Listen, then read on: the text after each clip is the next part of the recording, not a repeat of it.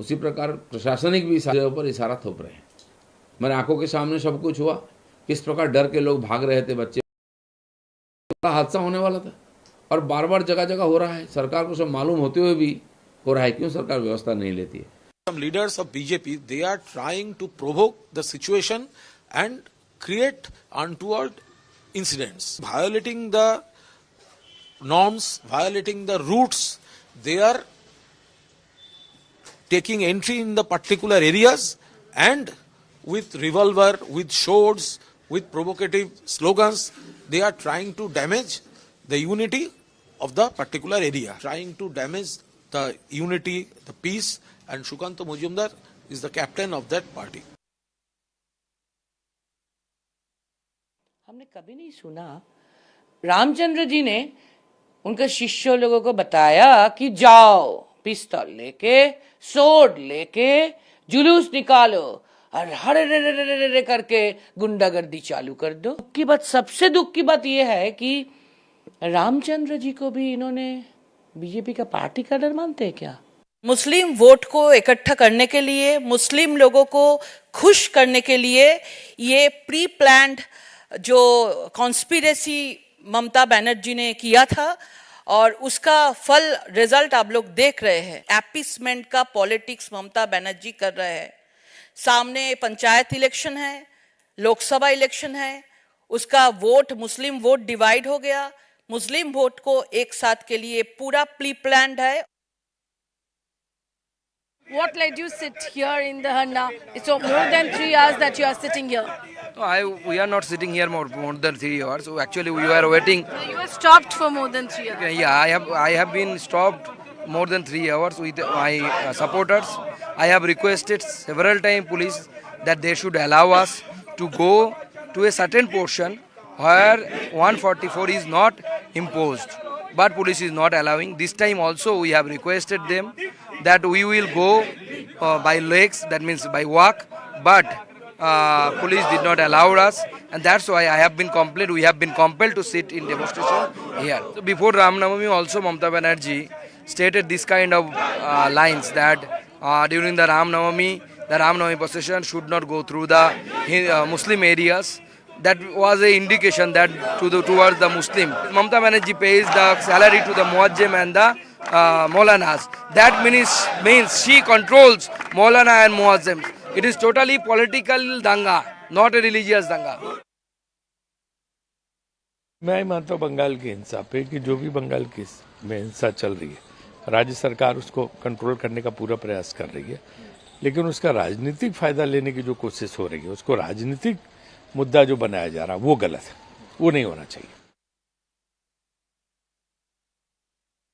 Now shifting focus to Kerala, where the hunt for the accused in the Kozhikode train attack continues. The police have released a sketch of the suspect who set his co-passengers on fire inside a moving train near Elathur in Kozhikode. 2 police officials of Railway Police have reached Noida. Now, according to police, the suspect they had identified had previous addresses in Noida and Haryana. The police has not ruled out a terror angle, as well as they have recovered a bag from the tracks that had another bottle of petrol. Now remember, 3 people, including a 2-year-old child and a woman, were killed as they jumped out of the train after the man set co-passengers on fire. This incident took place inside the D1 compartment of the Alapura-Kannur Executive Express train. By incident for IG North Zone direct supervision നണ്ടുകൊണ്ടിരിക്കുകയാണ്. അപ്പോൾ Kozhikode IG സ്ഥലത്ത് പോയിരുന്നു. അപ്പോൾ നമ്മുടെ കുറച്ച് clues നമുക്ക് കിട്ടിയിട്ടുണ്ട്. അപ്പോൾ scientific അന്വേഷണം നടക്കുന്നുണ്ട്. അപ്പോൾ പിന്നെ ഒരു SIT ഉണ്ടാക്കാൻ പോകുന്നു. പെട്ടെന്ന് കേസ് സോൾവ് ആവും. അതിലെ പ്രതികളാണ് നമുക്ക് പെട്ടെന്ന് ഐഡൻറ്റിഫൈ ചെയ്യാൻ പറ്റും. നമുക്ക് കുറച്ച് ക്ലൂകൾ കിട്ടിയിട്ടുണ്ട്. चूँकि पूरे विस्तार से नहीं आया है, हमें पूरा नहीं मालूम है, लेकिन फिर भी 3 व्यक्तियों की जान गई है, तो बहुत ही दुखद है, बहुत अफसोस है। और मैं अपनी संवेदनाएं, अपनी पूरी हमदर्दी उन परिवारों के प्रति व्यक्त करना चाहूँगा जिनके सदस्य की जान गई। सिक्योरिटी को बहुत ज़्यादा इस पर ध्यान देना ही होगा। I've already spoken with the Honorable Chief Minister of Kerala. He's constituting a special investigating team. The RPF and the GRP, and the state police, they are all collaborating to catch the culprits. We will definitely catch the culprits. We will leave no stone unturned to catch the culprits. Definitely this is an incident which is very unprecedented. This kind of thing can never be imagined, and I have requested Honorable Chief Minister that whatever efforts are needed to catch the culprits, definitely we should make those efforts. A very tragic incident, a shocking incident which happened inside a train last night. What are the initial information that you have? Actually, I contacted the police commission and SP also. They are searching for they haven't got more ideas now. They are depending the CCTV. तो मालूम है ये 25 साल उम्र की एक आदमी ने किया करके पुलिस का ऐसा अभी लग रहा है। अभी कौन है क्या है करके बराबर आइडिया अभी तक हुआ नहीं है, मगर उसमें तो अभी 3 आदमी का इंतकाल हो गया है और 7 आदमी अस्पताल में है। वो इंक्वायरी चल रहा है, अभी इंक्वायरी होने के बाद ही डिटेल बता सकता है। सर, इसमें कुछ टेररिस्ट एंगल या Maoist angle? Academics, business leaders, policymakers, and my dear friends from all over the world, my greetings to everyone. Welcome to India. First of all, I would like to congratulate the Coalition for Disaster Resilient Infrastructure. The occasion of the 5th edition of this International Conference on Disaster Resilient Infrastructure, ICDRI 2023, is indeed a special one. Friends, the CDRI arose from a global vision. In a closely connected world, the impact of disasters will not just be local. The impact on a completely different region. Therefore, our response has to be integrated, not isolated.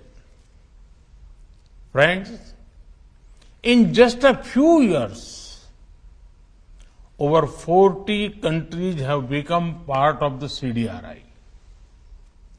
This conference is becoming an important platform. Advanced economies and developing economies, large and small countries, the global north and the global south are coming together at this forum. It is also encouraging that it is not just governments that are involved. Global institutions, domain experts, and the private sector also play a role. Friends, as we discuss infrastructure, some priorities have to be remembered. The CDRI's theme for this year's conference is related to delivering resilient and inclusive infrastructure. Infrastructure is not only about returns, but also about reach and resilience. Infrastructure must leave none behind and serve the people even during time of crisis. Further, a holistic view of infrastructure is needed.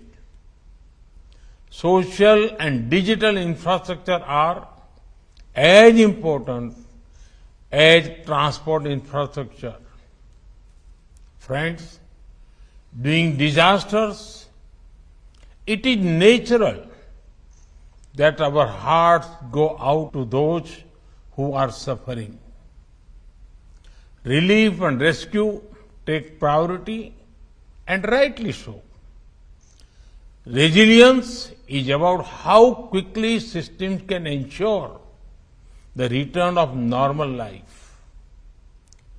Resilience is built in the times between one disaster and another. Studying past disasters and learning lessons from them is the way. This is where the CDRI and this conference play a key role. Friends, each nation and region faces disasters of different kinds. Societies evolve local knowledge related to infrastructure that can withstand disasters. While modernizing infrastructure, such knowledge needs to be used intelligently. Modern technology with local insights can be great for resilience.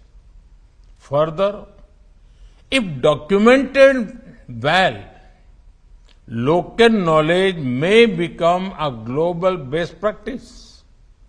Friend, some of the initiatives of the CDRI are already showing its inclusive intent.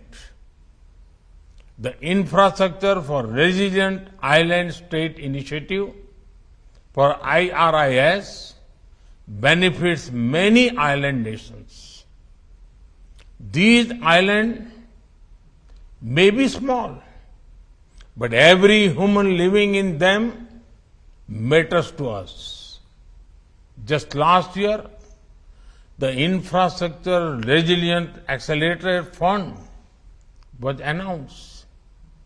This $50 million fund has generated immense interest among developing nations.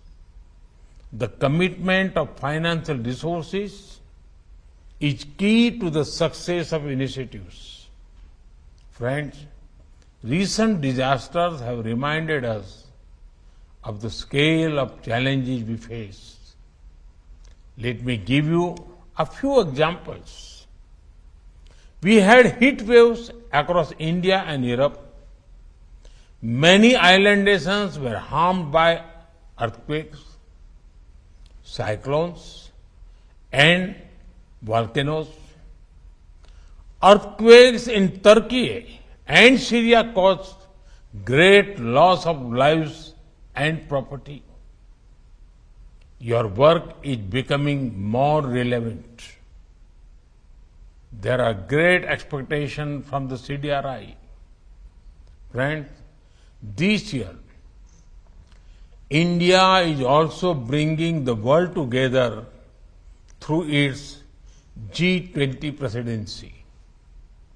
At the president of G20, we have already included the CDRI in many working groups. The solutions you explore here will receive attention at the highest levels of global policy making.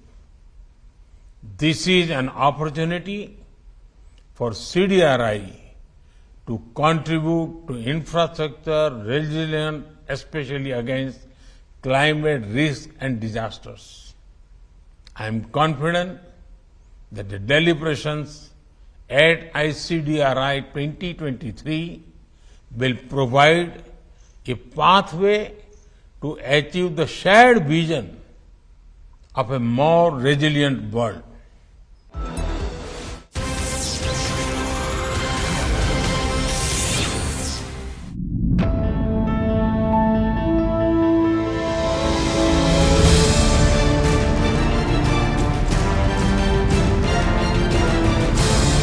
Why should anyone care about Rahul Gandhi's disqualification apart from the Congress party? It's not as if what he's been disqualified for is a larger public cause.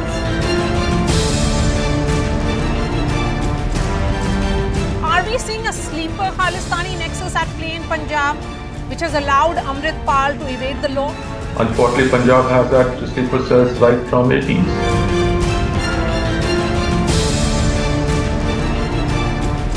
मुझे बहुत खुशी हो रही है that we are in conversation with 4 medalists at the World Boxing Championship, the Women's World Boxing Championship, and all of them have won gold. Target अगर बड़ा होता है तो डिफिकल्टीज भी बड़े ही आते हैं.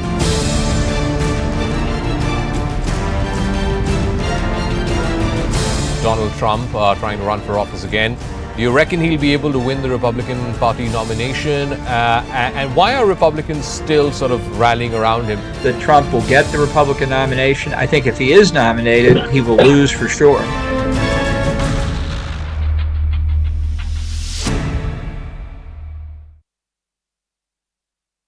Where 144 is not imposed, but police is not allowing. This time also we have requested them. Before Ram Navami also Mamata Banerjee stated this kind of lines that during the Ram Navami procession should not go through the Muslim areas.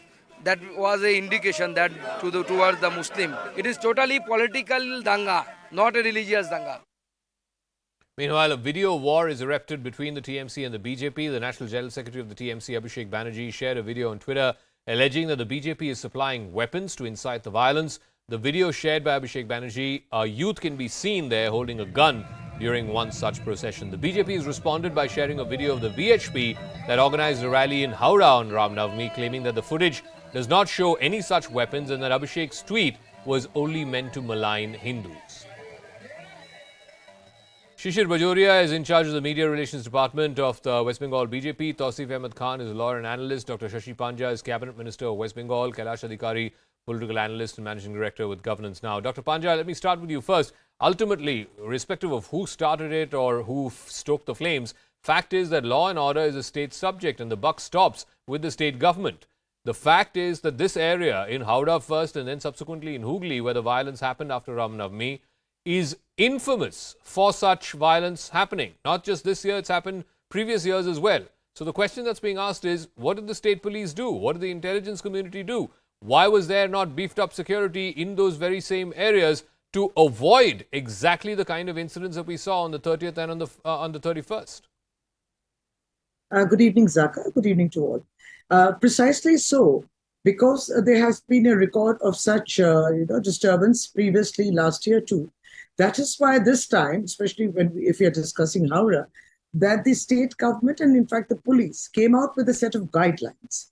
And this is these were the guidelines which were not followed, and thus due permissions were not actually given. And guidelines such as the timing, the how many people should are attending the procession, or what is the route of the procession, etc., etc. So this is the guidelines, and especially also very important guideline, and that was of not carrying guns and pistols and talwars or swords, etc., or bombs in a procession. These were the set of guidelines which were given, which were violated by the BJP. But Now, Dr. Panja, you would appreciate that the job of the police is not to just issue guidelines. The job of the police is to enforce the rule of law by force. Yes, you see, this is the state government which does not bulldoze or stop procession or ban processions like what happened in Delhi, Jahangir Puri. It is clearly the Prime Minister has, our Chief Minister had said that yes, processions will all happen. It has happened all over West Bengal. I mean, in fact, BJP also has said that there were 10,000 such rallies all over Bengal. There's an example in Birbhum where you had a Ram Navami procession where the BJP elected Vidhayak, the MLA, and our TMC people all walked together. So that is also an example. This is what a procession of Ram Navami should be. It should not resort to violence, vandalism, and arson, which they resorted. So this is actually the... Welcome back. We have some breaking news that's coming in from the state of West Bengal, where state BJP President Shukanta Majumdar has been denied permission for holding dharna by the police. So West Bengal BJP President Shrikanta Majumdar has now been denied permission for holding a dharna by the police. Remember, he was also denied permission yesterday for the same thing, and even today he has been denied permission for sitting on a dharna by the West Bengal police. So we have this latest information coming in from the state of West Bengal, where BJP President of West Bengal Shrikanta Majumdar has been denied permission by the police for sitting on a dharna regarding the violence that has took place in the in Hooghly district of West Bengal, and he was denied permission yesterday also, and the BJP had decided to sit on a dharna even today, and even today he has been denied permission for the dharna by the West Bengal police. So this latest information coming in from West Bengal BJP President Shrikanta Majumdar has been denied permission for sitting on a dharna by the West Bengal police. Now remember, tension is prevailing in West Bengal's Rishra, where there was violence yesterday, and now BJP President Shrikanta Majumdar has been denied permission for sitting on a dharna. CNN News 18's editor East Kamalika is joining us to tell us more about it. Kamalika, can you tell us the reason why the police has denied permission to Shrikanta Majumdar? Let me first show you, this is the stage, this was the stage that was built for Shrikanta Majumdar. This is a Bortala Srirampur area where this stage has been was built to for Shrikanta Majumdar, but right now as you can see that the entire stage has been opened and they are denied permission. Why they are denied permission? क्यों नहीं लोग permission मिला? Permission नहीं है बस? हाँ? Permission नहीं है? क्यों नहीं है? परमिशन की परमिशन पाठिয়েছে क्या वजह क्या है क्या इससे ज्यादा मैं कुछ नहीं बोल सकती हूँ यहाँ पर 144 लागू है इसलिए यहाँ पे परमिशन नहीं दी गई है इससे ज्यादा मैं कुछ नहीं पूरा बोलছি এখানে 144 ধারা জারি নেই Here 144 is imposed and that's the reason for which it is not allowed. That's what the police said as we showed it in live. What we are getting it from the police sources is also no rallies will be allowed, no meetings will be allowed, no dharnas will be allowed. And as you can see, the police themselves are saying that 144 is imposed here, but BJP is saying that 144 is not imposed in this area. So right now, the dharna stage which was built for Shrikanta Majumdar is right now not there. Police has directed and they are opening, they have already opened it. Police is saying that this is a 144 area, that's why permission has not been given. On the other hand, the BJP is saying that this is not the area where 144 has been imposed. Kamalika, also the BJP has been attacking the TMC government and holding them accountable for the violence that took place in Hooghly's Rishra. So, and after that, now they are not being given permission to hold this dharna. Do you think the war of words will escalate now? Absolutely, it's now more of a political issue. Shrikanta Majumdar was sitting yesterday in some other area in Vishalokhi More, and today he was supposed to sit here. Now this will definitely lead war of words, and the BJP's reaction will come in. Trinamool Congress reaction will also come in. So basically, Ram Navami has now become an entire political issue. Now 6th is Hanuman Jayanti. Mamata Banerjee yesterday itself, she has said that she has alerted the administration, her party workers also, so that no untoward incident takes place. BJP is constantly alleging Trinamool Congress that it is Trinamool's plan. Trinamool Congress is alleging that it is BJP's plan. 36 people have been arrested. Common man obviously is suffering in all this, but the war of words seems to escalate now, and since Panchayat election is May, next year it's the Lok Sabha polls, all this is going to have ramifications there, and both the parties now are on eye to eye on all these issues, and this is going to, the political war is going to increase between BJP and TMC. All right, Kamalika, we have Shrikanta Majumdar joining us on this story. Sir, good morning. Sir, so you have been denied permission to hold the dharna today as well. What will be the future course of action by the BJP now? So I will proceed towards my dharna area, and if police obstruct me, then I will sit in demonstration where they will obstruct me on the road. And what would you like to... They cannot prevent me they cannot prevent me from performing dharna because the area we have chosen, no 144 is there.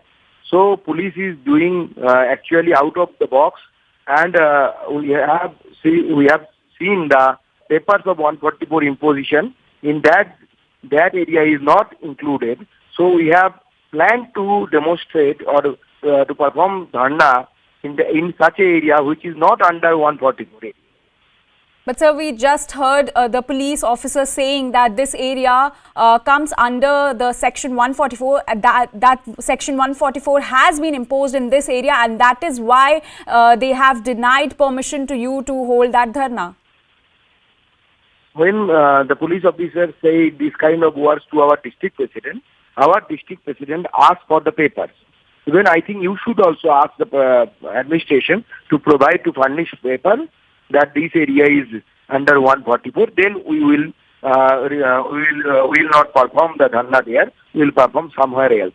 But till now they could not produce any official document that the area chosen by us for the dharna is under section 144. Sir, Chief Minister Mamata Banerjee has been constantly attacking the BJP and has also said that it is the BJP who is instigating violence in the state. How would you like to react on that? Actually, Mamata Banerjee herself provoking the public, some fanatic mobs, to disturb the peace and law and order situation or law and order of West Bengal. How can a chief minister state that we are expecting that on 6th of this month something will happen? So what is this? This is nothing but a signal. The chief minister herself giving the signal to the fanatic mob, say, okay, you go and attack the Julus of Ram Navami or either your Mahavir Jayanti. So this is the kind of chief minister we are having. I don't know whether she is comparable to Hitler or Nero, but it is bad luck for the people of Bengal. The chief minister of the state of West Bengal herself disturbing the communal harmony of this state. All right, sir. Thank you for speaking to CNN News 18. Coming back to you, Kamalika. So, BJP is clearly claiming that Mamata Banerjee is responsible for all the violence, and they are also claiming that Section 144 is not imposed in the area where they have been denied permission for sitting on a dharna.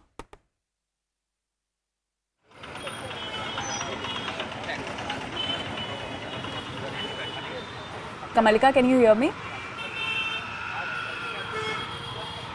Yes. Yeah, can you please repeat your question? Kamalika, so the BJP is attacking the Mamata government and saying that it is the Mamata government that is responsible for all that is happening in the state and in fact in Hooghly. And they're also saying that Section 144 is not imposed in that particular area where they were trying to sit on the dharna. So that's what is being going on. Police is saying, we have police bite in our live where they are saying that 144 is imposed there. Police sources are saying that no rallies will be allowed in this area, no rallies, no dharnas will be allowed in this area. On the other hand, absolutely BJP is saying that the way the police is saying that 144 is imposed here, that is not true. And that is why the BJP is asking for papers. On the other hand, the administration is quite strict and they are of the opinion that there is no way that they will be allowed. I'll again try to show. This was the area, the stage was built, and now the stage has been folded, the stage has been broken now, and the police is taking all the materials that was built for this stage. So this is final, but Shukanta Majumdar, as he told to CNN News 18 that he is going to come here, we'll really have to see what drama unfolds today, because in no way police is going to give permission to sit for the dharna. So Shukanta will be stopped in somewhere where he will again sit like yesterday. That's what is expected. But Shukanta Majumdar in no way will be allowed, and war of words, political escalation, political war will increase. But let me again tell you, the situation right now here is critical, but the situation is not out of control. It's tense, but not out of control. Right, Kamalika. Also, yesterday, CM Mamata Banerjee said that she expects similar kind of violence on the occasion of Hanuman Jayanti as well. Can you give us more details about it? Yeah, because CM yesterday, Chief Minister herself said that, she feels that it's entirely this is a conspiracy. And this riot is a culture of BJP that they are trying to bring that riot culture here. So they are saying in the name of Ram Navami, Chief Minister said that for 5 days, what type of Ram Navami was going on for 5 days? That is why she apprehends that even on the 6th when the Hanuman Jayanti is there, that day again there might be some incident somewhere. That's why she has alerted the entire administration, and what we are getting that all the SPs of the districts and commissioners have been alerted so that no untoward incident takes place. On the other hand, she has also asked the Hindus to protect the majority, to protect the minority. Bengal is a place where everybody stays together. Bengal is a place where people have different religion, but all the festivals they celebrate together. That's what Bengal is all about. That is what Mamata Banerjee is saying. So anybody who is trying to, this is all Mamata Banerjee saying, that anybody who is trying to disturb the fabric of such a culture will not be tolerated. And she feels, Trinamool Congress feels, TMC government feels that obviously BJP is behind there. On the other hand, BJP's Shukanta Majumdar also is saying that it is Trinamool Congress who is responsible for all the violence which has taken place, for all the unrest which has taken place because of her appeasement theory. Now both the sides are now eye to eye before the Panchayat elections with the Ram Navami, and now we really have to see what happens in Hanuman Jayanti. Absolutely, Kamalika. Thank you for giving us all those details. Well, slipping into a very short break, but there's more on the other side. Stay tuned.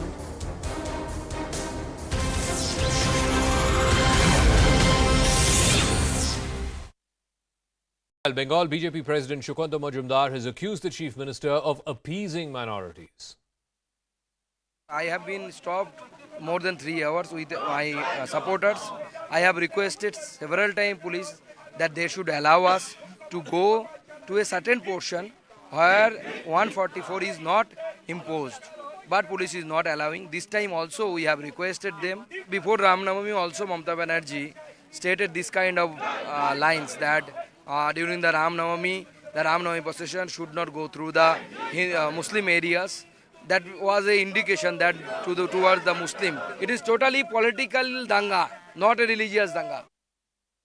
Meanwhile, a video war is erupted between the TMC and the BJP. The National General Secretary of the TMC, Abhishek Banerjee, shared a video on Twitter alleging that the BJP is supplying weapons to incite the violence. The video shared by Abhishek Banerjee, a youth can be seen there holding a gun during one such procession. The BJP has responded by sharing a video of the VHP that organized a rally in Howrah on Ram Navami, claiming that the footage does not show any such weapons and that Abhishek's tweet was only meant to malign Hindus. Shishir Bajoria is in charge of the Media Relations Department of the West Bengal BJP. Tausif Ahmed Khan is a lawyer and analyst. Dr. Shashi Panja is Cabinet Minister of West Bengal. Kailash Adhikari, political analyst and managing director with Governance Now. Dr. Panja, let me start with you first. Ultimately, irrespective of who started it or who stoked the flames, fact is that law and order is a state subject and the buck stops with the state government. The fact is that this area in Howrah first and then subsequently in Hooghly, where the violence happened after Ram Navami, is infamous for such violence happening. Not just this year, it's happened previous years as well. So the question that's being asked is, what did the state police do? What did the intelligence community do? Why was there not beefed up security in those very same areas to avoid exactly the kind of incidents that we saw on the 30th and on the 31st? Good evening, Zaka. Good evening to all. Precisely so, because there has been a record of such disturbance previously last year too. That is why this time, especially if we are discussing Howrah, that the state government and in fact the police came out with a set of guidelines. And these were the guidelines which were not followed, and thus due permissions were not actually given. And guidelines such as the timing, the how many people should attending the procession, or what is the route of the procession, etc., etc. So this is the guidelines, and especially also very important guideline, and that was of not carrying guns and pistols and talwars or swords, etc., bombs in a procession. These were the set of guidelines which were given, which were violated by the BJP. But Now, Dr. subsequently, Panja, what Dr. happened in Panja, Bogi- you would appreciate that the job of the police is not to just issue guidelines. The job of the police is to enforce the rule of law by Yes, force. you see, this is the state government which does not bulldoze or stop procession or ban processions like what happened in Delhi, Jahangir Puri. It is clearly the Prime Minister has, our Chief Minister had said that yes, processions will all happen. It has happened all over West Bengal. I mean, in fact, BJP also has said that there were 10,000 such rallies all over Bengal. There's an example in Birbhum where you had a Ram Navami procession where the BJP elected Vidhayak, the MLA, and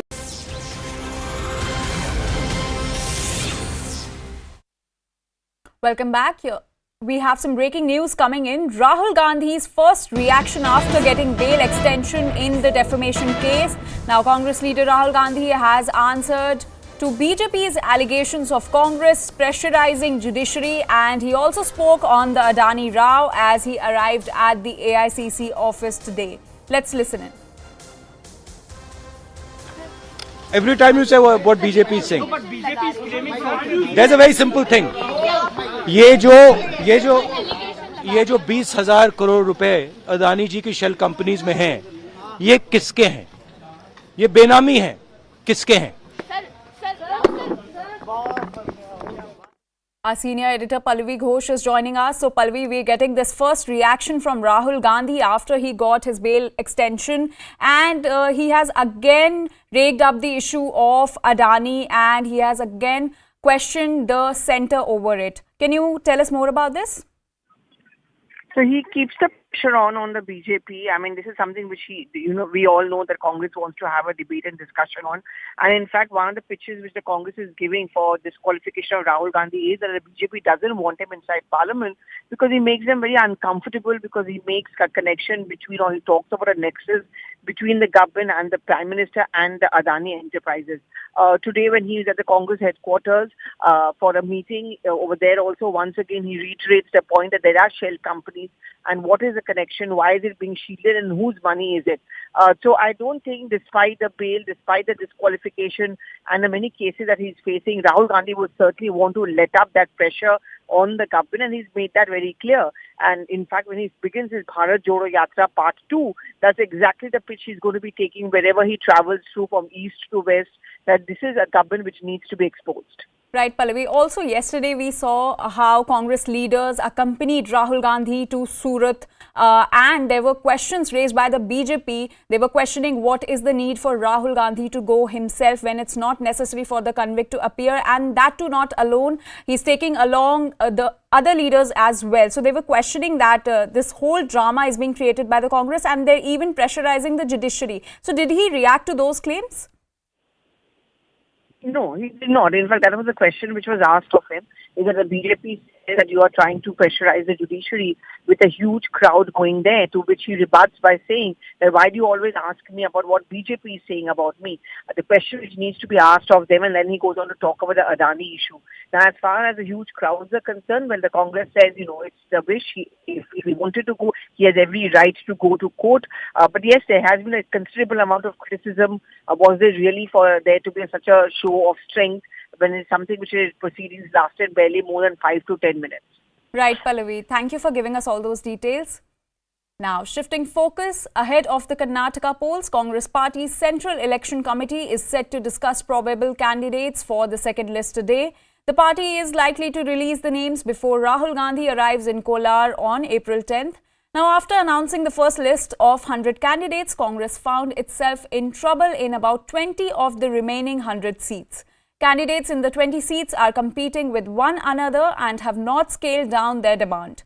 The party witnessed massive protest outside the party office yesterday. Meanwhile, the ruling party BJP in Karnataka is yet to release its list of candidates. BJP President JP Nadda will be in Karnataka today to check the party's preparedness for the polls. Lot of demand is there for tickets. Lot of competition is there. We are not yet finalized. Tomorrow is the CEC meeting. In that we are going to discuss and finalize, and we are getting a survey report, and who's the best will get the ticket. This is the message that we are coming to power. So the Karnataka Congress is all set to release its second list of candidates today, and they have already released their first list of candidates and they're about to release the second list, and the party is likely to release the names before Rahul Gandhi's visit to Kolar on April 10th. CNN News 18's Akshara is joining us on this story. Akshara, till when can we expect the second list from the Congress party? Well, the Congress has said that it will release the second list of candidates before April 10th, the day when Rahul Gandhi will be visiting Karnataka to Kolar here. So we are expecting the second list of candidates for 100 constituencies before April 10th. So it's already released the list of 124 constituencies, and there is already too much fighting that is going on, infighting among ticket aspirants for the remaining 100 constituencies. The main focus is also on where Siddaramaiah will be contesting, whether he'll be given a second seat as well. Now, as we know from the first list, Siddaramaiah will be contesting from Varna constituency, and he has also desired to contest from the Kolar region as well. So, High Command will take a decision whether Siddaramaiah will get this Kolar particular constituency in order to contest from a second seat. So, that will be the focus as well. On the other hand, there have been massive protests in front of KPCC office. Yesterday also we witnessed massive protests by the supporters of ticket aspirants of various leaders, Congress leaders who are expecting a ticket. So that's one of the headache for the Congress, which will it will try to resolve in the second list as well. At the very same time, BJP is also expected to release its first list of candidates, and which it will be done after April 8th. Now, a meeting is being conducted by the top brass of the BJP here in Bengaluru, where they'll discuss the probable candidates. Once it is done, even the BJP will be releasing its candidates, and we will get to know who will be pitted against whom in the upcoming elections. All right, Akshara, thank you for giving us all those details. Now, ahead of the assembly polls in Karnataka, the Karnataka BJP is struggling with infighting in B.S. Yedurappa's home district of Shivamoga. BJP MLC Ayanur Manjunath has threatened the party to fight as a rebel candidate if the BJP fields former Minister K.S. Ishwarappa or his son from the Shivamoga constituency. The leader plans to resign as an MLC and contest against K.S. Ishwarappa from the seat. Now, sources have also told CNN News 18 that the party is struggling to manage both leaders. Meanwhile, BJP Parliamentary Board is likely to meet on April 8 to finalize the list of BJP candidates for the upcoming polls. Ticket ಸಿಗಬಹುದು ಬಿಜೆಪಿಗೆ ಅಂತಕ್ಕಂಥ ಯಾವುದೇ ಲಕ್ಷಣಗಳು ನನಗೆ ಕಂಡು ಬಂದಿದೆ. ಕೆಲವರು ಅವರವರ ಮಕ್ಕಳುಗಳ ಹೊಸ ಪಟ್ಟಿಯ ಮಕ್ಕಳುಗಳ ಹೆಸರು ಓಡಾಡ್ತಾ ಇದೆ. ಈ ಹಿನ್ನೆಲೆಯಲ್ಲಿ ಮೊನ್ನೆ ಈಶ್ವರಪ್ಪನವರು ಪತ್ರಿಕಾಗೋಷ್ಠಿ ಹೇಳಿದಂತ ಮಾತನ್ನು ಬಹಳ ಗಂಭೀರವಾಗಿ ಯೋಚಿಸಿ ನಮ್ಮ ಸ್ನೇಹಿತರು ವಿಶ್ವಾಸಿಗಳೊಂದಿಗೆ ಸಮಾಲೋಚನೆಯನ್ನು ಮಾಡಿ ಒಂದು ನಿರ್ಧಾರಕ್ಕೆ ಬಂದಿದ್ದೇನೆ, ಸ್ಪರ್ಧೆಯನ್ನು ಮಾಡಲೇಬೇಕು. CNN News 18's Ritu is joining us on this story. Ritu, can you tell us more about this infighting that has erupted in the BJP for the Shivamoga constituency?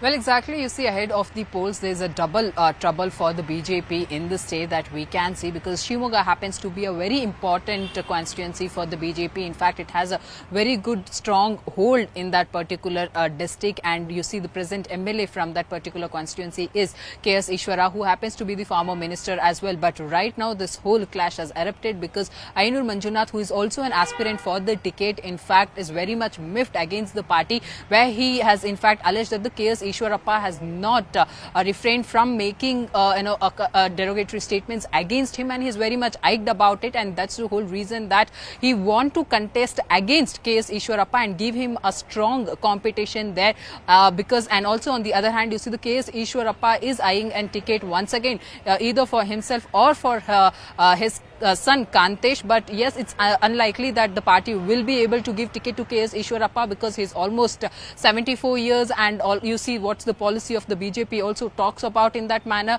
and that's the whole reason the former minister is trying a ticket for his son. But on the other hand, what we can also, what one has to note here is also that if Ainur Manjunath also happens to resign from the BJP, then he will be the third MLC who would be resigning from the party. You remember just last month that two BJP MLCs in fact put their papers and have joined Congress because of the ticket that they really want to contest from one or the other constituency, where you see Putana happens to be getting a ticket from the Rajaji Nagar constituency from Congress. On the other hand, Babu Rao, who left BJP recently, resigned from his post, has also joined the Congress, and there he's also hoping a ticket from Gulbarga district. So that's the whole reason you see the Ainur Manjunath is also hoping for a ticket, but unlikely that the Congress party will be giving him a ticket. So that's the reason Manjunath also has made it clear that no matter whichever party in fact invites him, he will be joining that party to contest and give a strong competition to KS Ishwarappa to show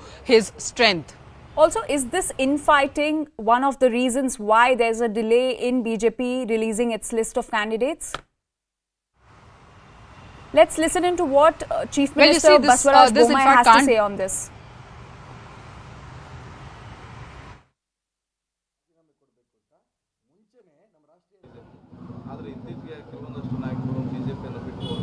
ಇಲ್ಲ ನೋಡಿ, ನಾನು ಹೇಳ್ತೀನಿ ಕೇಳಿ. ಇದೇನಾಗಿದೆ ಅಂತಂದರೆ, ಈಗ ನಮ್ಮ B J P ಈಗಾಗಲೇ 125 ಶಾಸಕರು ಇದ್ದಾರೆ. ಅಲ್ಲಿ ಕೆಲವರು ಆಕಾಂಕ್ಷಿಗಳಿದ್ದಾರೆ.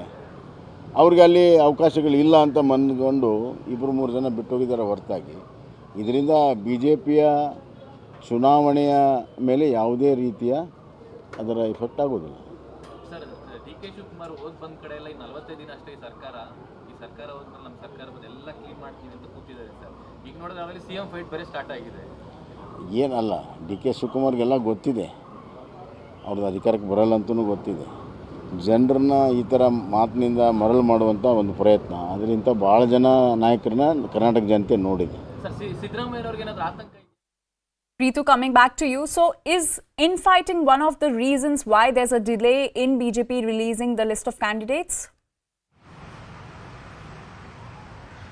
Well, this can't be the reason for the delay in the list of the BJP. In fact, you see, because the kind of the procedure that the BJP has in fact adapted right now is one, of course, that they have went ahead and have adapted that an internal poll, opinion poll meeting that had taken place couple of days back across the Karnataka and in all the constituencies where the district level officers were given a preference, where all their opinions were being considered, where there were senior leaders who were also being deployed in all the constituencies during this poll meeting. And right after that poll opinion meeting, all that data was in fact been forwarded for the core committee meeting, which in fact took place just last Saturday and Sunday. And now that the other meetings are also ongoing, in that meeting you see all the senior leaders in the Bengaluru constantly are working on that whole list to see to it that what kind of stiff competition that they can give to the opposition in all the constituencies, because moreover the BJP has the plan to release in one set that all the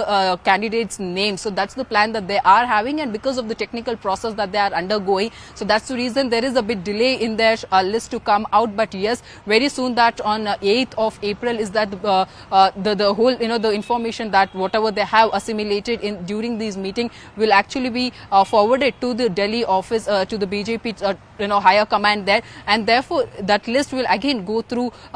The senior leaders will again in the Delhi go through that whole list and will be releasing the BJP's candidates list by let's say April 10th, was that we are expecting the BJP's list to be out. All right, Ritu, thank you for giving us all those details. We have some more breaking news that's coming in. Now, BJP's Sunil Deodhar has attacked the Andhra Pradesh government, and he has tweeted saying age-old Ganesh Murthy wrecked in Andhra Pradesh, Guntur. He has also said, despite destruction of many temples and idols, none has been arrested in YSRCP rule. This further proves that YSRCP hates Hindus and Hindutva. And he also tweeted saying that with this, their end has begun. And he said that BJP won't let this matter go. So BJP's Sunil Deodhar has tweeted against the Andhra Pradesh government, saying that age-old Ganesh Murthy has been wrecked in Guntur district of Andhra Pradesh, and he went on to say that despite destruction of many temples and idols, none has been arrested in the YSRCP rule. CNN News 18 Swastika is joining us. Swastika, can you give us more details about this whole controversy that has now erupted in Andhra Pradesh, where the BJP is accusing YSRCP of being anti-Hindus and Hindutva? First things first, the incident happened at Guntur district, in fact, where the police have now registered a case against unidentified miscreants who have vandalized this particular Ganesh idol. And in fact, the police have also dispatched teams to look into the idols, because the matter was brought to light before them by locals who, during their daily darshan to this particular hillock where the temple is, found that the temple, not only was the temple vandalized, but also the idol there was completely broken into pieces. And now, on the investigation front, the police is saying that they are going to nab the culprits as soon as possible. But the other hand is, of course, the politics which is playing out. The BJP time and again targeting the Jagan Mohan Reddy government of desecrating Hindu temples, even as the Jagan government has promised to build over 3,000 temples in the next few years. All right, Swastika, thank you for giving us all those details. Now, shifting focus, former United States President Donald Trump has arrived in New York ahead of his arraignment at the Manhattan Criminal Court today. Trump is the first former or current president facing criminal charges. Security has been beefed up around Trump Tower, and the roads have been blocked near the Manhattan Criminal Courthouse. Now, remember, Donald Trump is facing over 30 counts related to business fraud following an investigation into a hush money payment to adult film star Stormy Daniels that dates to the 2016 US elections. Stormy Daniels has also alleged that she had an affair with Donald Trump in 2006, which Trump has denied. CNN's Mike Valerio gets you this ground report for more details. Take a look. Former President Donald Trump arrived in New York Monday afternoon as he and his legal team strategize ahead of a scheduled arraignment on Tuesday. His team says he'll turn himself in. We will very loudly and proudly say not guilty. I very much anticipate a motion to dismiss coming because there's no law that fits this. Had he been John Smith, there's no scenario where he'd been indicted. According to sources familiar with the case, Trump faces more than 30 criminal charges related to business fraud in an alleged hush money payment scheme involving adult film star Stormy Daniels. Despite the indictment, Mr. Trump says he's staying in the race to get his old job back, which is welcome news for his supporters. We just want to keep his morale up. He's a strong man, strongest man I've known, and he's taken a lot of heat. He's been very supportive of first responders as president and will be again as our next president. New York City officials have beefed up security around the courthouse and asked people to remain peaceful. New York City, as always, will be prepared. The NYPD and our entire public safety apparatus are always prepared. While there may be some rabble-rousers thinking about coming to our city tomorrow, our message is clear and simple. Control yourselves. Trump's legal team said the former president will challenge, quote, every potential issue once the indictment is unsealed. The team will look at every potential issue that we will be able to challenge, and we will challenge it. Hello and welcome, Shilpa Ratnam. You're watching CNN News 18. We're starting off this bulletin with a look at Bengal that continues to simmer after fresh clashes.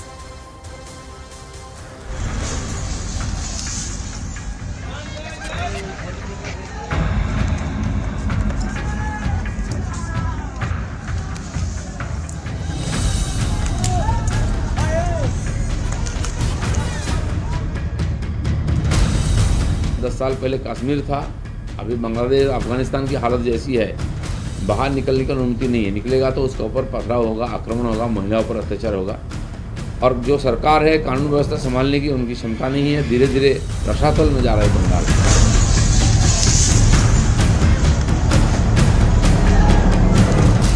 I have been stopped more than 3 hours with my supporters.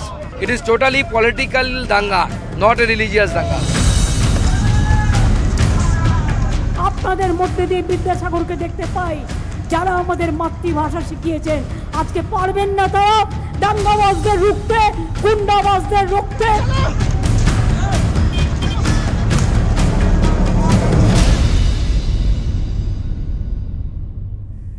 Now the situation in West Bengal's Risha continues to remain tense with prohibitory orders in place.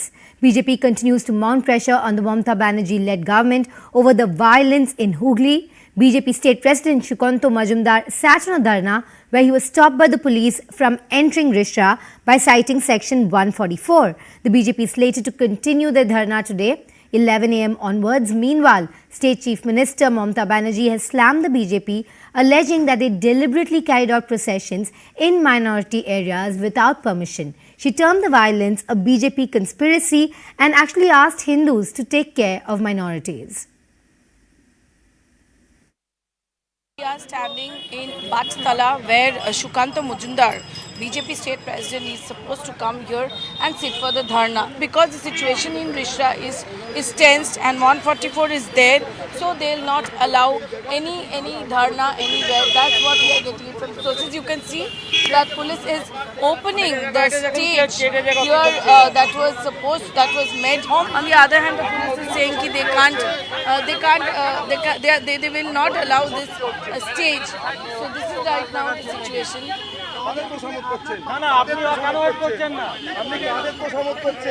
You can see that the discussion is on.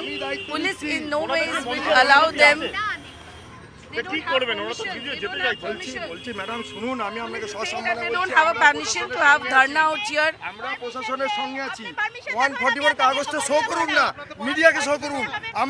BJP is saying police to show 144s. यहाँ पे आपका permission है? हम लोग का intimation थाना में दिया है। थाना परमिशन वेस्ट बंगाल में विरोधी दल का देता नहीं है, ये सबको मालूम है। थाना में कोर्ट में जाना पड़ता है।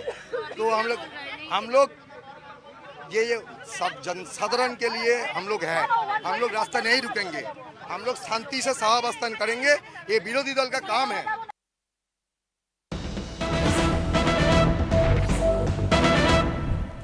All right, some breaking news coming in about an arrest that has been made with regard to that violence amid Ram Navami showdown. That guy, actually there was a young man who was seen with a pistol in Howrah. I think it's the same person that TMC MP Abhishek Banerjee had also tweeted. He apparently has been arrested from the Munger district in Bihar.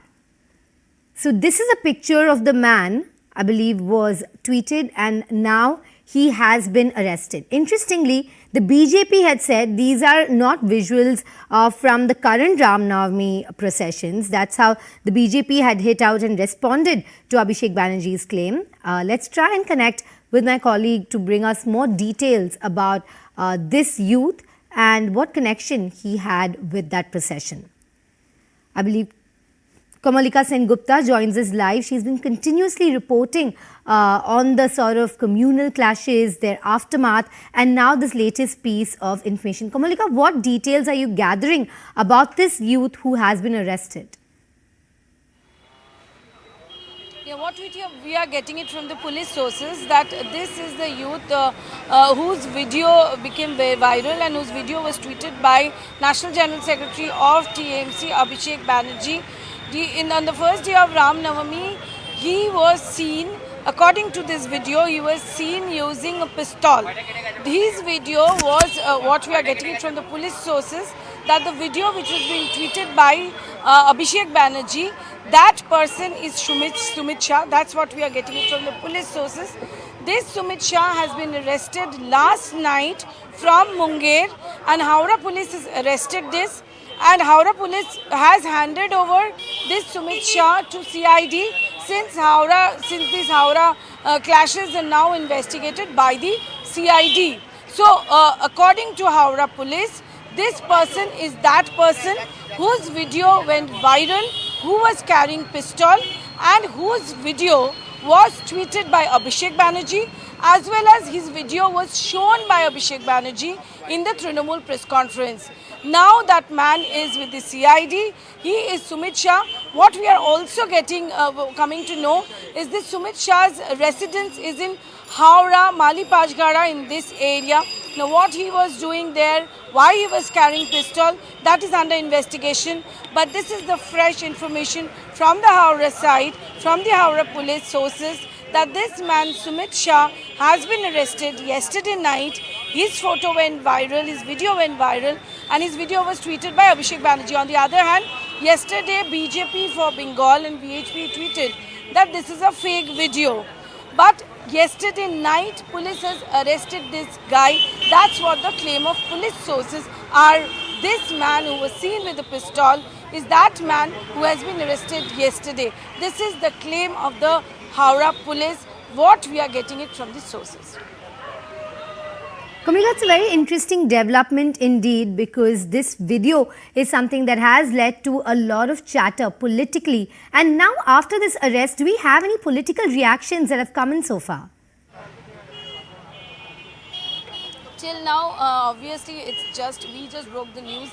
The political reactions have not come in, but obviously the Trinamool camp will obviously say that Abhishek Banerjee tweeted this and he said that this is the man. And also, if you remember, Chief Minister has also said that people in Ram Navami rally were carrying pistol. So now what the TMC was saying, what the TMC government was saying, that is substantiated. Yesterday VHP and also BJP for Bengal tweeted that this is a fake video. Obviously the reactions from BJP is yet to come, that what is this, who is this person and how is he been arrested, and what is this the same person who was seen in the video. The BJP side of the story has still not come up.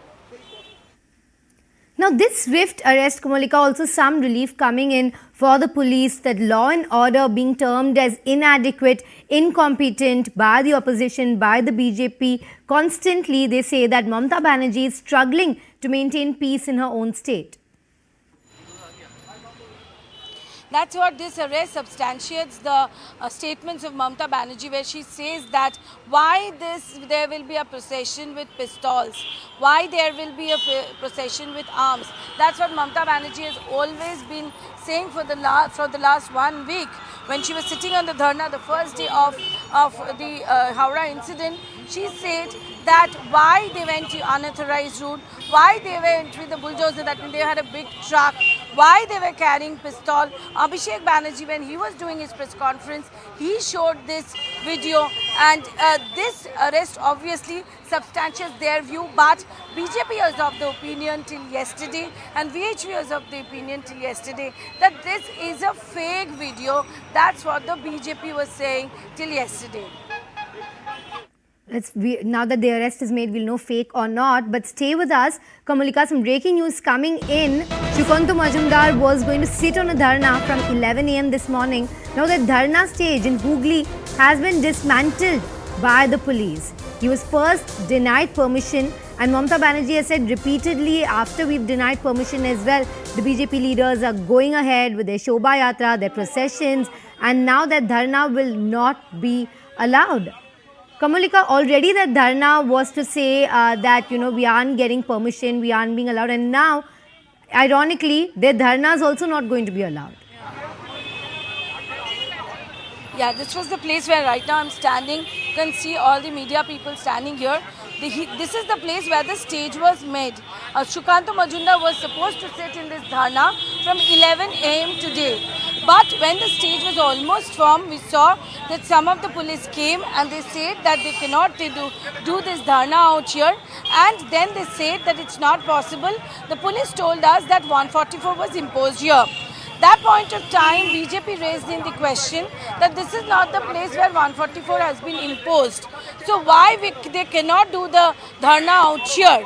Replying to which the police said that 144 has been imposed. Now what I'm getting from my police sources is that 144 has been imposed in this area so that no dharna, no rallies can take place. So obviously the BJP wanted to see that whether actually 144 is imposed or not. But what we are getting it from the administration, that 144 has been imposed in this area also. Now Sukanta Majumdar, will he come here? Where will he stop? Because this is very clear that Sukanta Majumdar or any political leader will not be allowed here.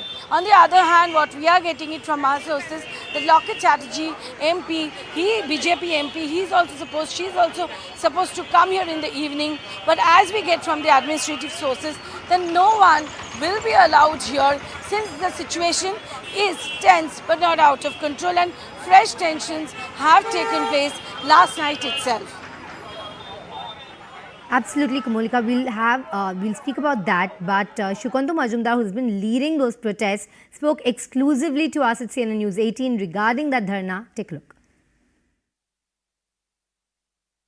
So I will proceed towards my dharna area, and if police obstruct me, then I will sit in demonstration where they will obstruct me on the road. They cannot prevent me from performing dharna because the area we have chosen, no 144 is there. So police is doing actually out of the box, and we have seen the papers of 144 imposition. In that area is not included. The police officers say this kind of words to our district president. Our district president asked for the papers. Even I think you should also ask the administration to furnish paper that this area is under 144. Then we will not perform the dharna there. Actually, Mamata Banerjee herself provoking the public, some fanatic mob, to disturb the peace and law and order situation or law and order of West Bengal.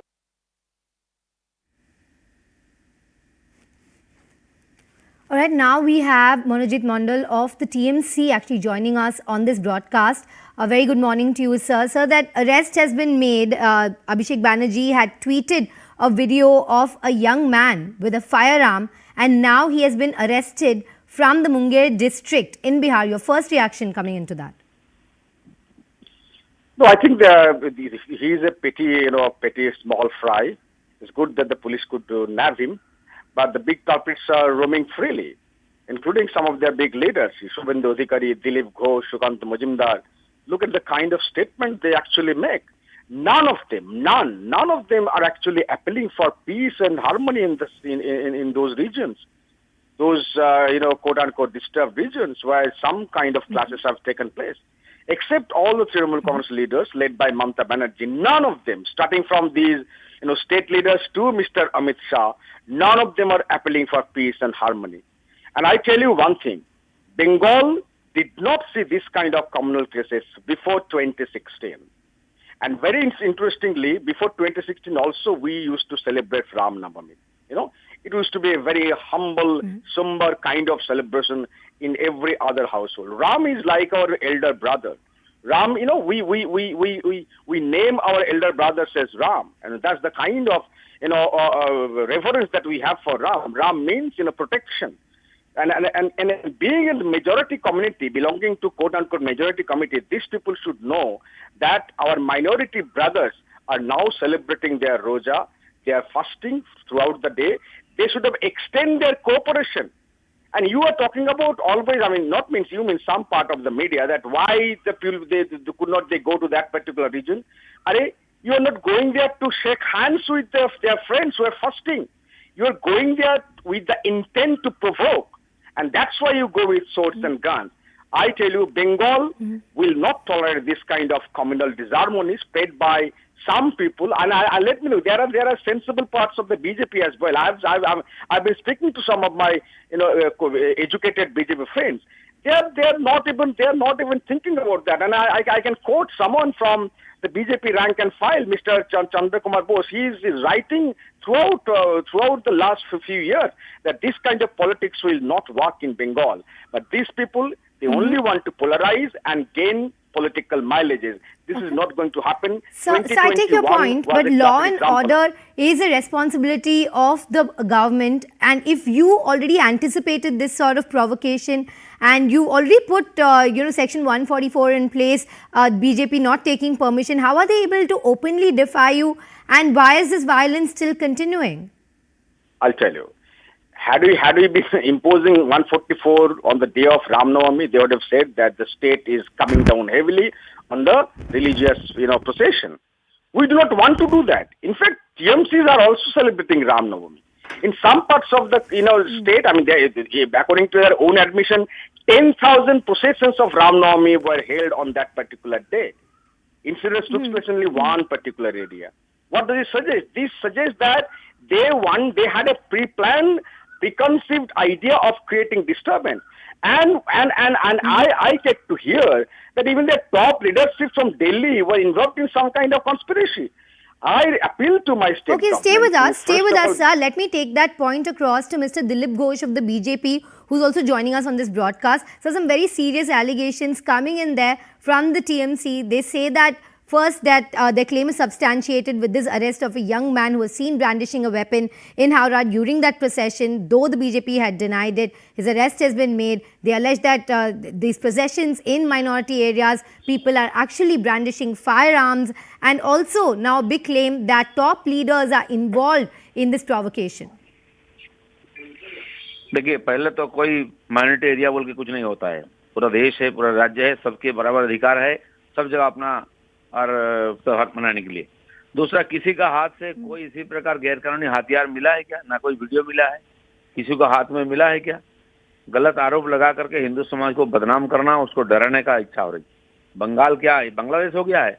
Hindu त्योहार नहीं मनाएंगे, शोभा यात्राएं निकालेंगे, शोभा यात्रा नहीं निकालेंगे, आक्रमण हो जाएगा और आक्रांताओं को आप सपोर्ट करेंगे, पुलिस उनको गार्ड करेगा और जो बेचारा और एक्यूज हो गए हैं, जो आक्रमणकारी जिनके ऊपर आक्रमण है, उन्हीं को अरेस्ट करके उनको सजा देंगे। सब जगह वही हो रहा है। वीडियो देख लीजिए कौन कर रहा है पथराव, सीधा दिखता है। ये लोग हिंदू समाज को डरा करके चुनाव जीतने का जो प्रयास कर रहे हैं वो ज्यादा दिन नहीं चलेगा। Sir, also the TMC saying, why is the BJP reluctant to say please maintain peace, please let there be law, and why is the BJP not coming out with statements of that sort? BJP खुद कानून मान के चलता है और जहां भी शोभा यात्रा हुआ है, जिस कंडीशन से परमिशन मिली है उसी कंडीशन को और उसी रूट से ही शोभा यात्रा चल रहा है। सब जगह एक विशेष समुदाय की तरफ से, एक मस्जिद की तरफ से और आक्रमण हुआ है, पथराव हुआ है। देख लीजिए वीडियो में कौन कर रहे हैं आक्रमण और जो नाचते गाते जा रहे हैं, बच्चे हैं, महिलाएं हैं, वो शांतिपूर्वक शोभा यात्रा कर रहे थे, उनमें भागदौड़ मच गया है, उन्हीं को दोषी करार दिया जा रहा है। मुख्यमंत्री पहले से घोषित कर देते हैं क्या होने वाला नहीं है, तो इससे क्या पता चलता है? ये चाहते हैं कि गड़बड़ हो और वहाँ सरकार के खिलाफ जो प्रदर्शन चल रहा है, धरना चल रहा है, पूरा बंगाल जोड़ के उसको थोड़ा अनदेखा किया जाए। All right, sir. Thank you very much for joining us and sharing your views, and also would like to thank Mr. Manojit for joining us. Let's take a look at the political reactions coming in. Bengal की हालत ऐसी हो गई है कि वहाँ हिंदू समाज अपना घर में ही रहे, त्यौहार घर में ही मनाए, बाहर ना निकले।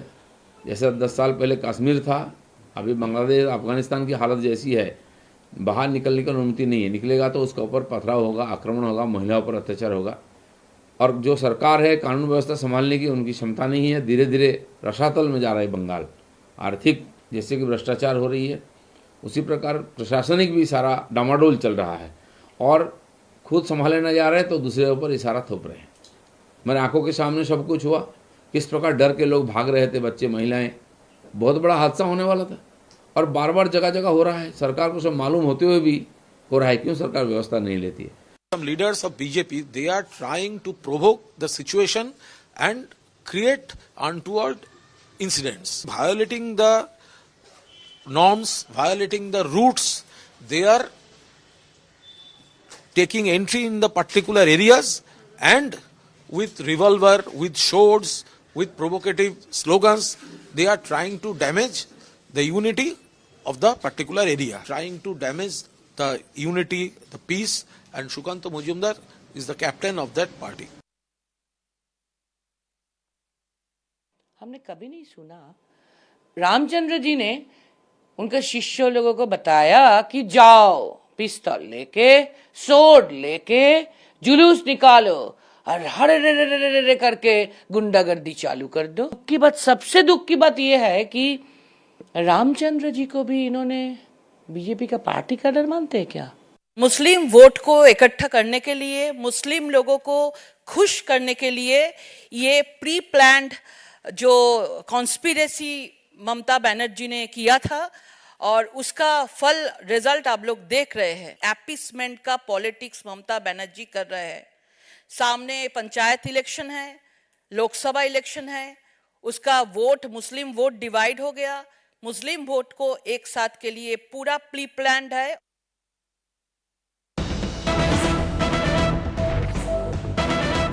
Breaking news coming in. Section 144 CRPC has been imposed in the Serampur area of the Hooghly district. Of course, this is to maintain law and order.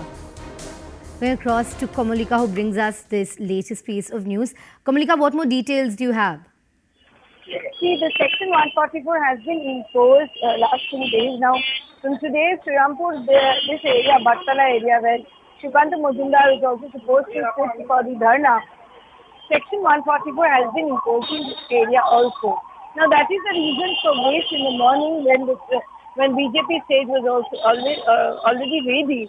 That point of time, the police came and they asked the BJP people to open up the stage, and the stage was dismantled by the police direction. When we asked the police that point of time stated that 144 has been imposed. But at the same time, Shukanta Mujumdar, while speaking to CNN News 18 and also the BJP workers here in Battala, stated that this is that area where 144 is not imposed. But what we got from the sources, and we also got the copy of the 144 order, that this area now is under 144. 144 is there. So no dharna, no rallies will be allowed in this area. Okay, so that confusion has been clarified with that official order. Section 144 has been imposed, hence no dharna, and that stage was dismantled. Thank you very much, Komalika. On that note, we are going to be slipping into a very short break. Stay with us. Headlines will continue on the other side.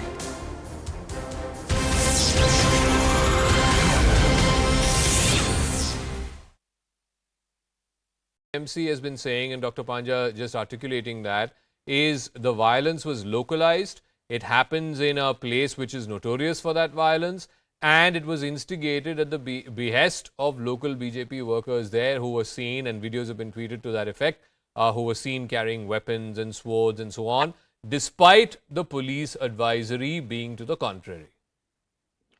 Well, at the outset, a question to the Honorable Minister. Shashidi, you just said that guidelines were not followed, hence permission was not granted. Didi, if guidelines were not followed, you'll only come to know after the procession.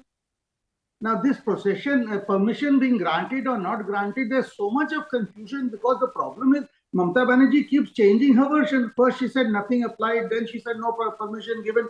So then Trinamool has to toe that line. Then suddenly that we did not follow the guidelines given, then they had to toe that line.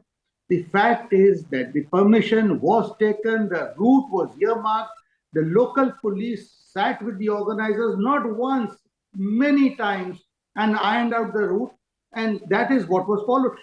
Our state president, who's an MP, is blocked even where there's no Section 144, and yet going in front of him is a Trinamool MP, and that he is not stopped.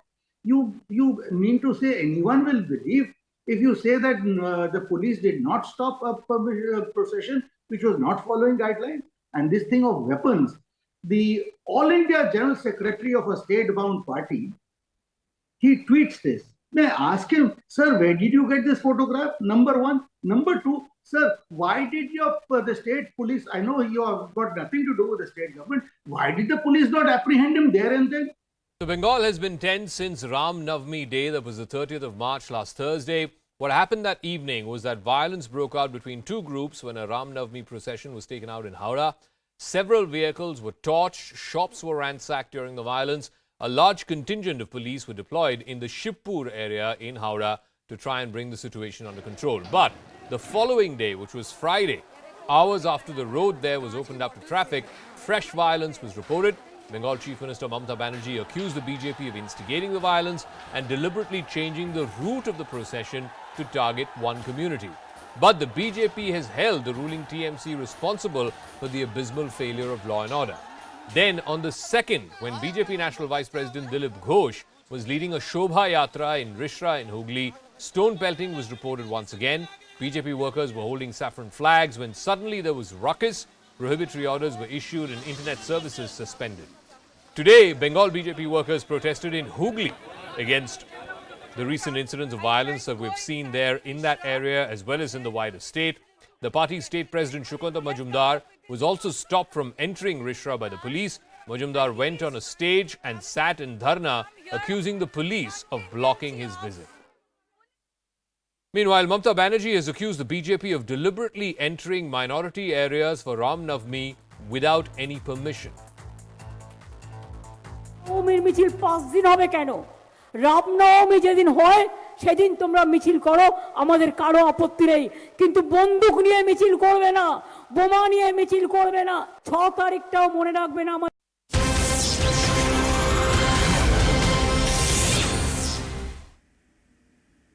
Welcome back. After the break, we have some update on that Kozhikode incident.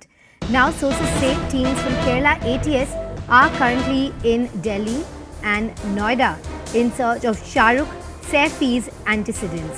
He is a suspect that they believe is behind that terrible incident on that Kozhikode train. Motive is unclear as of now, but they believe that he could be one radicalized individual. No terror link so far, but affiliation is not ruled out. So they do suspect he could have terror links or even Maoist links. Manhunt also on in Kerala as the borders had been sealed after the incident. Top cops believe it's unlikely of him to manage to escape the state. Going across to my colleague Anvit, who brings us the latest details. Anvit, the Kerala ATS there in UP, there in Delhi, especially because their findings show that this person could be from that part of India, because the notes they found were in English, they were in Hindi, and certain other clues have led them there. Yeah, see, we had a word with the officials of the ATS in Kerala, and they have confirmed that the teams have been sent to Delhi and parts of UP, including Noida and Ghaziabad. And search for this man is on because the prime suspect in this case is a man who has been identified as Shahrukh Saifi. He is a resident of UP, but police believes that after the incident, as he escaped, so because the borders had been sealed and this incident is being treated as one of the, very sensitive cases, this might also be treated as a terror case, even though when we spoke to senior officials, they said that so far no terror affiliations have been ascertained, but certainly they have not ruled out any terror angle to this. But the teams are in UP and in Delhi. They're trying to find out his antecedents. They're trying to trace links to this man so that he can be arrested, because he still is absconding. This incident had took place on Sunday night when this man had set afire some coaches in the train and leading to some deaths and injuries to a dozen of people. But see, after that, teams have been raiding his places. Even in Kerala, multiple raids were made. This man has not been arrested. He is absconding. Senior officials who we spoke to, they have confirmed that this man's identity, because a bag was found on the tracks where the incident took place, and with that bag, the hints that were gathered, that led the police to this man who has been identified as Shahrukh Saifi. He is a resident of UP, and that is the only reason why teams are in Delhi and UP, because this man is yet to be arrested. Now, the police investigators are saying that there is a big possibility that either this man could be a radicalized individual, or there could be some other devious plans that he had in mind that led to the incident. Only once he is arrested and once he is interrogated, the motive will be cleared out. But the police are saying that no angle has so far been ruled out in this case. Absolutely, Anvit. As you're telling us, we don't know if he's a lone wolf. Is he a radicalized individual? Or was he somebody who was just very disturbed because it was a bizarre incident where he entered a train coach, poured petrol and just set fire to it? Those injured passengers, let's say our viewers, are currently under treatment. They have been hospitalized. Anvit, so as we're discussing, he really holds the key to this, because those the kind of evidence that has been uncovered so far has only provided the trail up to UP. Yeah, see, so far, this is what the officials are telling us, that the teams are in UP and Delhi. They could be in other state, but because this man belongs to UP and that has been confirmed, That is the only reason why teams are, in UP, and they are talking with the local police also, and together they are searching for more information on this man so he can be arrested. But when we spoke to senior officials, they said because this matter was taken very seriously and the state borders were sealed, so it is very unlikely of this man to have escaped the state borders, and that is why hunt in Kerala is also on. They believe that this man will be arrested from that very state because he couldn't have managed to escape the state. See, this incident took place when the train was approaching Korapuza Bridge near Elathur railway station in the Kozhikode Kannur section. According to the witnesses that the police has spoken, this man had, the Shahrukh Sefi, who is the prime suspect, had walked into the D1 compartment of this Kannur bound train, and he had held 2 bottles of some inflammable liquid which is suspected to be petrol in his hands, and he just splashed it on the co-passengers and set them afire and then fled the train. Because someone pulled the alarm and stopped the train, then the fire was doused, but it had already led to death of at least 3 people, and then so more than dozen were injured in this incident.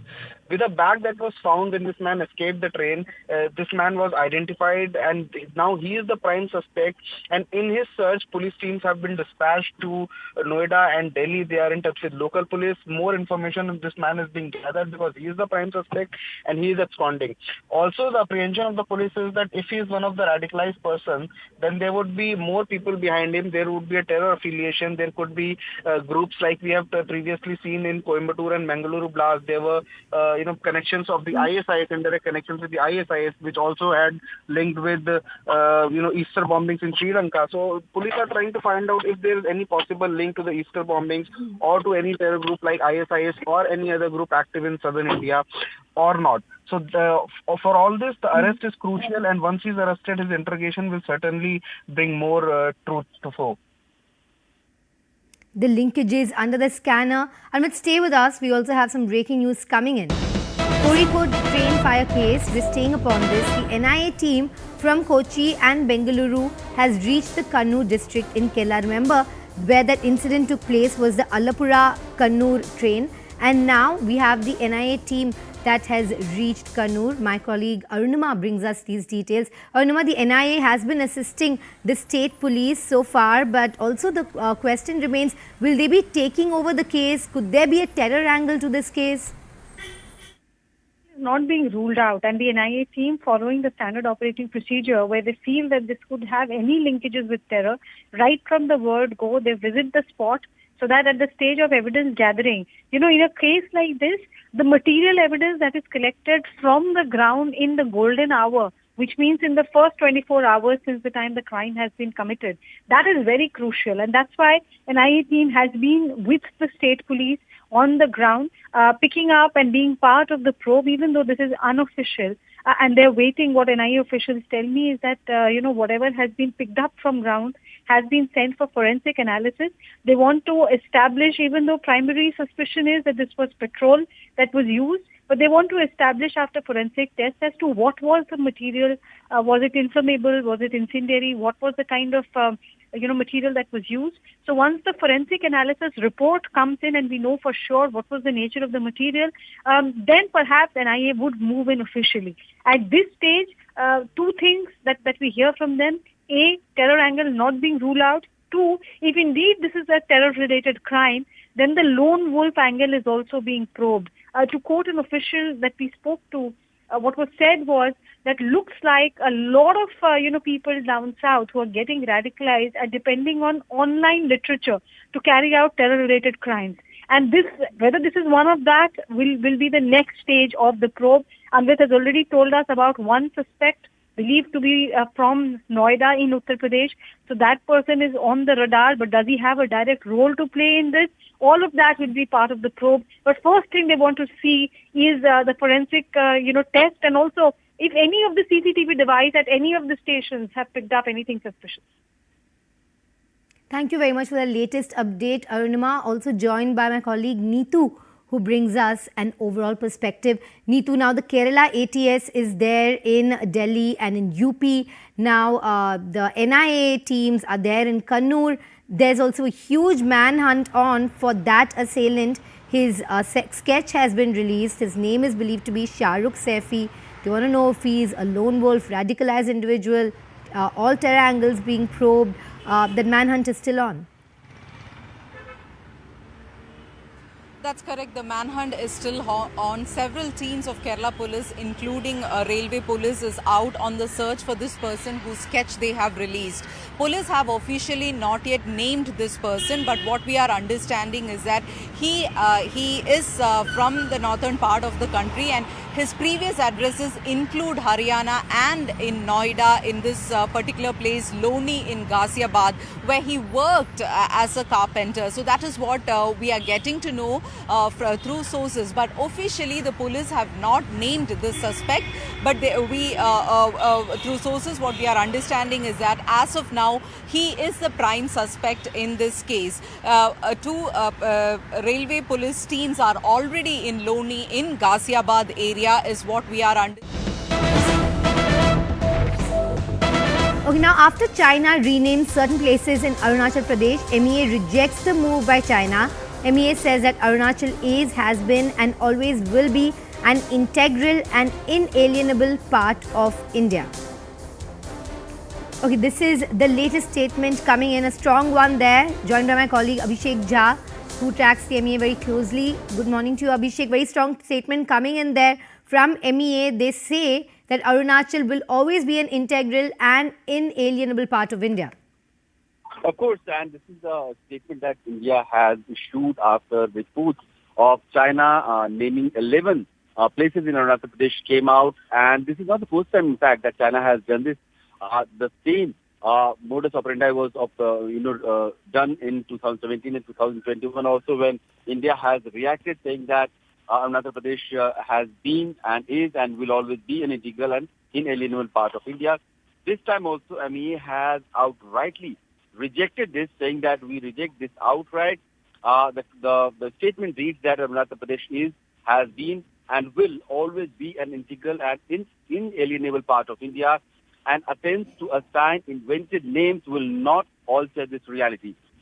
So this is the latest that we are getting from Ministry of External Affairs on the issuance of Chinese Ministry of Civil Aviation, where they have tried to rename 11 places of Arunachal Pradesh, that part of India, which China claims as its own part of extended southern Tibet. Abhishek, the places that have been renamed are about 11 in all: mountain peaks, rivers, residential areas.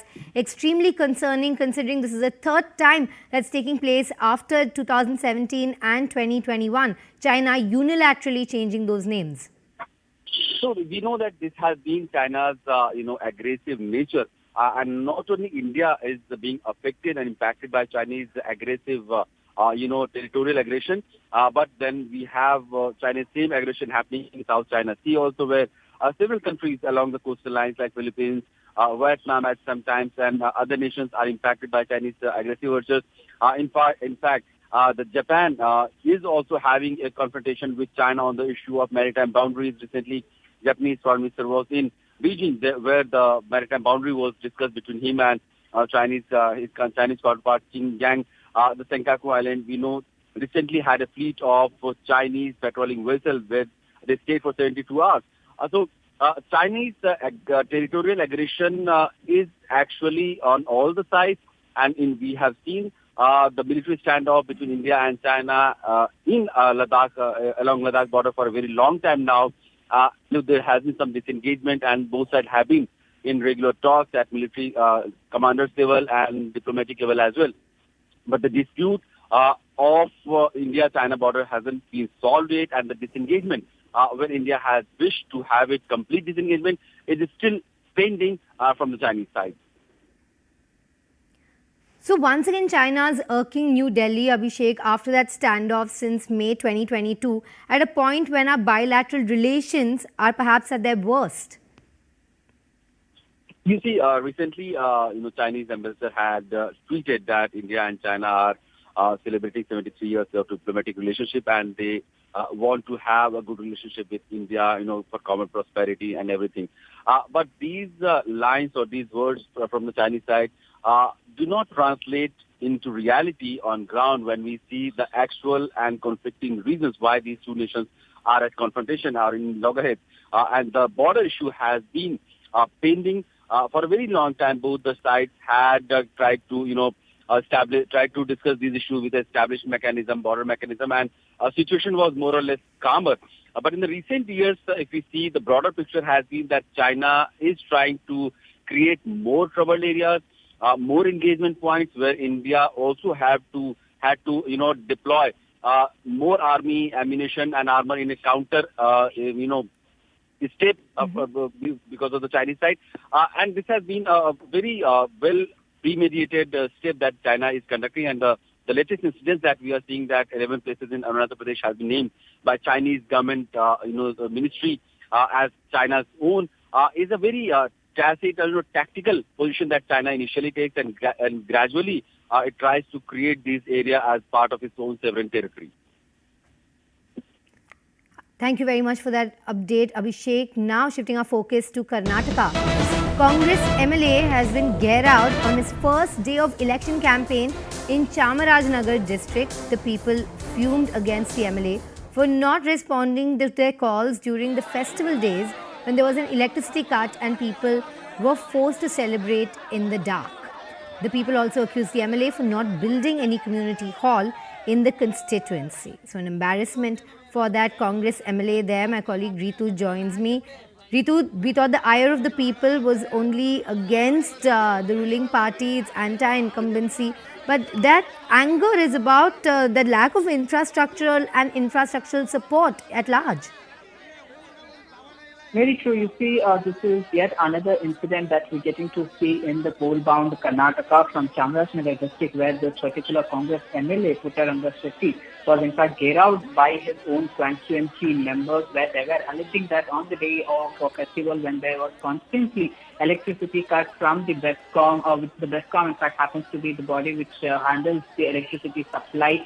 So you see, the constant electricity cuts has in fact fueled these members and geared out the Congress MLA when he was on his way to the first day of election campaigning in his constituency. They are also outraged that the MLA did not even care about to build any community hall for the members, though being in power for so many years.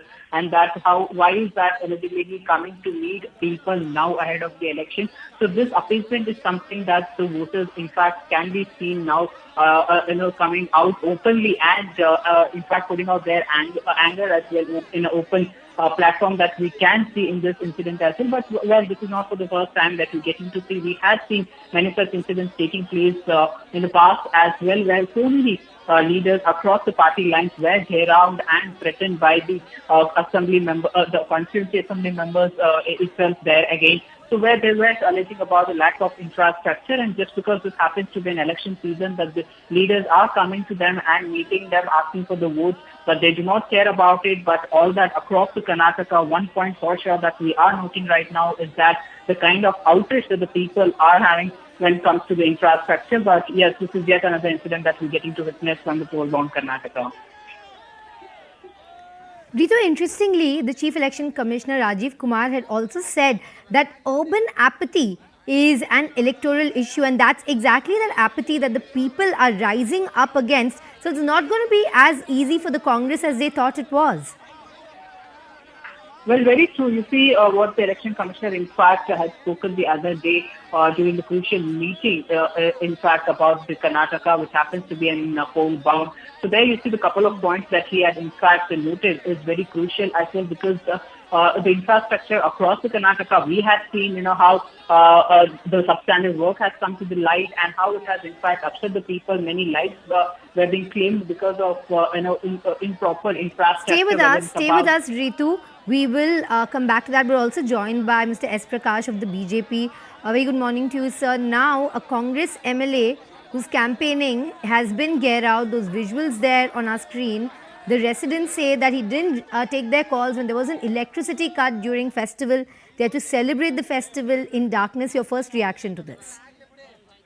No, if any elected representative has ignored their constituency demands and needs, they will have to, they are answerable, they will have to answer during the election time. Now the time has come for the public to demand accountability from the elected MLA who went to the house only after the blessings of the people of the constituency. Now he has to answer them.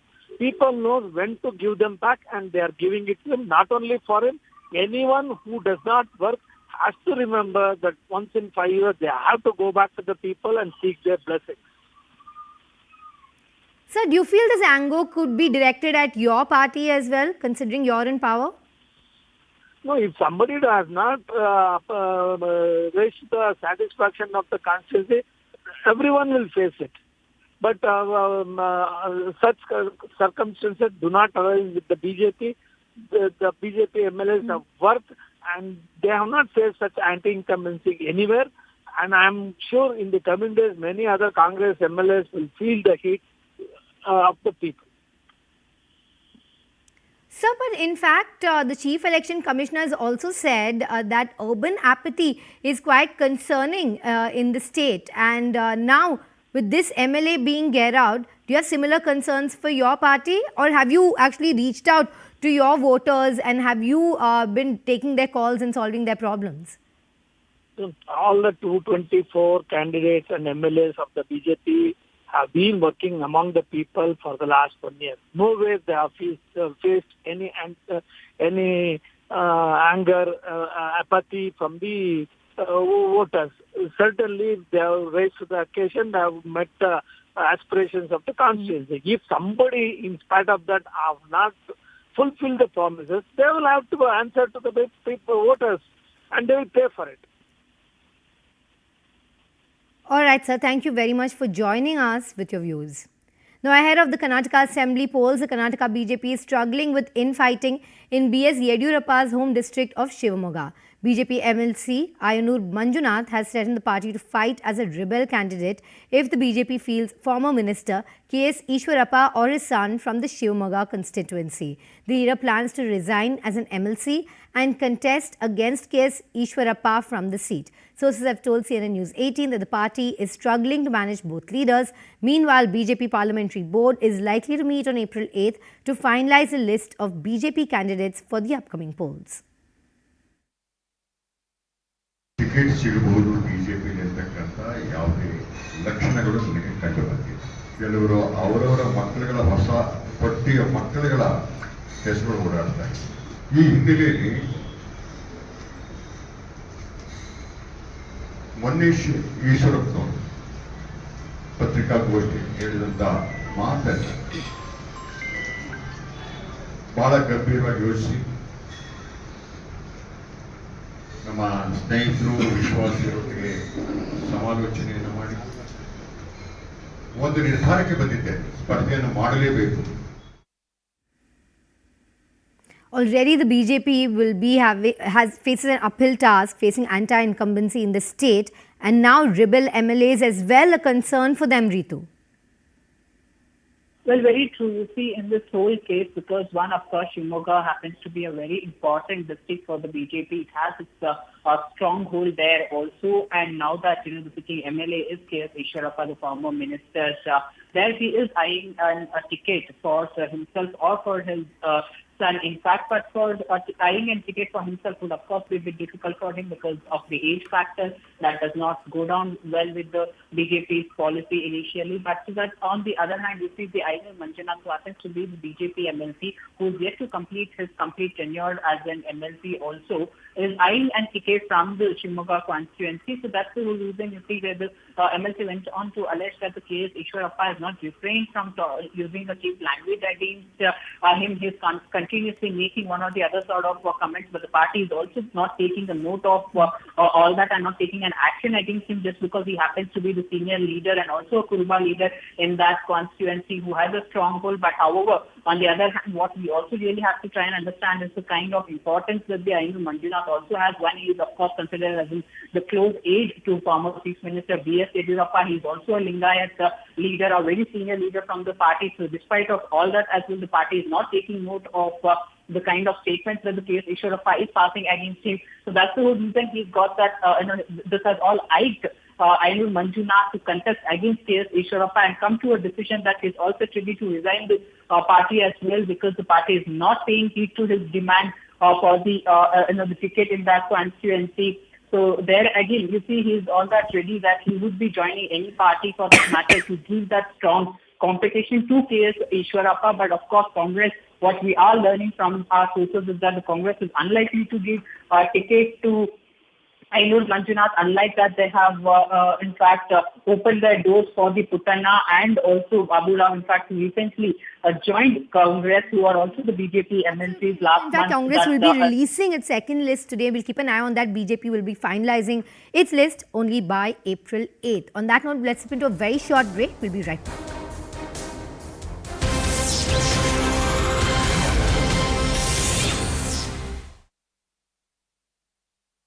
Before Ram Navami, also Mamata Banerjee stated this kind of lines that during the Ram Navami procession should not go through the Muslim areas. That was an indication that towards the Muslim. It is totally political danga, not a religious danga. Meanwhile, a video war is erupted between the TMC and the BJP. The National General Secretary of the TMC, Abhishek Banerjee, shared a video on Twitter alleging that the BJP is supplying weapons to incite the violence. The video shared by Abhishek Banerjee, a youth can be seen there holding a gun during one such procession. The BJP has responded by sharing a video of the VHP that organized a rally in Howrah on Ram Navami, claiming that the footage does not show any such weapons and that Abhishek's tweet was only meant to malign Hindus. Shishir Bajoria is in charge of the Media Relations Department of the West Bengal BJP. Tausif Ahmed Khan is a lawyer and analyst. Dr. Shashi Panja is Cabinet Minister of West Bengal. Kailash Adhikari, political analyst and managing director with Governance Now. Dr. Panja, let me start with you first. Ultimately, irrespective of who started it or who stoked the flames, fact is that law and order is a state subject and the buck stops with the state government. The fact is that this area in Howrah first and then subsequently in Hooghly, where the violence happened after Ram Navami, is infamous for such violence happening. Not just this year, it's happened previous years as well. So the question that's being asked is, what did the state police do? What did the intelligence community do?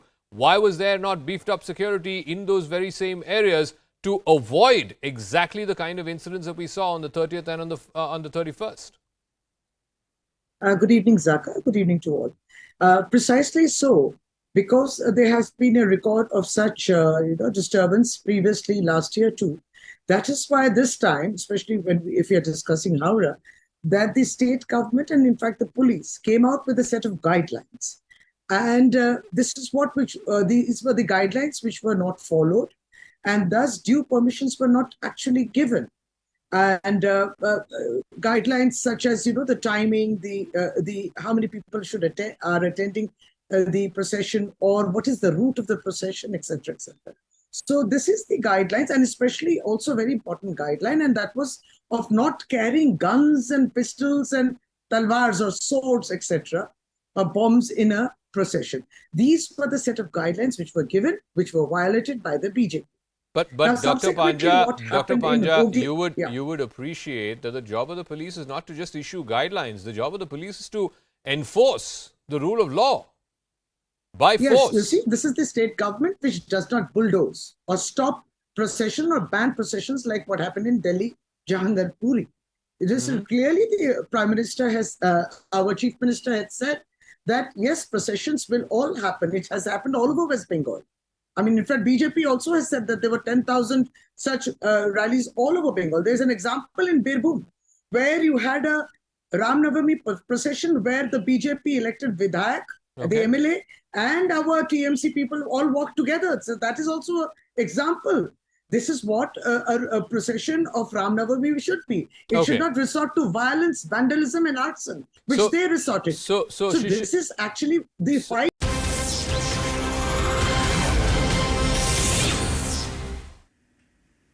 Welcome back. After the break, former United States President Donald Trump has arrived in New York ahead of his arraignment at the Manhattan Criminal Court later today. Trump is the first former or current president facing criminal charges. Security has been beefed up around Trump Tower and the roads have been blocked near the Manhattan Criminal Courthouse. Remember, Trump is facing over 30 counts related to business fraud following an investigation into hush money payment to adult film star Stormy Daniels that dates back to the 2016 election. Stormy Daniels is also alleged that she had an affair with Trump in 2006, which Trump has denied. CNN's Mike Valerio gets you this ground report. For more, take a look.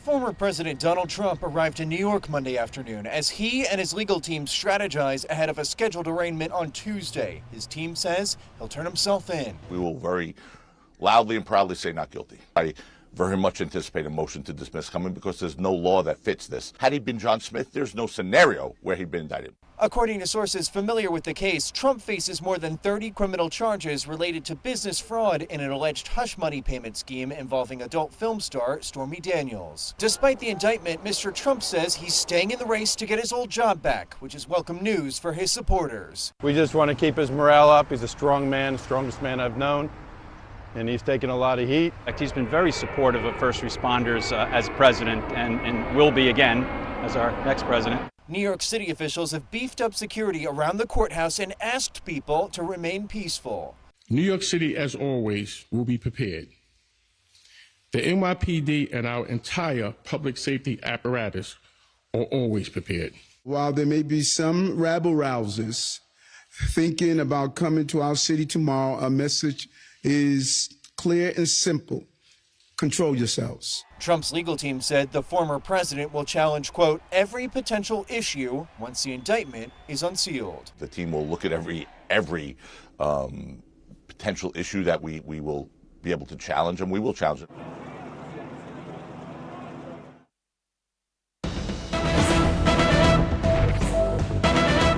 Okay, we have another update on the Kozhikode train fire case. CCTV footage at stations is being scanned. Remember, we brought you that sketch of the suspect, but now CCTV footage is being combed to see whether we can get you a visual. Forensic test report is also awaited.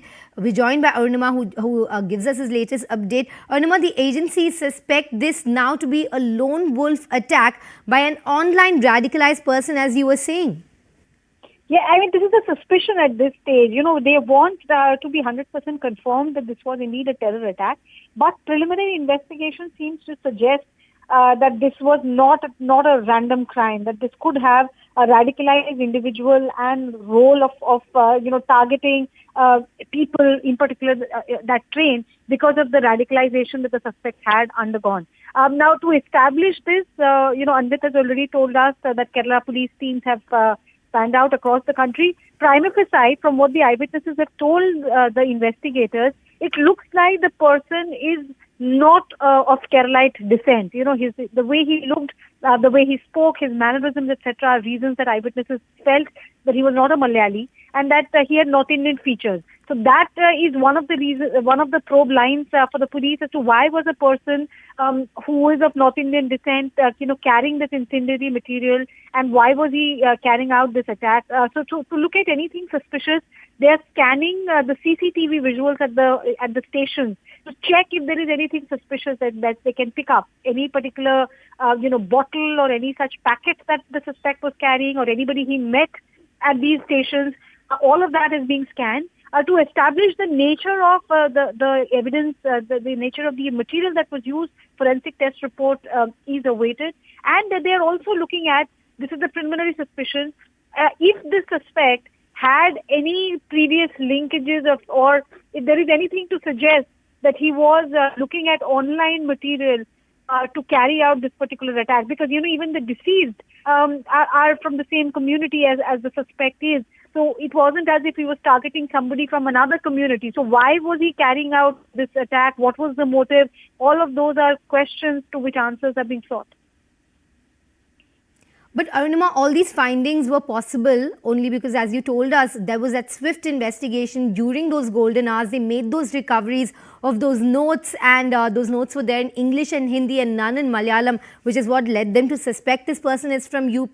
They also went through these notes with a fine-tooth comb. They found that actually the letter S was enlarged in these notes. Everything that was recovered is currently being tested has been sent for forensic tests.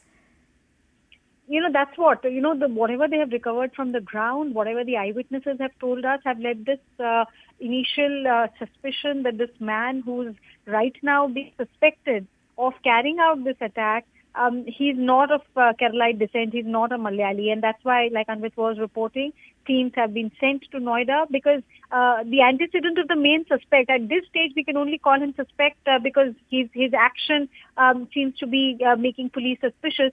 So he has some background of having worked in Noida. He perhaps has worked in Haryana as well. So wherever details are being made available about wherever he has been present, questioning is going on in those areas to find out who this person is.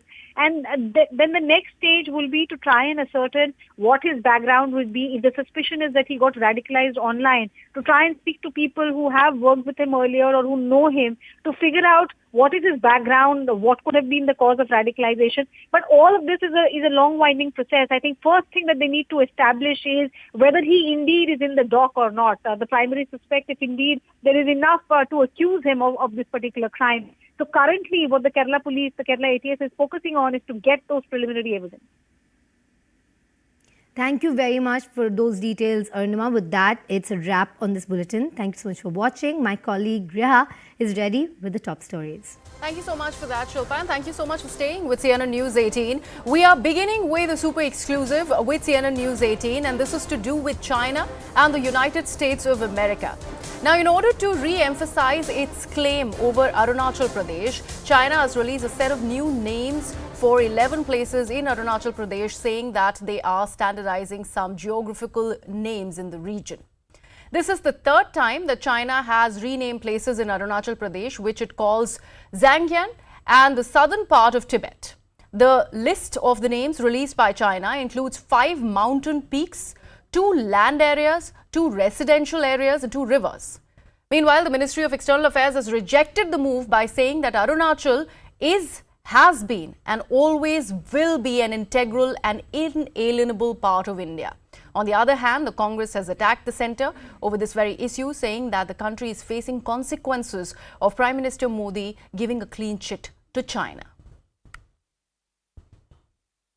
Let me bring in my colleague Abhishek Jha on the broadcast. Abhishek, what is the significance of this move by China and how important is the international significance? If China goes on to claim that it is going about renaming certain areas in Arunachal Pradesh, how much of that will be acknowledged internationally? There is little scope that Chinese aggression over the sovereignty of India will be acknowledged by the world. But at the same time, this gives China some sort of, moral boost of domestic politics, of course, for the President Xi Jinping, who is being elected 3rd consecutive term. And also, China continues to be an aggressor in this region of the world.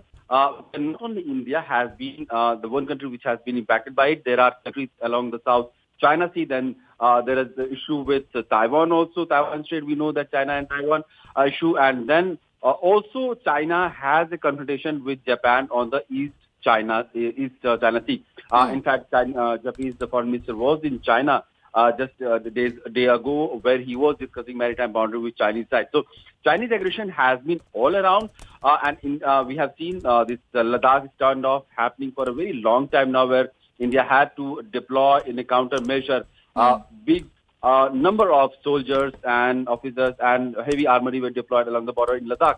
So these are the tactics that China has been using for a very long time now. And the renaming of places and the locations in Arunachal Pradesh is not the first time that China has done. As you mentioned, this is the 3rd time in about 5 years that China has come out with names of locations that fall in Arunachal Pradesh. This time around, China has released the list. And the naming of the places includes in Mandarin, Tibet, Tibetan and Pinyin languages, and all the coordinates of the location or the locations of those geographical areas have been mentioned in that list, which China calls Zangman in the south of Tibetan Autonomous Region, which is Xinjiang, also Xiaxing, also at times, which is called by China. As far as Ministry has outrightly rejected Chinese stance, they have said that we reject it outright, and Arunachal Pradesh has been an inalienable part of India, and it will remain so. And just renaming certain spaces not make any difference. This has been India's standard position in the past also. Okay. And the latest commentary from the MEA is also on the similar line. All right. Abhishek, stay on with us. Let me also bring in Siddhant on that. Siddhant, this comes days after the United States of America had reiterated the recognition of the McMahon Line. In that regard, how does one read this sort of a statement that's come out of China? And I believe this is the third time that they have claimed renaming of certain territories in Arunachal Pradesh. Well, that's absolutely right. And in fact, I would like to take forward what Abhishek just highlighted, that since Xi Jinping has returned to power for the third time, he has got new cabinet in place.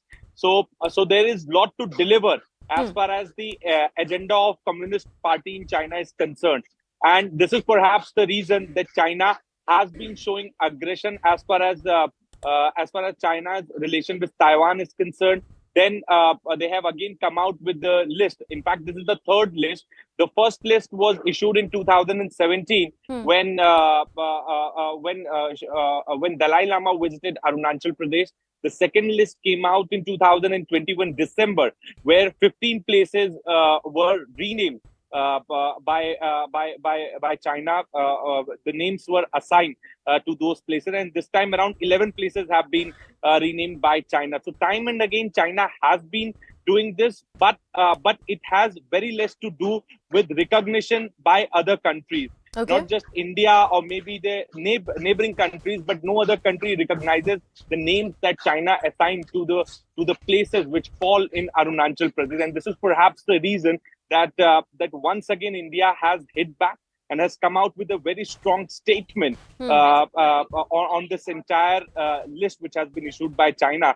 And a spokesperson of Ministry of External Affairs, Arindam Bagchi, has issued statement saying that Arunachal Pradesh has been and will always be an integral and an inalienable part of India. So Absolutely. This has always been India's stand, and this will be India's stand. But look, look at the timing. Now, this list has been released by China at a time when King of Bhutan is in India, and he's holding a bilateral talks with Indian counterparts, and in fact, he's also meeting President of India, Prime Minister of India. So time and again, as Abhishek said, that there are multiple domestic compulsions on Xi Jinping as far as a delivery is concerned, because there are a lot of promises which Communist Party have made to their own people. Now, since the Xi Jinping government is unable to deliver on those promises, which includes issue of Taiwan, which also includes the border dispute with India. So such lists, such renaming of places, or maybe aggression that China shows in Taiwan Strait are more to please the domestic audience and has less to do with the real issue. All right. Thank you so much for that, Siddhant. I request you and Abhishek to stay on with us. We've got some more breaking news, and this is pertaining to the same story. Now, after China has renamed 15 places in Arunachal Pradesh, the Congress has now hit out at the centre, alleging that Prime Minister Modi himself has given a clean chit to China, saying that no one has entered the Indian territories. Let me actually go back to my colleague Siddhant. Siddhant, this has, of course, given ammunition to the opposition, considering the Congress party has time and again claimed, with one of the senior leaders in the Congress party, Rahul Gandhi, claiming that how Chinese have entered the Indian territories. This particular instance is going to give them further ammunition to say just the same. Well, absolutely, and in fact, on multiple occasions, the opposition parties have tried to take mileage of the entire situation, which is emerging as far as India-China relationship is concerned. And in fact, Congress party leaders have also went on to attack the government of India, External Affairs Minister Jai Shankar, that he never names China. The government never names China. They never call China. They never exposed China. But look, India's stand has been very clear as far as China is concerned. And in last 6 decades, this is the lowest. This is the lowest that we are witnessing in India-China relationship. And in fact, when for G20 foreign ministers meeting, the foreign minister of China, when he was in the New Delhi, EM Jaishankar held 45 minutes meeting with him, and the agenda of the meeting was more to do with setting things rightly. And also EM Jaishankar after that meeting said that the relationship with China is abnormal. So India has time and again called out China, and in fact has been speaking against China. But yes, India also believes in dialogue, and this is perhaps the reason that that after more than 12 dozen military level and diplomatic level disengagement dialogue, there has been the process of disengagement which has been going on, and in fact several such points where the China had shown aggression, or where the troops from both sides had were sitting. Those areas have been finally been vacated because of the dialogues which India had. Absolutely, Siddhant, and we will have to wait and watch. And how does this particular conversation really stem from here on, considering the Congress has been at the centre's head that this is something that they need to address, which is to do with the Chinese aggression into the Indian territory. On that note, let me also bring in Pathikrit Payne, security analyst, who's also joining us on the broadcast. Pathikrit, thank you so much and a very good afternoon to you. This is a very, very serious thing that we are bringing to note to our viewers. Now, if we begin with talking about the province that we're talking about here, it is the southern Tibet region, which the Chinese claim to call as Zangyan. Now, the fact that one of the towns is very, very close to the capital city of Arunachal Pradesh, Itanagar, this also makes it very significant. How does one choose to read all this movement the Chinese are doing when it comes to renaming of territories? Well, the renaming of territories, as Abhishek was also mentioning, is primarily perhaps for the domestic audience. It doesn't change anything so far as the ground realities are concerned, so far as the status of Arunachal as an integral part and sovereign part of India is concerned. I don't think, beyond naming per se, it would have any impact, because as it is, military deployment remains at the highest level of on both sides. It is not that India is unprepared. India is pretty much prepared. I think the larger concern, the larger reading is this, that the situation remains pretty fragile so far as the entire LAC is concerned. And that has been stated by the Minister of External Affairs as well, that there are serious disputes with China.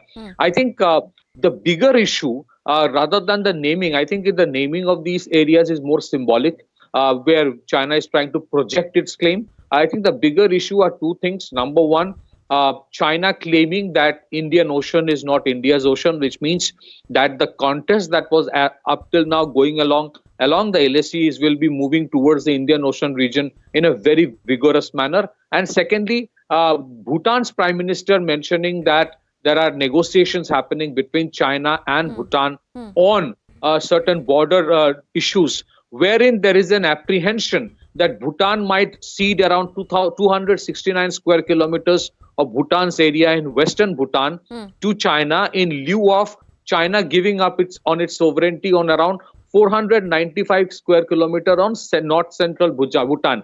This means that in case around 269 square kilometer in western Bhutan is ceded by Bhutan to China, it gives a lot more maneuver to China to do military activities, which is very near to the Siliguri corridor. It's interesting that you say that, but considering the King of Bhutan is currently in India, would that not be part of deliberations and dialogue between his Indian counterparts?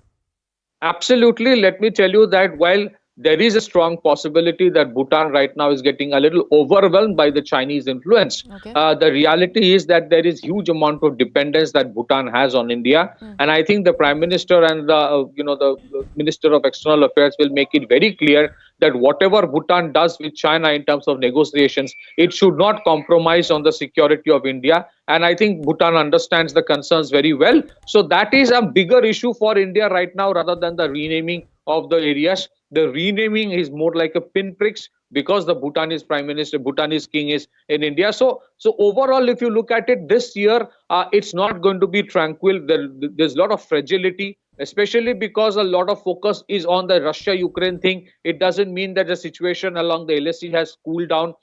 There is a lot of restructuring, recalibration going on. While on one hand, India actually allies with China in BRICS and in certain other organizations like SCO, in G20 also. It is also a reality that we are strong adversaries, and United States, as you also had mentioned, has acknowledged the McMahon line. Yes. So overall, while on the ground situation remains very fragile, it does not apparently seem every day. Reality is that one reason why China is a little rattled is because the level of military deployment, infrastructure building in border areas that India has done in the last 1 decade, it has been unprecedented. That is creating concern for China, and that's why all these issues are being rattled up by China time and again.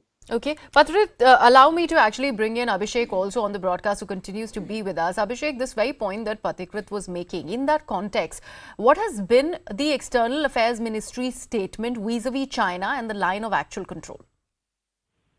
So on this issue, External Affairs Ministry statement has been kind of repetitive also, because last 2 times when China had come out with renaming of certain places in Arunachal, he has stated almost the same statement.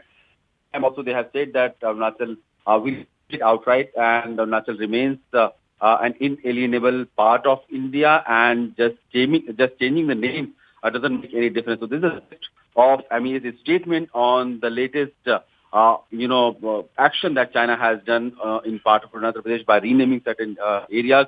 China was so sure about these locations that they have given latitude and altitude coordinates also of these places where they have named these locations. And these locations are clearly very much Arunachal Pradesh, that is part of India. And these, sort of PSYOPs has been part of China's global diplomacy as well, where China has acted like an aggressor in a very subtle way to not only with India, but to other neighbors as well in its maritime boundary with Japan, in East China Sea, in South China Sea, where other neighbors are. With Taiwan, we have seen the Chinese, this overture, aggressive overture, part of Chinese geo-strategic larger scheme of things, and India is also dealing with it. And in the past also, we have seen how India has dealt with it in Ladakh and in other places where there have been skirmishes with soldiers. But yes, it's a matter of all right, Abhishek, all right, we seem to have lost that link with Abhishek. Patikrit, you heard most of what Abhishek was saying over there. If we talk about Dr. S. Jaishankar, he's been very stern when it is about addressing questions vis-a-vis the Chinese aggression and also vis-a-vis Pakistan. And his very famous quote where he spoke about snakes in the backyard is well known to everybody. Now, vis-a-vis Pakistan, how much of that is going to be actually taken over by Pakistan, considering this is the kind of brazening out that is happening when it comes to China, when it is about renaming, not just the first time, but the 3rd time now of territories in Arunachal Pradesh? Well, so far as Pakistan is concerned, right now Pakistan is so much embroiled in its own affairs and internal issues. It is imploding from inside, both on economic ground, on security ground. So yes, even though issues of terrorism or cross-border terrorism emanating from Pakistan, even though that issue has not gone down drastically, that will continue at least for some more time. But I don't think Pakistan has too much time right now to think about whether China is renaming these places or not.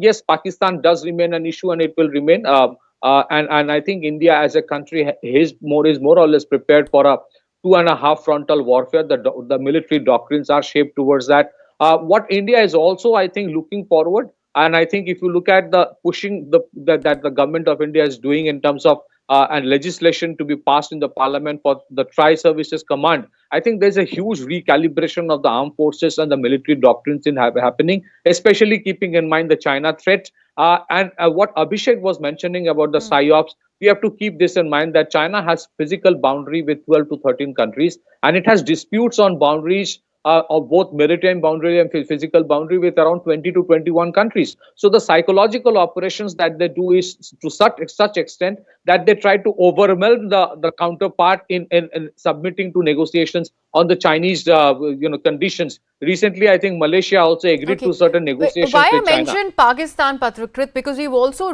received this exclusive piece of news which we are putting out before our viewers at the moment, and this again is a CNN News 18 exclusive. Is Pakistan is all set to ink the China-Pakistan Economic Corridor Security Exchange Pact. With China, the CPEC Security Exchange Pact will be a secret deal between Pakistan and China, and we've been told that China will be deploying contractors in Pakistan under the new secret security agreement. In fact, Pakistan's top defense and military leadership is all likelihood will be visiting China very, very soon, and military outposts and personal training and security exchange programs will also be part of this new deal. My colleague Abhishek Jha has brought us that input. Abhishek, this is very, very serious considering Pakistan, like Patrikrit was rightly mentioning, is looking at its internal economic turmoil within the country. However, any kind of help with China will only be welcome for Pakistan. So of course, this is happening at a time when China is actually, when Pakistan is actually dealing with a lot of internal mess. That is economical, political, social, security threats have emerged in the recent past, and China could be the one of the greatest savior of Pakistan at this point of time. But then China always wants to have its cost, and it will have its own contractors deployed for CPEC corridors. We have seen there has been billions of dollars of Chinese investment coming to Pakistan along that CPEC corridor, where Pakistan economy was to get some boost, but that hasn't happened in reality so much. But China has got a very safe passage to have a very wide trade area through which it will have connection towards Gwadar port, and from there it can have trade and commerce activity to other nations as well. So clearly, this is a beneficial corridor and investment that China is looking forward to. But at the same time, since Pakistan's political and economic situation is not very strong, China would want to ensure safety of its assets, and for that, it wants to have its own contractors as the way. And as we know that most of the political calls in Pakistan are also taken by the military leadership. So there are reports that senior military officials from Pakistan will be traveling in a very short time to Beijing, where the details of this whole secret act will be discussed and outlined. Okay. Patrikrit, should India be concerned about this secret deal between Pakistan and China? Well, I think the larger context why this deal is primarily happening is this. Number one, there has been a series of attacks by the Baloch-based insurgent organizations and the Tehrik-e-Taliban on Chinese assets. And Pakistan has been finding it difficult to protect them. I'm really sorry. We have got some important piece of breaking news, so we have to cut out of this conversation. This breaking news in the Kerala fire train incident, and one person we've been told has now been arrested from Bulandshahr in UP. So resonance of the Kerala train incident has been sought in UP, is where the arrest has been made. This is one suspect who's been arrested from Bulandshahr. Remember, this was a very, very horrific incident where one lone ranger had hopped onto a train in Kerala and Kozhikode, and he tried to set people on fire using petrol. Women and children also jumped out of the train because of that incident, and of course there was a huge furor and hue and cry about this incident. This is a prime suspect, I've been told, who's now been apprehended, arrested in Bulandshahr. My colleague Anvit has more details. Anvit, this is probably a key to actually cracking this particular case, a horrific case that had come out of Kozhikode.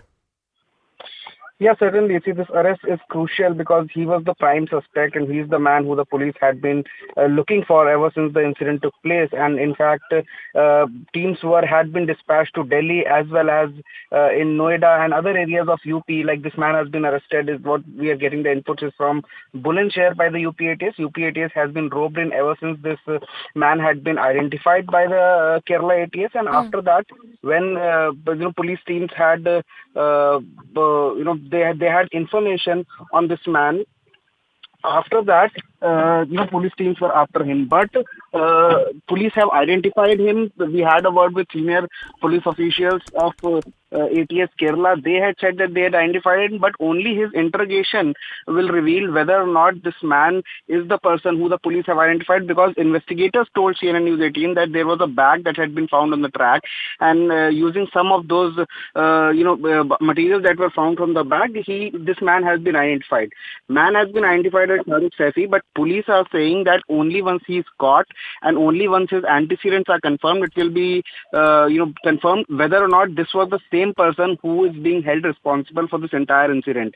Because police so far has no details of who the person was, what is his terror affiliations, if any, what was the motive behind the incident that he had set afire the coaches of the train, and therefore now what we are getting information is that with the help of the UP ATS in Bulandshahr, this man has been caught, and only after his interrogation and only after his antecedents are confirmed, this will be confirmed whether or not this is the same man who the Kerala police had been looking for.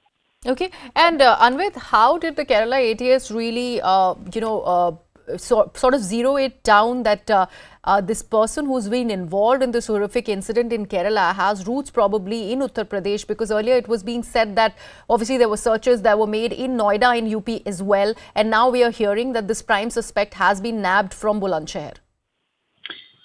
See, when the police identified him, and we had a word with senior officials of the Kerala ATS early in the morning, and they said that they are sure that the man named Shahrukh Saifi is the prime suspect behind this arson incident, which led to death of some people and injured more than a dozen. And police said that they are sure that he is the prime suspect so far, but only to turn him into an accused, the police will have to file a charge sheet, a watertight case, and only once the case goes to trial, then it will be found whether or not this man is held accused. But so far, if we go by the investigation so far, officials are confirming that the Shahrukh Saifi, a person named Shahrukh Saifi, is the prime suspect, the man who has been caught from Bulandshahr. His antecedents and verification will be done. He has just been caught as of now. Whether or not he is the same person who the police had been looking or not, whether or not this is the person who had set the coaches afire, that is subject to verification. Okay. But prime suspect is what the police are saying is one of the people who the police had been after. He has been caught from Bulandshahr. Now verification will confirm whether or not this is the same man who carried out this incident. Also, police are saying, when we had a word with senior officials in Kerala, they said that the suspect in this case could be a radicalized individual. He could have some personal grudges. There could be personal enmity. But because it does not look like a personal enmity incident, this man walks into a train with 2 bottles of inflammable liquid and then splashes it across indiscriminately over the public and sets it afire. It certainly looks like something more than personal enmity, and that is why police are believing, and they have apprehensions that this man could be a radicalized individual, even though they have said that there's no terror link so far that they have managed to establish, but they have not ruled out that angle as well. Okay, thank you so much for that, Anvit. Let me also bring in Neetu, my colleague, who's joining us live from Kerala. Neetu, like Anvit was mentioning, terror angle had already been ruled out. Now that we have seen certain apprehensions that have been spoken about in this particular case, of course, what are the officials saying in Kerala? Because this was a very, very bizarre and a horrific incident that had come to light. One particular person, hopping onto a train, trying to set the train coaches on fire, and because of which there were women and children who were dead. All right, I think we've lost that link with Neetu. We will try and re-establish that connection and keep an eye on this story that we have been tracking ever since we got to know about it. A horrific incident that was reported from Kozhikode in Kerala, where a man tried to set the coaches of a train on fire. We're slipping into a very short break, coming right back with lots more news and updates.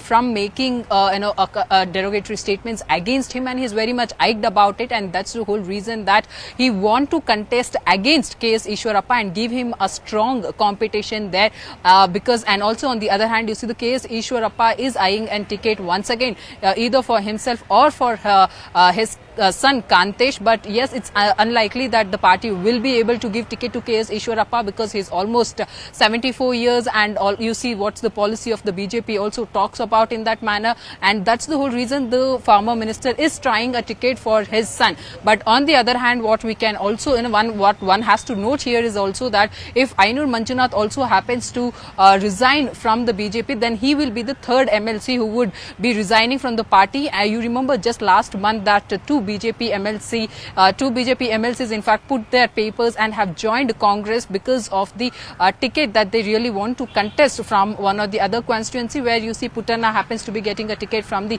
Rajaji Nagar constituency from Congress. On the other hand, Babu Rao, who left BJP recently, resigned from his post, has also joined the Congress, and there he's also hoping a ticket from Gulbarga district. So that's the whole reason you see the Ainur Manjunath is also hoping for a ticket, but unlikely that the Congress party will be giving him a ticket. So that's the reason Manjunath also has made it clear that no matter whichever party in fact invites him, he will be joining that party to contest and give a strong competition to KS Ishwarappa to show his strength. Also, is this infighting one of the reasons why there's a delay in BJP releasing its list of candidates? Let's listen into what Chief Minister Baswaraj Bommai has to say on this.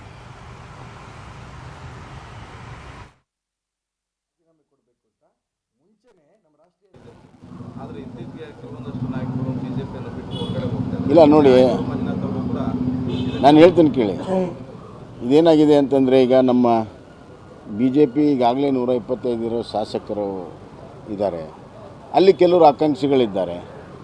ಅವ್ರಿಗೆ ಅಲ್ಲಿ ಅವಕಾಶಗಳಿಲ್ಲ ಅಂತ ಮನಗೊಂಡು 2-3 ಜನ ಬಿಟ್ಟೋಗಿದ್ದಾರೆ ಹೊರತಾಗಿ ಇದರಿಂದ B J ಪಿಯ ಚುನಾವಣೆಯ ಮೇಲೆ ಯಾವುದೇ ರೀತಿಯ ಅದರ ಎಫೆಕ್ಟ್ ಆಗೋದಿಲ್ಲ. ಸರ್, ಡಿ ಕೆ ಶಿವಕುಮಾರ್ ಹೋಗಿ ಬಂದ ಕಡೆ ಎಲ್ಲ 45 ದಿನ ಅಷ್ಟೇ ಈ ಸರ್ಕಾರ ಹೋದ್ಮೇಲೆ ನಮ್ಮ ಸರ್ಕಾರ ಎಲ್ಲ ಕ್ಲೀನ್ ಮಾಡ್ತೀವಿ ಅಂತ ಕೂತಿದ್ದಾರೆ ಸರ್. ಈಗ ನೋಡಿದ್ರೆ ಆಮೇಲೆ ಸಿ ಎಂ ಫೈಟ್ ಬೇರೆ ಸ್ಟಾರ್ಟ್ ಆಗಿದೆ. ಏನಲ್ಲ, ಡಿ ಕೆ ಶಿವಕುಮಾರ್ಗೆಲ್ಲ ಗೊತ್ತಿದೆ, ಅವ್ರದ್ದು ಅಧಿಕಾರಕ್ಕೆ ಬರಲ್ಲ ಅಂತಲೂ ಗೊತ್ತಿದೆ. ಜನರನ್ನ ಈ ಥರ ಮಾತಿನಿಂದ ಮರಳು ಮಾಡುವಂಥ ಒಂದು ಪ್ರಯತ್ನ, ಅದರಿಂದ ಭಾಳ ಜನ ನಾಯಕರನ್ನ ಕರ್ನಾಟಕ ಜನತೆ ನೋಡಿದೆ. ಸರ್, ಸಿದ್ದರಾಮಯ್ಯನವ್ರಿಗೆ ಏನಾದರೂ ಆತಂಕ? Ritu, coming back to you. So, is infighting one of the reasons why there's a delay in BJP releasing the list of candidates?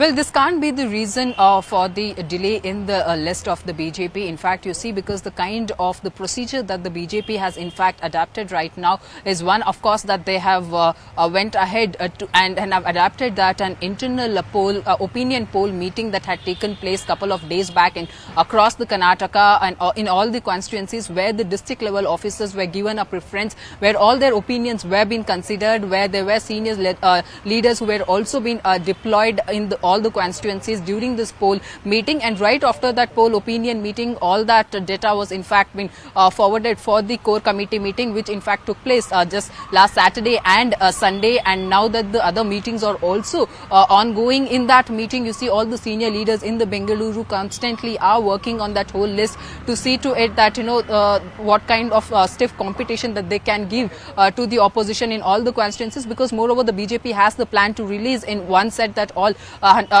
the candidates' names. So that's the plan that they are having, and because of the technical process that they are undergoing, so that's the reason there is a bit delay in their list to come out. But yes, very soon, that on 8th of April is that the whole the information that whatever they have assimilated in during these meeting will actually be forwarded to the Delhi office, to the BJP higher command there, and therefore that list will again go through. The senior leaders will again in the Delhi go through that whole list and will be releasing the BJP's candidates list by let's say April 10th, was that we are expecting the BJP's list to be out. Karnataka BJP is struggling with infighting in BS Yedurappa's home district of Shivamoga. BJP MLC Ainur Manjunath has threatened the party to fight as a rebel candidate if the BJP fields former Minister KS Ishwarappa or his son from the Shivamoga constituency. The leader plans to resign as an MLC and contest against KS Ishwarappa from the seat. Now, sources have also told CNN News 18 that the party is struggling to manage both leaders. Meanwhile, BJP Parliamentary Board is...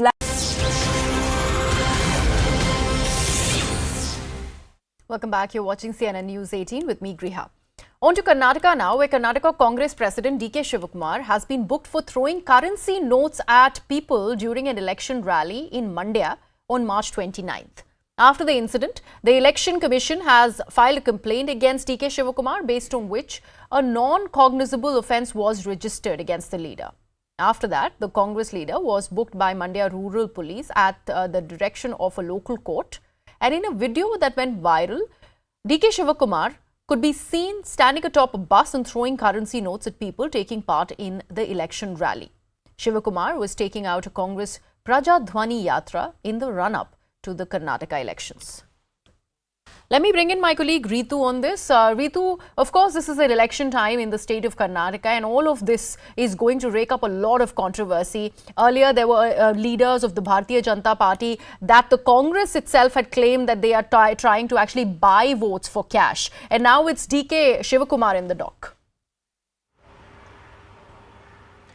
Well, very true. You see, this whole incident unfolded on March 28th when KPCC President DK Shivakumar was in Mandya district in Srirangapatna Taluk for Prajadhwani Yatra. So there you see when he was on board in the bus, in fact. So from there itself, he threw these currency notes towards these folk artists who were standing there asking for the notes. Since he could not get down and reach them out, in personally, he in fact chose to throw those notes from there itself. And this has in fact racked a huge controversy. DK Shivakumar in fact is facing a huge criticism for this whole reason, that the kind of behavior that he has during this whole Prajadhwani Yatra and doing all this in fact has not gone down well with many of these parties. But just not that, but the election commissioner has also in fact made a note of this whole incident, and thereafter they also went to the court and took this whole incident right in front of them. And as per the direction from the court, now that the Mandya, in fact Mandya Rural Police has booked an FIR against KPCC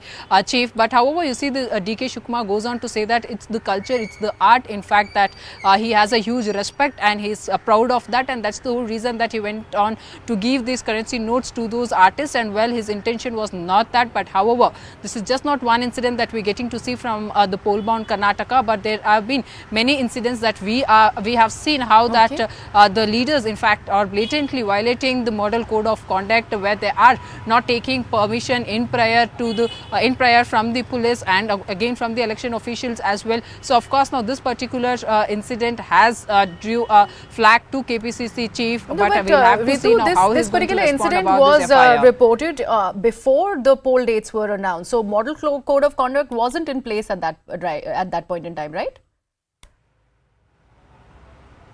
Well, very true. That time it wasn't in place, but that's the whole reason you see what the BJP and the other party leaders have gone on to say is that this is completely an appeasement politics which will not be working. But this is not that the way that the DK Shivakumar have in fact should have done it on that day. He should have chosen to come down from the bus, get down from that bus and reach out to these folk artists in personally, and should have given them the money. That wouldn't have been wrong in that way. But throwing money standing on the bus is not a right manner itself. So that's the whole reason you see the KPCC chief right now is in a fix because of this whole incident. Absolutely. Ritu, I request you to stay on with us because stories from Karnataka are many, and it's not just the Congress that is in the dock. There is BJP too that is dealing with a lot of infighting ahead of Karnataka Assembly elections. So Karnataka BJP is struggling with infighting in the BS Yadurappa home district of Shivamogga.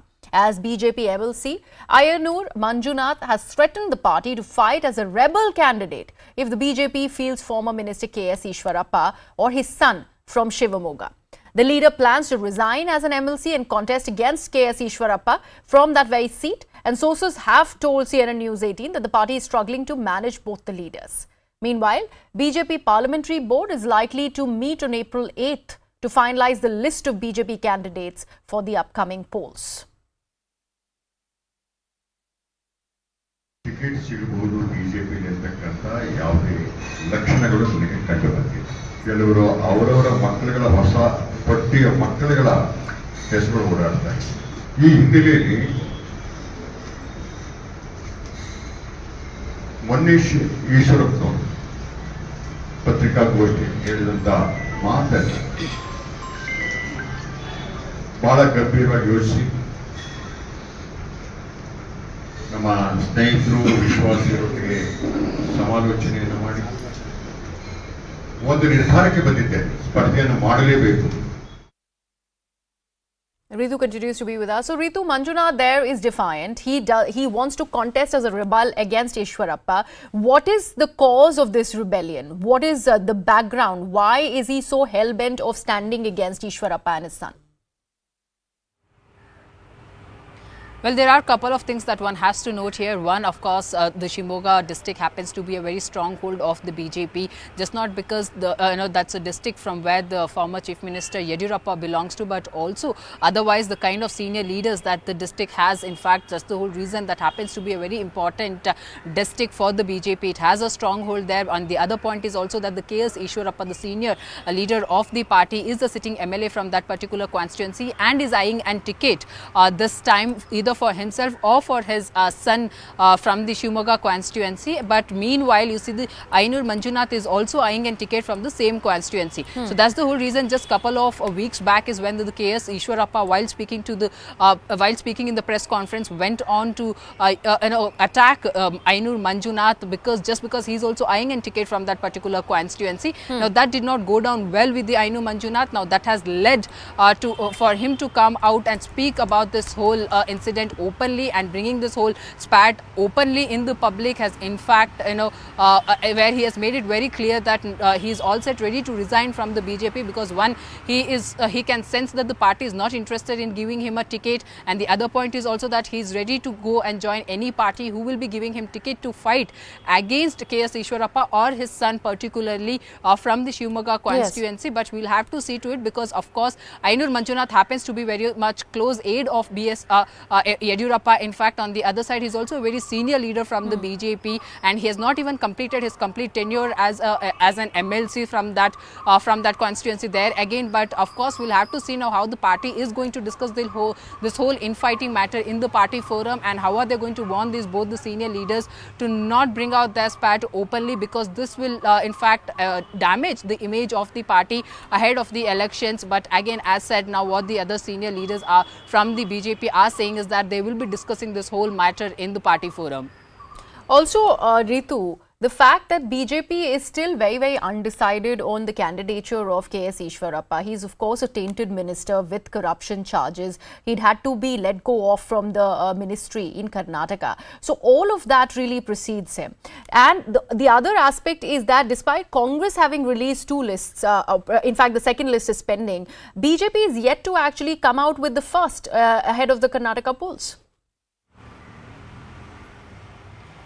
Well, very true. You see, now KS Ishwarappa happens to be a Kuruba leader, but on the other hand, Ainur Manjunath is again a Lingayat leader, where you see in the Shimoga there are significant dominant number of the members from this particular communities as well. But KS Ishwarappa has become MLA a couple of times from that constituency, and he is hoping that his son too will be winning in this election. So that's the confidence that the senior leader KS Ishwarappa is having. But on the other hand, Ainur Manjunath in fact is also very confident that he too will be winning, because the kind of issues that he has addressed in that particular constituency, so that will all help him to win. But on the other hand, what our sources from the BJP are saying is that the party is only looking forward to give the ticket to Ritu, I'm really sorry, we're getting some breaking news. This is coming in from West Bengal.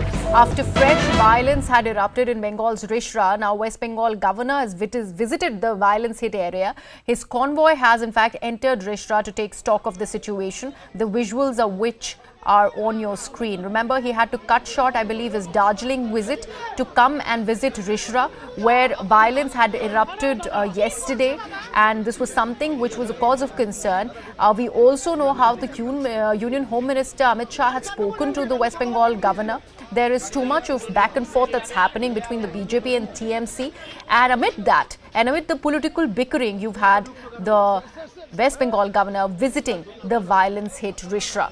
My colleague Kamalika is joining us with more details. Kamalika, I believe the governor had to cut short his visit to come to the violence-affected areas?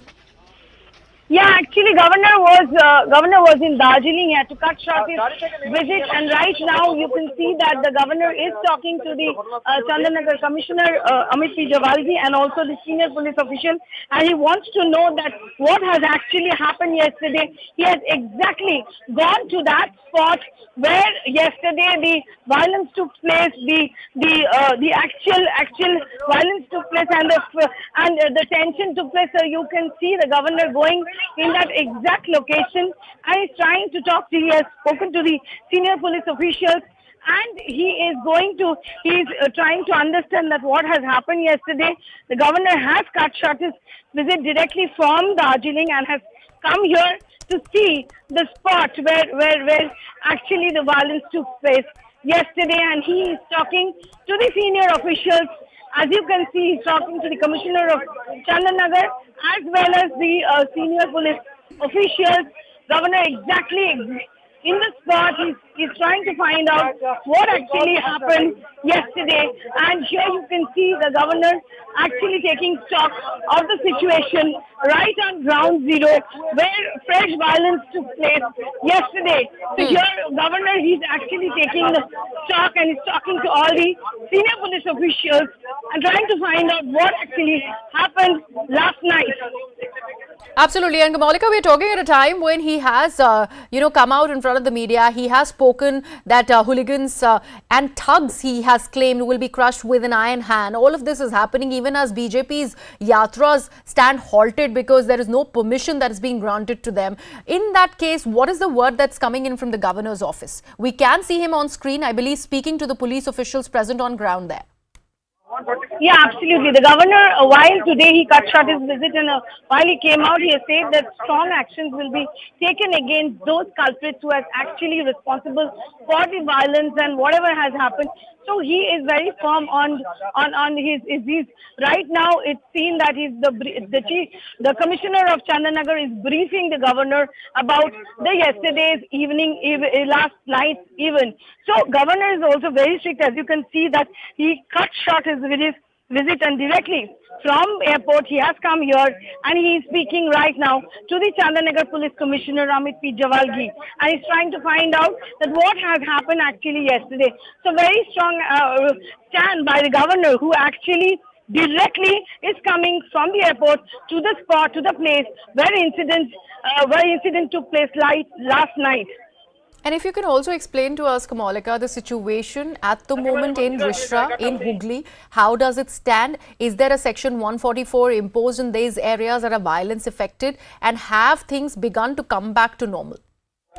No, obviously yesterday also things were coming back to normal, and the entire day there was no incident. The entire day it was peaceful. It was only in the night that fresh tension cropped up. And today from the morning is also the same scene is there. The absolutely there is peace. There is the law and order is okay. Right now, life is coming back to normalcy, but attention is there. So the situation is not out of hand. Situation is in control, but at the same time there are tensions inside. So obviously no fresh untoward incident is happening, and the governor here now on ground zero, he's talking to the commissioner of Chandanagar, is briefing him and telling him is what actually happened yesterday. But right now the situation is peaceful.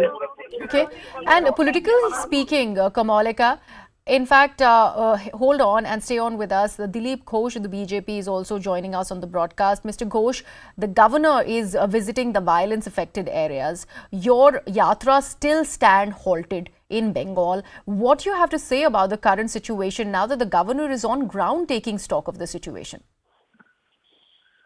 देखिए, गुजरात में पथरावबाजी से जो शुरू हुआ था वो घटना कितना आगे बढ़ गया। तीसरा दिन भी वहाँ है, ट्रेन बंद है, लोकल ट्रेन नहीं चल रही है वहाँ से। तो स्वाभाविक है कि इस समय कोई जाके लोगों को सांत्वना दे, हिम्मत बढ़ाए। ये काम मुख्यमंत्री को करना चाहिए था, लेकिन वो तो इफ्तार रमजान की तरफ ध्यान दे रहे हैं, एक तरफ बात कर रहे हैं। तो गवर्नर साहब एक अभिभावक हैं, संवैधानिक प्रधान है, उनको जिम्मेदारी बनता है और उन्होंने जिम्मेदारी को उठाया, वहाँ किया है। बहुत खुशी की बात है, उनको धन्यवाद है। उन्होंने अपना टूर कैंसिल करके दार्जिलिंग से वापस आके और सामान्य जनता के सामने खड़े हैं, और ये बहुत सराहनीय है, उनको धन्यवाद है।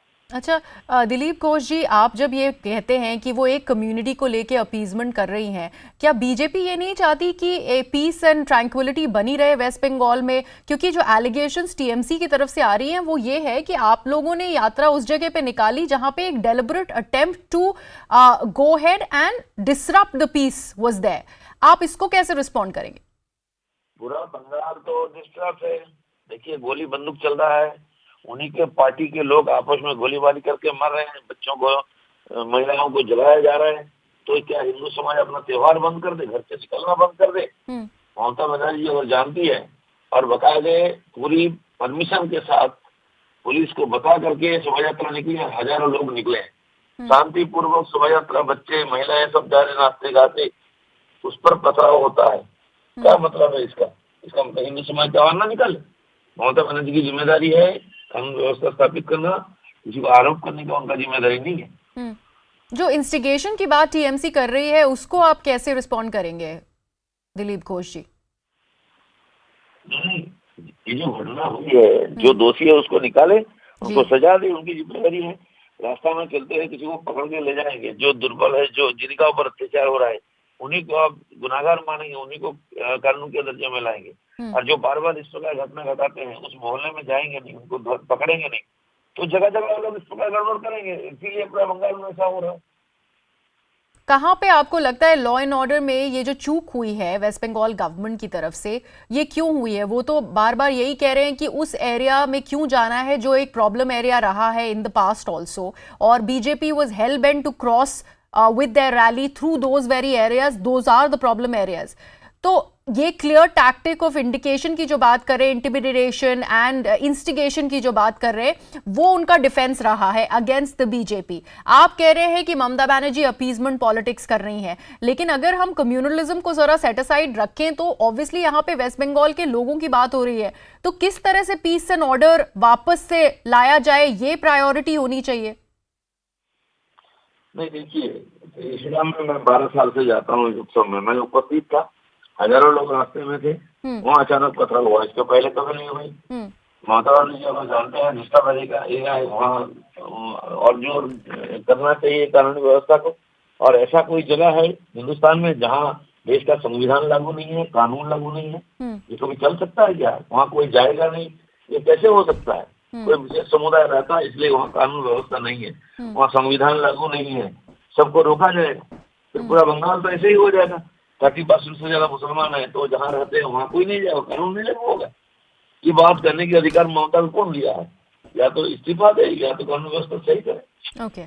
All right, Mr. Dilip Ghosh there, the BJP National Vice President of, in fact, West Bengal. He is with us on the broadcast at the moment. Thank you so much, sir, for joining us. We also can show you the visuals with the West Bengal governor currently visiting the violence-affected areas in Rishra. He is trying and getting a sense with senior officials who are present on ground to establish exactly what led to the violence that erupted in these places. Professor Saugata Roy of the TMC is also with us at the moment. Professor Roy, thank you so much. We are speaking when the West Bengal governor is on the spot taking stock of the situation. BJP is claiming appeasement politics by Mamata Banerjee and a government that has refused to handle or probably is incapable to handle the law and order situation in the state. Your response, sir? Completely wrong what the BJP is saying. The politics need to go anywhere. So whether he informed the state government before going, I do not know. But it's good if he goes and tries to calm down the situation, that's good. But one has to remember the fact that this trouble in Rishra started due to BJP leader Dilip Ghosh starting a procession there. We had told everybody that Ramanavami should be held only on Ramanavami Day. But they're going on taking out Ramanavami. I totally condemn the BJP. There is no question of any appeasement. No, Professor Roy, but they are saying, I just had Mr. Dilip Ghosh on the broadcast, and what he's claiming is that he's been visiting these areas and there had never been a problem before 2016, before Mamata Banerjee's government came into the power. It's only after 2016 that we see violence that is impacting the area, and it is all to do with the TMC, is the claim that the BJP is making. How do you respond, sir? No, absolutely bogus. Mamata Banerjee has been in power since 2011. BJP was very weak. BJP is showing some strength only in the last 3-4 years. They are trying to provoke a communal situation, which is highly objectionable. And Professor Roy, you are saying that there was no permission that was granted to Dilip Ghosh's rally, and despite that he decided to go into these areas. Is that right? Take out a procession on a non-Ram Navami day. Did the governor study all this? Why this happened? The BJP. Is there a permission that was given to Mr. Dilip Ghosh for the rally or not? Huh? Was there a permission that was given to Mr. Ghosh for the BJP rally or not? As far as I know, he was not given permission. So how was the rally allowed? Because law and order is a state subject, sir. That's how. How was the rally allowed? If somebody takes out a rally forcibly, then there is trouble. In this case also that happened. Police tried to stop the rally and that's why disturbance took. Okay. All right. Professor Saugata Roy of the TMC there, thank you so much for joining us on the broadcast. So TMC is claiming that despite no permissions having granted to BJP still went ahead with rallies in these places, after which violence had erupted in the area. Right now we're talking about Rishra, where the West Bengal governor is currently at. Remember, he's had to cut short his Darjeeling trip to come and visit the violence affected area. He's right now taking stock of the situation as to what exactly led to this violence. Why did this happen? I'm sure he's going to be talking to the West Bengal Chief Minister as well in a short while from now. We've always seen the TMC claiming that it's the BJP that had decided to instigate a certain mob or a crowd because of which this violence erupted, and BJP is claiming otherwise, that Mamata Banerjee is trying to go ahead and appease a certain community, and because of which she is not bothered about the law and order situation in her state. These are the claims and counterclaims that are coming in when it is about the political discourse that has erupted after violence happened, after Ram Navami processions were taken out in various places in West Bengal. Right now, what we are showing to you is the West Bengal governor on the ground in Rishra, and he is currently taking stock of the situation as to what led to this violence. My colleague Kamalika Sen-Gupta also continues to be with us. Kamalika, any word that you're getting from on ground? Because we still see the governor speaking to the senior officials on ground, trying to establish what really led to this violence. Yeah, obviously the governor is there on the ground, and the governor has been briefed by the Chandanagar Commissioner Amit P. Javalgi, and the senior officers of the police has briefed him about what has actually happened yesterday. So he has actually come in that spot where last night violence erupted, the tension was there, exactly in the Rishra phone number rail gate. He's there. He's taking a stock of the situation. The senior police officials have briefed him. The commissioner himself has briefed the governor about the situation on ground there. And let me tell you again that the governor has cut short his visit. He has directly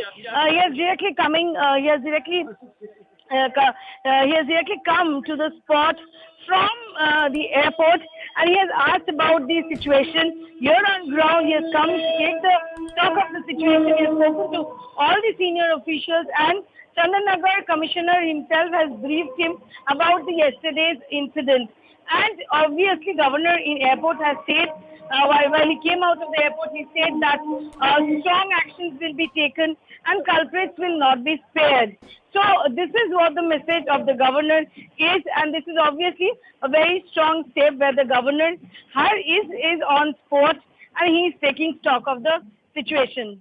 Absolutely, and Kamalika, very strong statements that have come out when the governor had landed back in West Bengal, and he had claimed, in fact, that is why we can see the urgency that he is currently on the ground. He's taking stock of the situation. He also goes on to claim that the people, the perpetrators of the violence, are going to be booked tonight itself.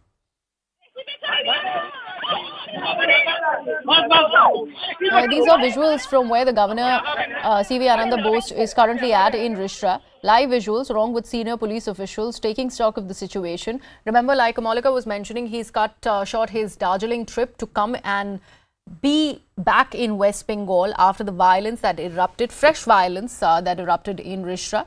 And we can see a huge crowd in attendance. Of course, there have been reinforcements that have been sent in after the violence was reported out of Rishra. And you can see a lot of people who have been assembled out there, as the governor is also in Rishra currently along with the senior officials. We do know how the West Bengal governor had assured that the culprits who had created ruckus during the Shobha Yatra in Hooghly will be arrested very, very soon.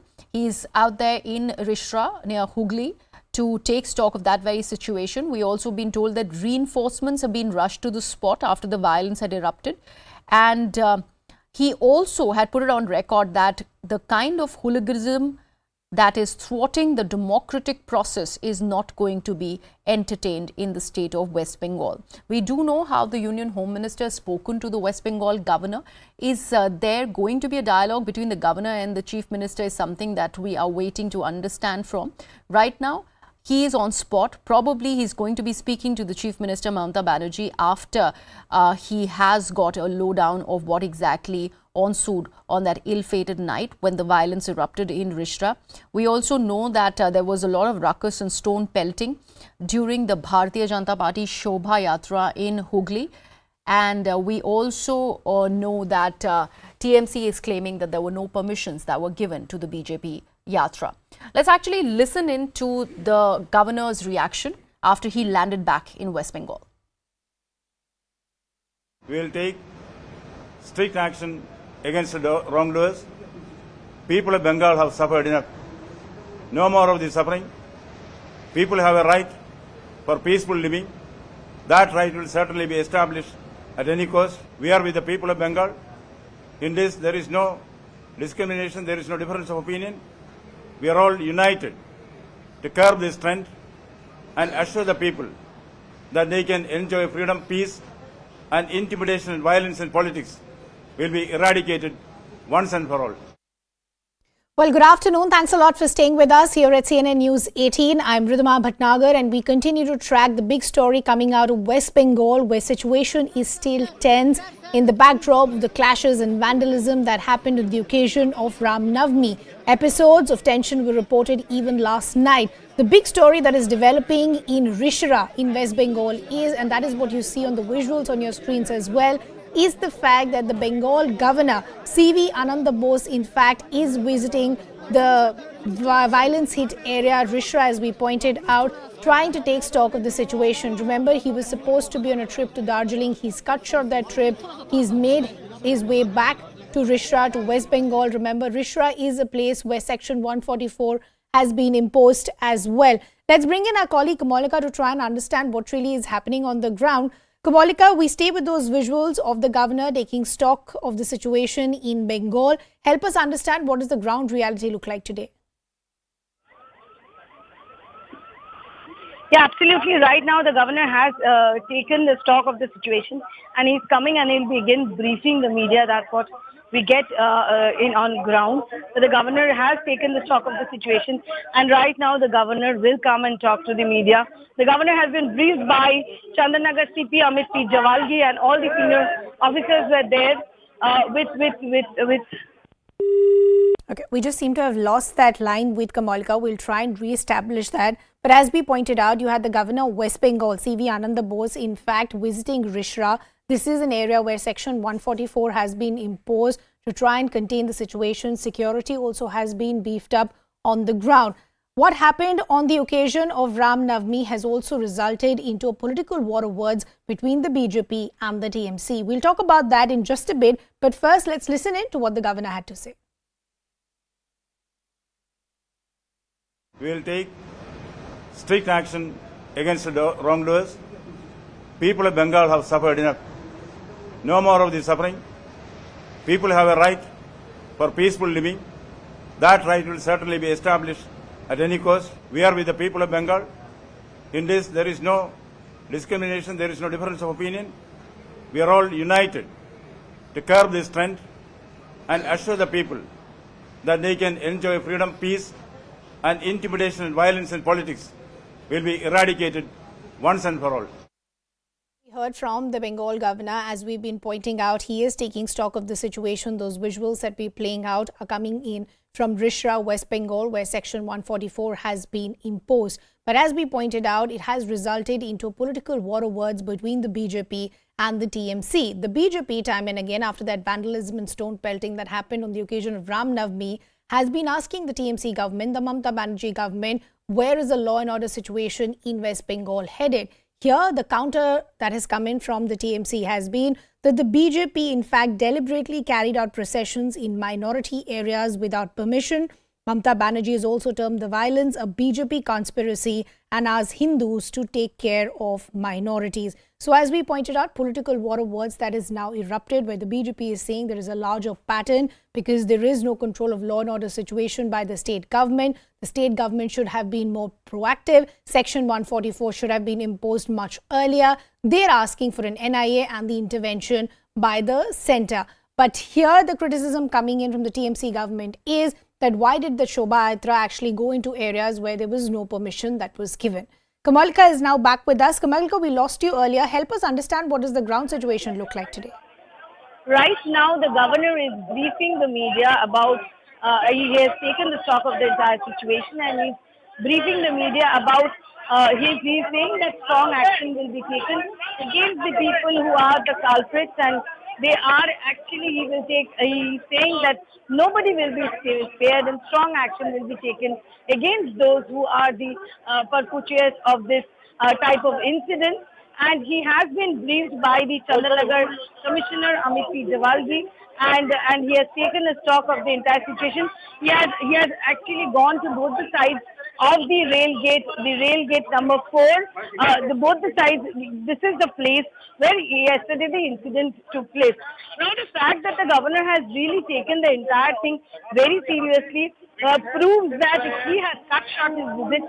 Not that he has cut short his visit, he has directly from the airport has come to that location where actually incident took place last night. And he understood that what is the reason of such incidents that took place yesterday night. And he also spoke to all the senior officials. He has, as we know that previously he has sought a report from the Home Secretary about what has happened in Howrah, and he has also briefed the Home Minister regarding that. The step of the governor directly coming from airport to the place of occurrence is indeed important, is very important, because he is taking everything into consideration, and governor himself on ground zero is something which is very significant. Right, Kamalka, as you're rightly pointing out, the visit of the governor is significant. He's taken stock of the situation, speaking to the media as well, trying to understand from security officials also what the situation looks like. But despite Section 144 being in place in areas like Rishra, security also has been beefed up. Incidents of violence still continue. Even last night, we did see fresh violence that happened. What is the reason behind it? Obviously, as far as the security deployment is considered, huge security deployment has taken place since day before yesterday. But suddenly, the situation is very volatile, and in any comments and any rumors, things are just taking changes. So what we are getting it from our sources on ground that yesterday there's some rumor which came up, and after that this incident actually flared up, for which this level crossing of this 4-number rail gate could not be closed, for which the train stopped for more than 2 hours from Howrah. So that already affected the passengers there. Sure. But there was not a very big reason to have this tension yesterday night. What we are getting it from on ground, that certain rumors came up which resulted in this type of incident last night. But let me again tell you, after last night, some of the police were injured. Police car was torched. But from today morning, heavy deployment of security is there, and till now, no untoward incident has taken place. And Governor right now taking the stock of the situation and speaking to the media. Though there is heavy deployment of police, though it was yesterday night also. Political parties, the media, the common man, the silent majority will all join hands and see that mobocracy is rooted out in this democratic land. We see this as a result of those who have connived against India, the Break India Brigade, and those who are working against its nation to destabilize it, and also to see that Atmanirbhar Bharat, which our Prime Minister Sri Narendra Modi has declared, they are trying to prevent it. Atmanirbhar Bharat also includes Atmanirbhar Bengal. We will strive together, we will root out the forces of evil, the Lucifers, the Mammons. We will certainly see they have no place in society. Peace will be established. Peace will be established. Criminals will be put behind bars, and never ever will this be allowed to repeat in this noble state. Well, that was the word that was coming in from the West Bengal governor, that peace will be established in the region and criminals will be put behind bars. Reaction coming in from Union Minister Anurag Thakur as well.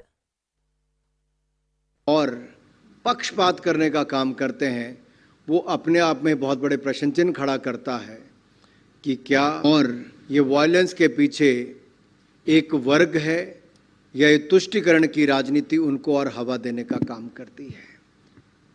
क्या vote bank की राजनीति में हम अशांति फैलाने का काम इस तरह से भी किया जाता है, ये अपने आप में बहुत सारी चुनौतियां, समस्याएं देश के सामने खड़ा करता है। वायलेंस केवल समाज में नहीं, डोमेस्टिक वायलेंस के भी बहुत सारे उदाहरण हम सबके सामने आते हैं। ट्रिपल तलाक पर आरिफ मोहम्मद खान साहब बहुत शानदार तरीके से अपनी बात रखते हैं। मैंने पिछली बार सूचना प्रसारण मंत्रालय का कार्यक्रम किया तो बहुत शानदार इन्होंने अपना भाषण वहां पर किया। लेकिन डोमेस्टिक वायलेंस के केस केवल एक वर्ग या एक नहीं, पूरे समाज में हर जाति धर्म के लोगों के बीच में आते हैं। और इस 87% जो महिलाओं के ऊपर उत्पीड़न के मामले डोमेस्टिक वायलेंस के कारण हैं। जब हम अहिंसा की बात करते हैं तो ये हर घर से शुरुआत हो जाती है, समाज से लेकर दुनिया तक जाती है। तो मैं तो ये कहना चाहता हूं, हमें कहीं से भी और मंच Political war of words, as we pointed out, has erupted between the BJP and the TMC in the backdrop of the clashes, vandalism and stone pelting that happened on the occasion of Ram Navami, and post that 2 other episodes of violence were reported on ground as well. Now, this is what the ground reality looks like. In areas like Rishra, Section 144 is still in place.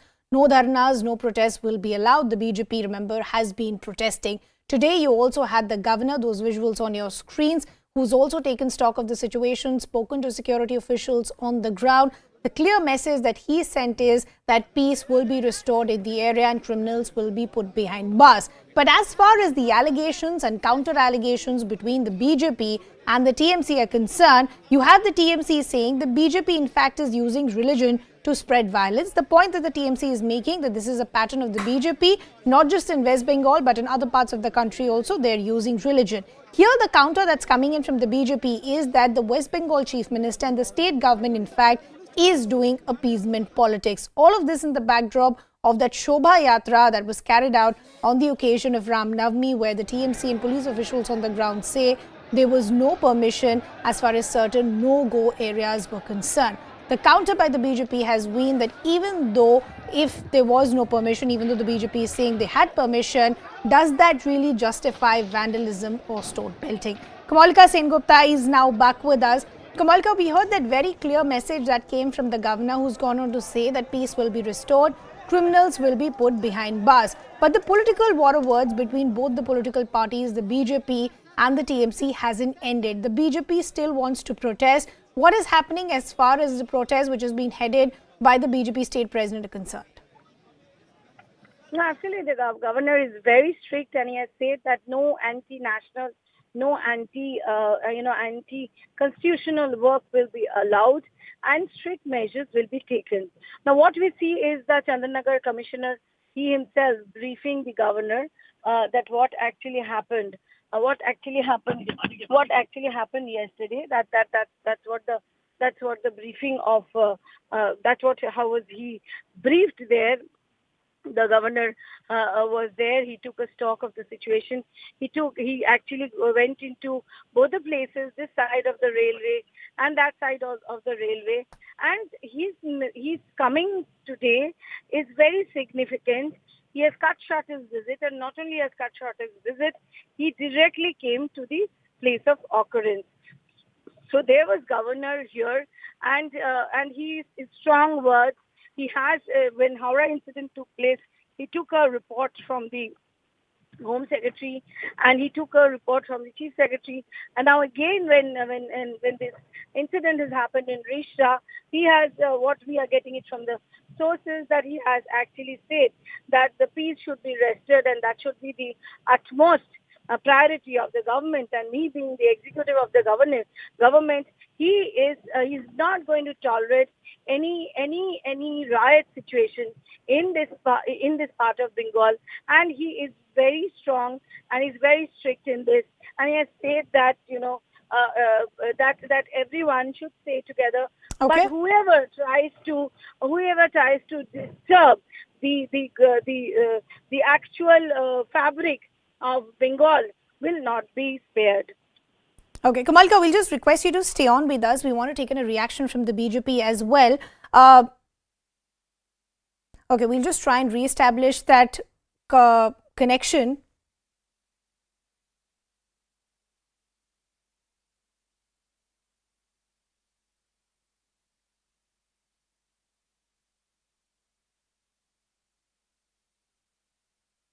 Reaction from the BJP as well. I believe Priyanka, we seem to have lost that connection with Priyanka Tibrawal. We'll try and get her back. We'll try and get our colleague Kamalika back as well. But as we pointed out, situation remains tense as far as West Bengal is concerned.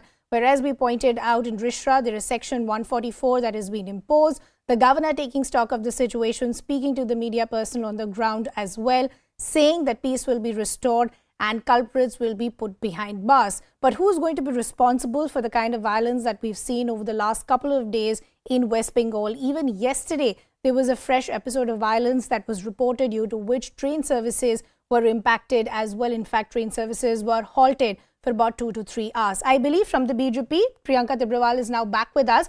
Thank you so much for speaking to us here at CNN News 18. While the governor is on the ground taking stock of the situation, saying that peace will be restored, the TMC is still attacking the BJP, saying that this was all orchestrated by the BJP because the BJP continues to use religion to try and spread violence across the country.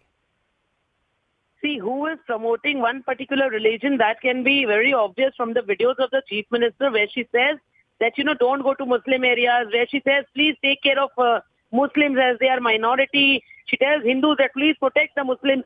That means she is so biased in her claims, and her statements have been, self-corroboration is there, where she's saying that whatever happened was done by the Hindus. She has given a clean sheet to the other community.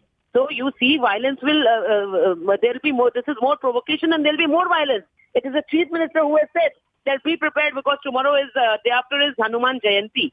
So what does all these provocation mean? So the biasness is very much visible, and who has created this rift between Hindus and Muslims, that is also visible.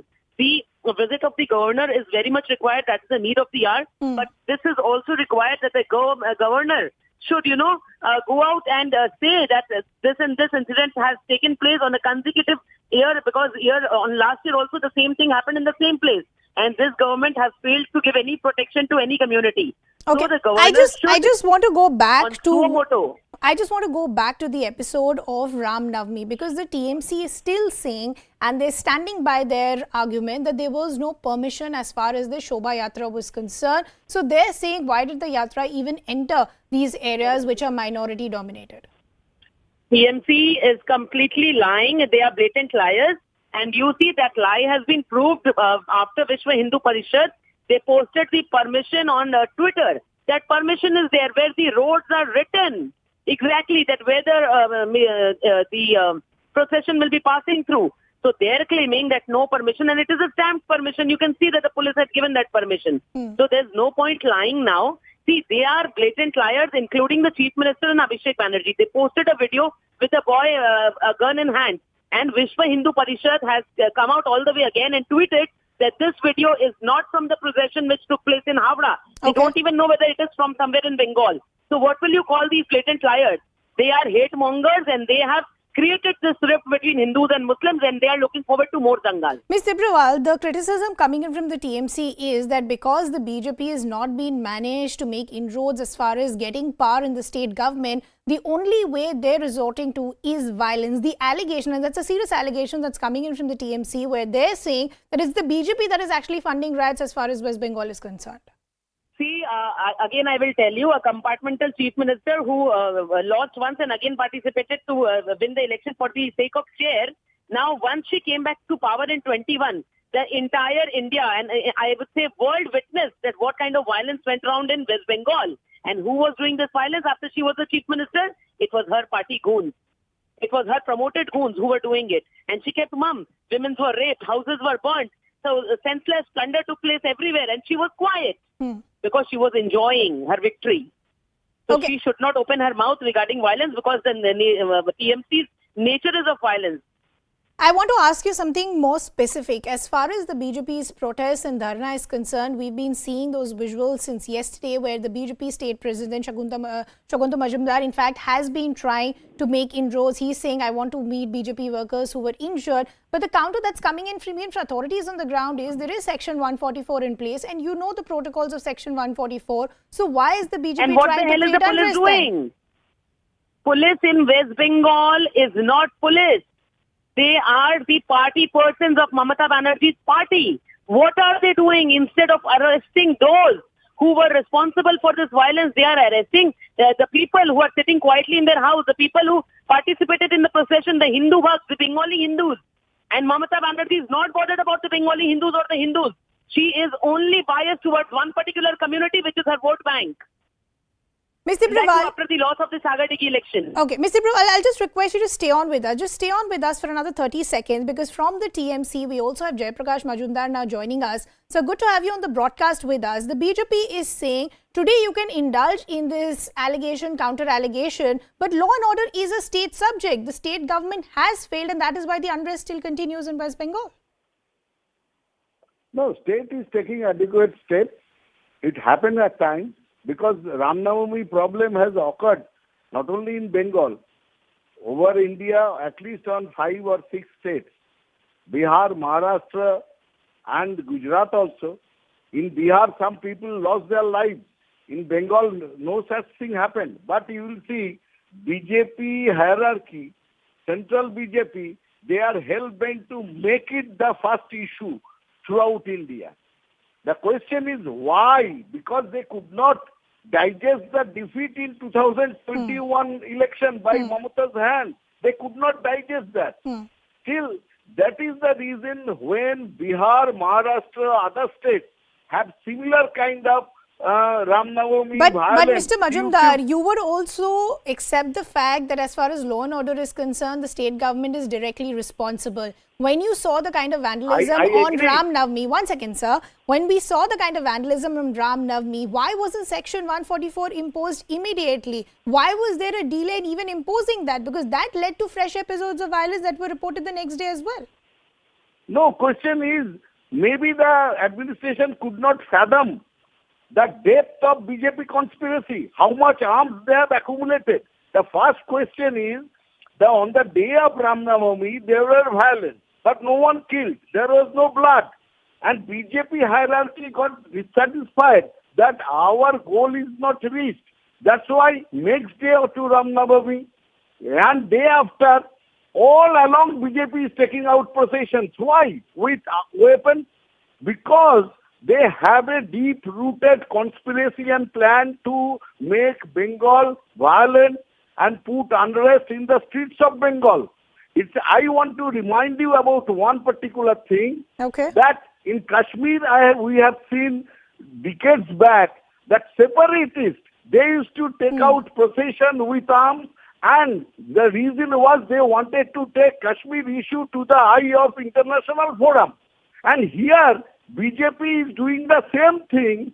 They are arming their people in the procession so that there is unrest and violence, so that they can take this issue. No, Mr. Majumdar, while I'll take the question to Priyanka Tibrewal asking what justifies violence and vandalism as part of protest, but if you are so sure of the allegation that you're making that it was the BJP that was creating unrest, why didn't you arrest them that day itself? No, Sir, we'll just request you to stay on with us, because we in fact have West Bengal Minister Shashi Panja also now joining us. Sir, good to have you on the broadcast with us. Today we've seen the governor cut short his trip to Darjeeling, come to Rishra, take stock of the situation, and he's very clear that peace will be restored. But politically speaking, allegations, counter allegations still continue. Law and order is a state subject. Why hasn't peace still been restored 4 days after the episode of Ram Navami happened? Ma'am, all steps have been taken by the state government, and the machinery is in place to contain any kind of disturbances and chaos. So there are various steps which have been taken, which is also there in the public domain. Now, the point is that those who are miscreants and they have been arrested. For that, you do not have to look into what religion they belong to. Those who have created law and order problems are all being arrested. The machinery is in place. We respect the Honorable Governor who has visited. Our Honorable Chief Minister has issued directives. Everything will be contained. Now, what has happened in Howrah, this is Hooghly. Now, the one which happened in Howrah, which the BJP was denying, was the video which was flagged by our Honorable General Secretary of our party, AITC, in which video we see this guy who is brandishing a pistol in the BJP Michil, the BJP procession, the VHP procession. So ma'am, the counter here is... I want to supplement that that fellow, Sumit Sao, has been arrested. He had escaped to Munger, Bihar. He has been arrested from there, and he has confessed to this, that yes, I was there in the procession, and yes, I was carrying the pistol. So this is, the BJP had said that we had flagged a fake video, that it is not fake, and the fake news and fake videos are... Ma'am, help me understand this. The criticism that's coming in from the BJP is that you can continue to make all these allegations, but law and order situation is a state subject. So when we saw the vandalism on the occasion of Ram Navami, why wasn't Section 144 imposed much earlier? Why did we wait longer for fresh episodes to take place? Yes, two things. One, Howrah in respect of Hooghly, both I will say. Last year, Howrah, similar incident. That's why this time we didn't stop any Ram Navami processions. What we did was the police set out 4 guidelines that if these guidelines could be abided with. And BJP violated all the guidelines and the chaos. When there were 2 processions in 2 different directions, they were supposed to be, they emerged. Now they will say we wanted to get into the Muslim area. They said this is not absolutely irrelevant. Processions always, you and me, have to take permissions. Any cutting across any religious, social, political processions, we need to take permissions. We need to take the BJP is sure that they had permissions. In fact, we've seen the leader of opposition, Shovendu Adhikari, put out those papers as well. They're saying there was no protocol that was flouted. Those were applications that we wished to hold a rally. The one by Indradev Dubeji of VHP. Okay. It was an application. Set of guidelines were attached. They were supposed to get back with it and to assure that there would be no weapons in the procession, which they didn't.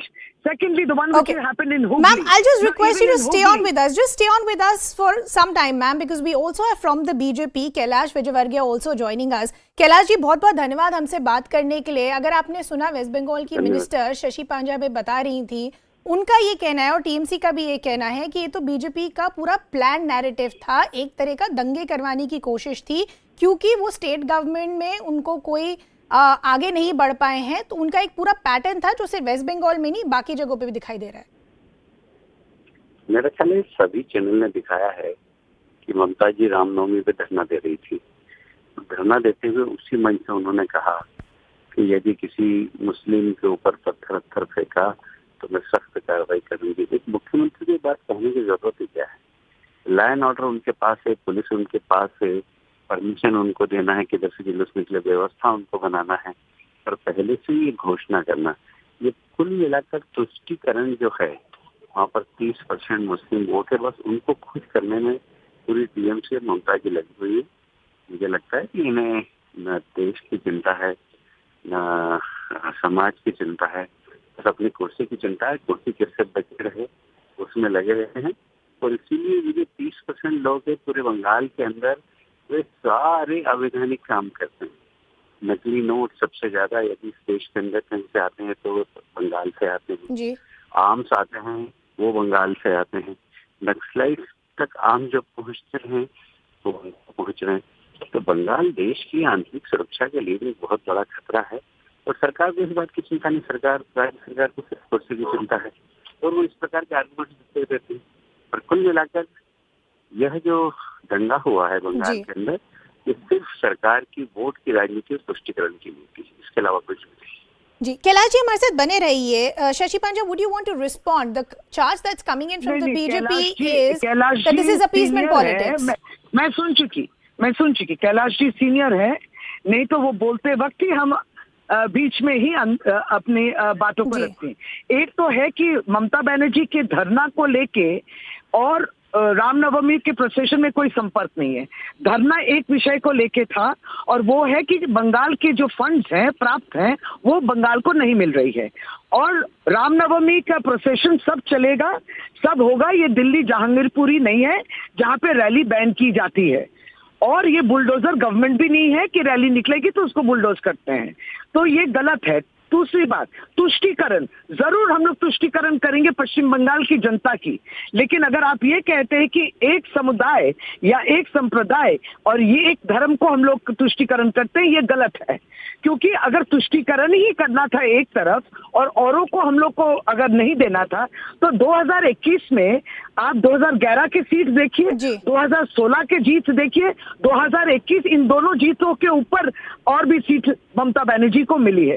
तुष्टीकरण करते हैं क्योंकि हम लोग कामों द्वारा करते हैं, तो ये फिर गलत एक आरोप जो लगाए रखता है। क्योंकि लगता है कि भारतवर्ष में भारतीय जनता पार्टी के शासनकाल में 3,400 कम्युनल राइट्स हुए हैं उनके शासनकाल में और 51,000 से भी बेसी राइट्स हुए हैं, दंगे ये सब हुए हैं। तो इनका जवाब भारतीय जनता पार्टी का, उनकी नैतिकता नहीं है कि हम लोग से ये सवाल करें। तो ये गलत नैरेटिव जो तैयार किया, this is a wrong narrative which is being built for non BJP rule states. Mr. Shashi Panja, I'll have to leave that conversation there. I'd like to thank Kailash Vijayvargiya as well. We'll continue to get you all those reactions, but let's go back to our colleague Kamalika Sen-Gupta, who in fact is now joining us live on the broadcast. Kamalika, keeping the political war of words aside, first help our viewers understand what does the ground reality look like? What is the kind of assurance that has been given by the governor as well? The governor has clearly, he has come directly from the airport. He has cut short his visit. He has come and he has taken the stock of the situation. He went to that place yesterday where actually violence took place at the middle of in the late night. And in that phone number, great. He was there. He was briefed by Chandanagar Commissioner Amit P. Javalgi and all the senior officers. What he said to us is that no mobocracy will be entertained and strict measures will be taken of people who are trying to do anti-national activities. He has also stressed that the violence culture has to go from Bengal and that has to go from Bengal, and he is going to do everything to put that thing fall in place. So he was very strict. The fact that he came directly from airport, cut short his visit, was very significant, and the fact that he directly went to the spot and he said that no mobocracy will be allowed is very significant. And he has said that he will do everything to restore peace, and he has also spoken to the police officials. Police officials have also given their brief to him. On the other hand, right now, where we are standing in that Bishalokhi More, as you can see, again barricades have been made by police. Shukanta Majumdar, state BJP president, is expected to come here like yesterday. You know, in the morning, his permission was denied, stating that Section 144 is imposed in the Battala area. But you can see the police arrangement right now, which clearly signifies that again, when Shukanta Majumdar will come through this road, he will be stopped. Now, we know that he is right now. So, an assurance that has been given by the governor after he visited Rishra, where Section 144 is in place. He's gone on to say peace will be restored. Also, culprits will be put behind bars. Kamalika, keep tracking those developments for us. This is a story that we'll keep watching very, very closely. For now, we're slipping into a visual.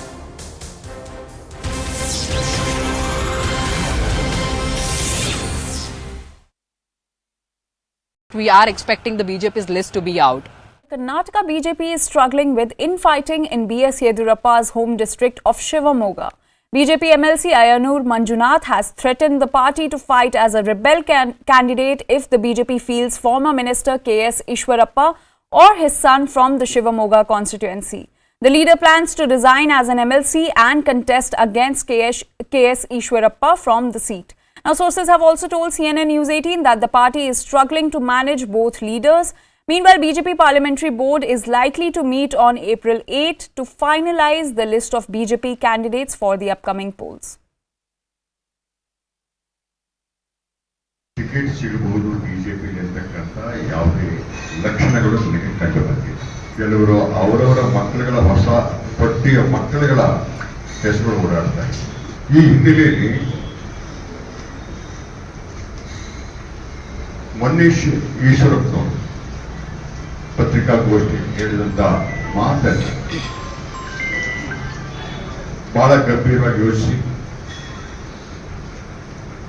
ನಮ್ಮ ಸ್ನೇಹಿತರು ವಿಶ್ವಾಸಿಗಳೊಂದಿಗೆ ಸಮಾಲೋಚನೆಯನ್ನು ಮಾಡಿ ಒಂದು ನಿರ್ಧಾರಕ್ಕೆ ಬಂದಿದ್ದೇನೆ, ಸ್ಪರ್ಧೆಯನ್ನು ಮಾಡಲೇಬೇಕು. CNN News 18's Ritu is joining us on this story. Ritu, can you tell us more about this infighting that has erupted in the BJP for the Shivamoga constituency?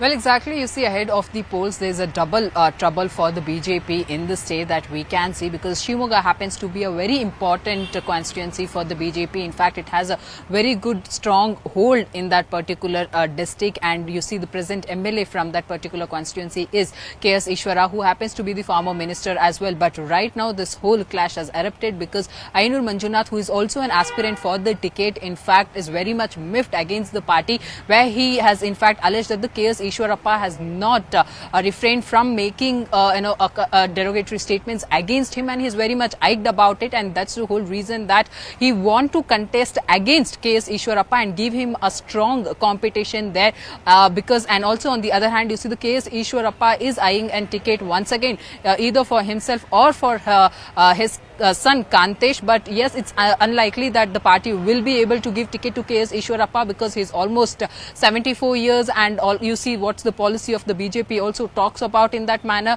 and that's the whole reason the former minister is trying a ticket for his son. But on the other hand, what we can also, what one has to note here is also that if Ayanur Manjunath also happens to resign from the BJP, then he will be the third MLC who would be resigning from the party. You remember just last month that two BJP MLCs in fact put their papers and have joined Congress because of the ticket that they really want to contest from one or the other constituency, where you see Putana happens to be getting a ticket from the Rajaji Nagar constituency from Congress. On the other hand, Babu Rao, who left BJP recently, resigned from his post, has also joined the Congress, and there he's also hoping a ticket from Gulbarga district. So that's the whole reason you see the Ayanur Manjunath is also hoping for a ticket, but unlikely that the Congress party will be giving him a ticket. So that's the reason Manjunath also has made it clear that no matter whichever party in fact invites him, he will be joining that party to contest and give a strong competition to K.S. Ishwarappa to show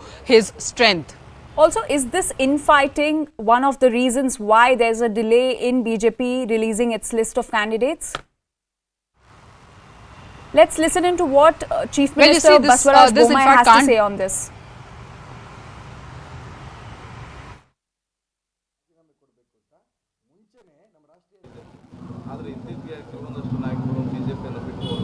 ಇಲ್ಲ ನೋಡಿ, ನಾನು ಹೇಳ್ತೀನಿ ಕೇಳಿ. ಇದೇನಾಗಿದೆ ಅಂತಂದರೆ, ಈಗ ನಮ್ಮ B J P ಈಗಾಗಲೇ 125 ಶಾಸಕರು ಇದ್ದಾರೆ. ಅಲ್ಲಿ ಕೆಲವರು ಆಕಾಂಕ್ಷಿಗಳಿದ್ದಾರೆ. ಅವ್ರಿಗೆ ಅಲ್ಲಿ ಅವಕಾಶಗಳಿಲ್ಲ ಅಂತ ಮನಗೊಂಡು 2-3 ಜನ ಬಿಟ್ಟು ಹೋಗಿದ್ದಾರೆ ಹೊರತಾಗಿ ಇದರಿಂದ ಬಿ ಜೆ ಪಿಯ ಚುನಾವಣೆಯ ಮೇಲೆ ಯಾವುದೇ ರೀತಿಯ ಅದರ ಎಫೆಕ್ಟ್ ಆಗೋದಿಲ್ಲ. ಸರ್, ಡಿ ಕೆ ಶಿವಕುಮಾರ್ ಹೋದ್ ಬಂದ ಕಡೆ ಎಲ್ಲ 45 ದಿನ ಅಷ್ಟೇ ಈ ಸರ್ಕಾರ ಹೋದ್ಮೇಲೆ ನಮ್ಮ ಸರ್ಕಾರ ಎಲ್ಲ ಕ್ಲೀನ್ ಮಾಡ್ತೀವಿ ಅಂತ ಕೂತಿದ್ದಾರೆ ಸರ್. ಈಗ ನೋಡಿದ್ರೆ ಆಮೇಲೆ ಸಿಎಂ ಫೈಟ್ ಬರೀ ಸ್ಟಾರ್ಟ್ ಆಗಿದೆ. ಏನಲ್ಲ, ಡಿ ಕೆ ಶಿವಕುಮಾರ್ಗೆಲ್ಲ ಗೊತ್ತಿದೆ, ಅವ್ರದ್ದು ಅಧಿಕಾರಕ್ಕೆ ಬರಲ್ಲ ಅಂತಲೂ ಗೊತ್ತಿದೆ. ಜನರನ್ನ ಈ ಥರ ಮಾತಿನಿಂದ ಮರಳು ಮಾಡುವಂಥ ಒಂದು ಪ್ರಯತ್ನ ಅದರಿಂದ ಭಾಳ ಜನ ನಾಯಕರನ್ನ ಕರ್ನಾಟಕ ಜನತೆ ನೋಡಿದೆ. ಸರ್, ಸಿದ್ದರಾಮಯ್ಯನವ್ರಿಗೆ ಏನಾದರೂ ಆತಂಕ? Ritu, coming back to you. So, is infighting one of the reasons why there's a delay in BJP releasing the list of candidates? Well, this can't be the reason for the delay in the list of the BJP.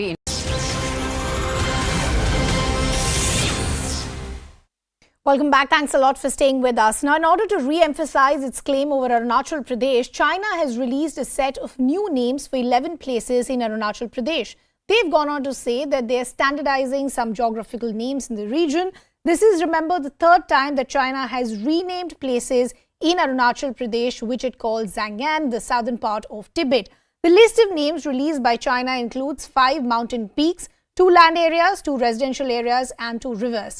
Meanwhile, the Ministry of External Affairs has also rejected the move by saying that Arunachal has been and always will be an integral and inalienable part of India. On the other hand, the Congress has attacked the center of this issue, saying that the country is facing consequences of Prime Minister Modi giving a clean chit to China. This is a part of their campaign to keep the Arunachal Pradesh pot boiling. As I have always said, China is launched multi-domain warfare against India, and they continue to say something against India or do an anti-Indian activity at regular intervals. We respond to the Chinese aggression when our foreign ministry spokesman says this is not going to change the geography on ground because Arunachal Pradesh is under control of India. But this kind of a soft approach against China is not going to help. So the most important part is how does India respond to anti-Indian activities by China? Every country, be it of Asia, be it of Africa, understand as to what China is doing, and they form a united front to counter China's multi-domain activities. Their game is long-term basis. They want to keep the pot boiling all the time. They don't want things to settle down, because once things settle down, then it is accepted as accepted norm. What they are doing now is to again keep the same process, and their timing, that's a good question you can ask, is why this timing? This is a very important timing in terms of international development which are happening. So it's a pattern which you have to see. It's not one-off things. It has implications for the entire world, not just India. India happens to be one of those who will be affected right now. But it's a game which they play. They keep repeating it. Let's also now bring in our colleague Abhishek Jha, who in fact is joining us from our newsroom. Abhishek, even as we are seeing a response that is coming from the MEA, who've gone on to very categorically say that Arunachal was and is and will continue to be a part as far as India is concerned. But this is not really the first time that we are seeing a move like this by China. So help us understand two things: the timing of this move by China and also the past instances where they've done something similar. If you talk about the timing of this move, this is at a very strange time, because King of Bhutan is traveling into India, and we have seen in the last 3-4 days at least there had been some uproar over the remarks by the Bhutanese Prime Minister over the issue of Doklam, and where he has remarked that India, China and Bhutan are the equal partners in that conflict or in that dispute, and they need to share the burden how to resolve it. And in that context, Bhutanese king's arrival in India is very important. And at the same time, now we are witnessing what China is trying to claim as part of its own extended southern Tibet, that's Arunachal Pradesh, and China has tried to rename 11 places. That has happened in past also. What MEA has responded now has been almost the same word by word in the past also, where MEA has said that Arunachal Pradesh has been an inalienable part of India, and just renaming a particular territory doesn't make any difference to that. But having said that, one has to understand the fact that despite MEA's protest, despite MEA rejecting it outrightly, why China is continuously doing it, and not only with India but also with other neighboring countries. In the maritime boundaries, it has conflict with Japan. In South China Sea, it has conflict with nations like Philippines, Vietnam, sometimes with Malaysia also. In Taiwan Strait, we have seen how much of conflict has been in the last several months. So Chinese aggression on its territorial boundaries and maritime boundaries is well known now, and this is a part of that major game plan that Chinese authorities are trying to push through. Abhishek, taking on from what you were saying, that despite there has been a stern response by the MEA time and again, China still continues to provoke like this. So is there a change of stance that is needed by the Indian side as well now? One can say that Indian side has awakened to the Chinese, regular provocation.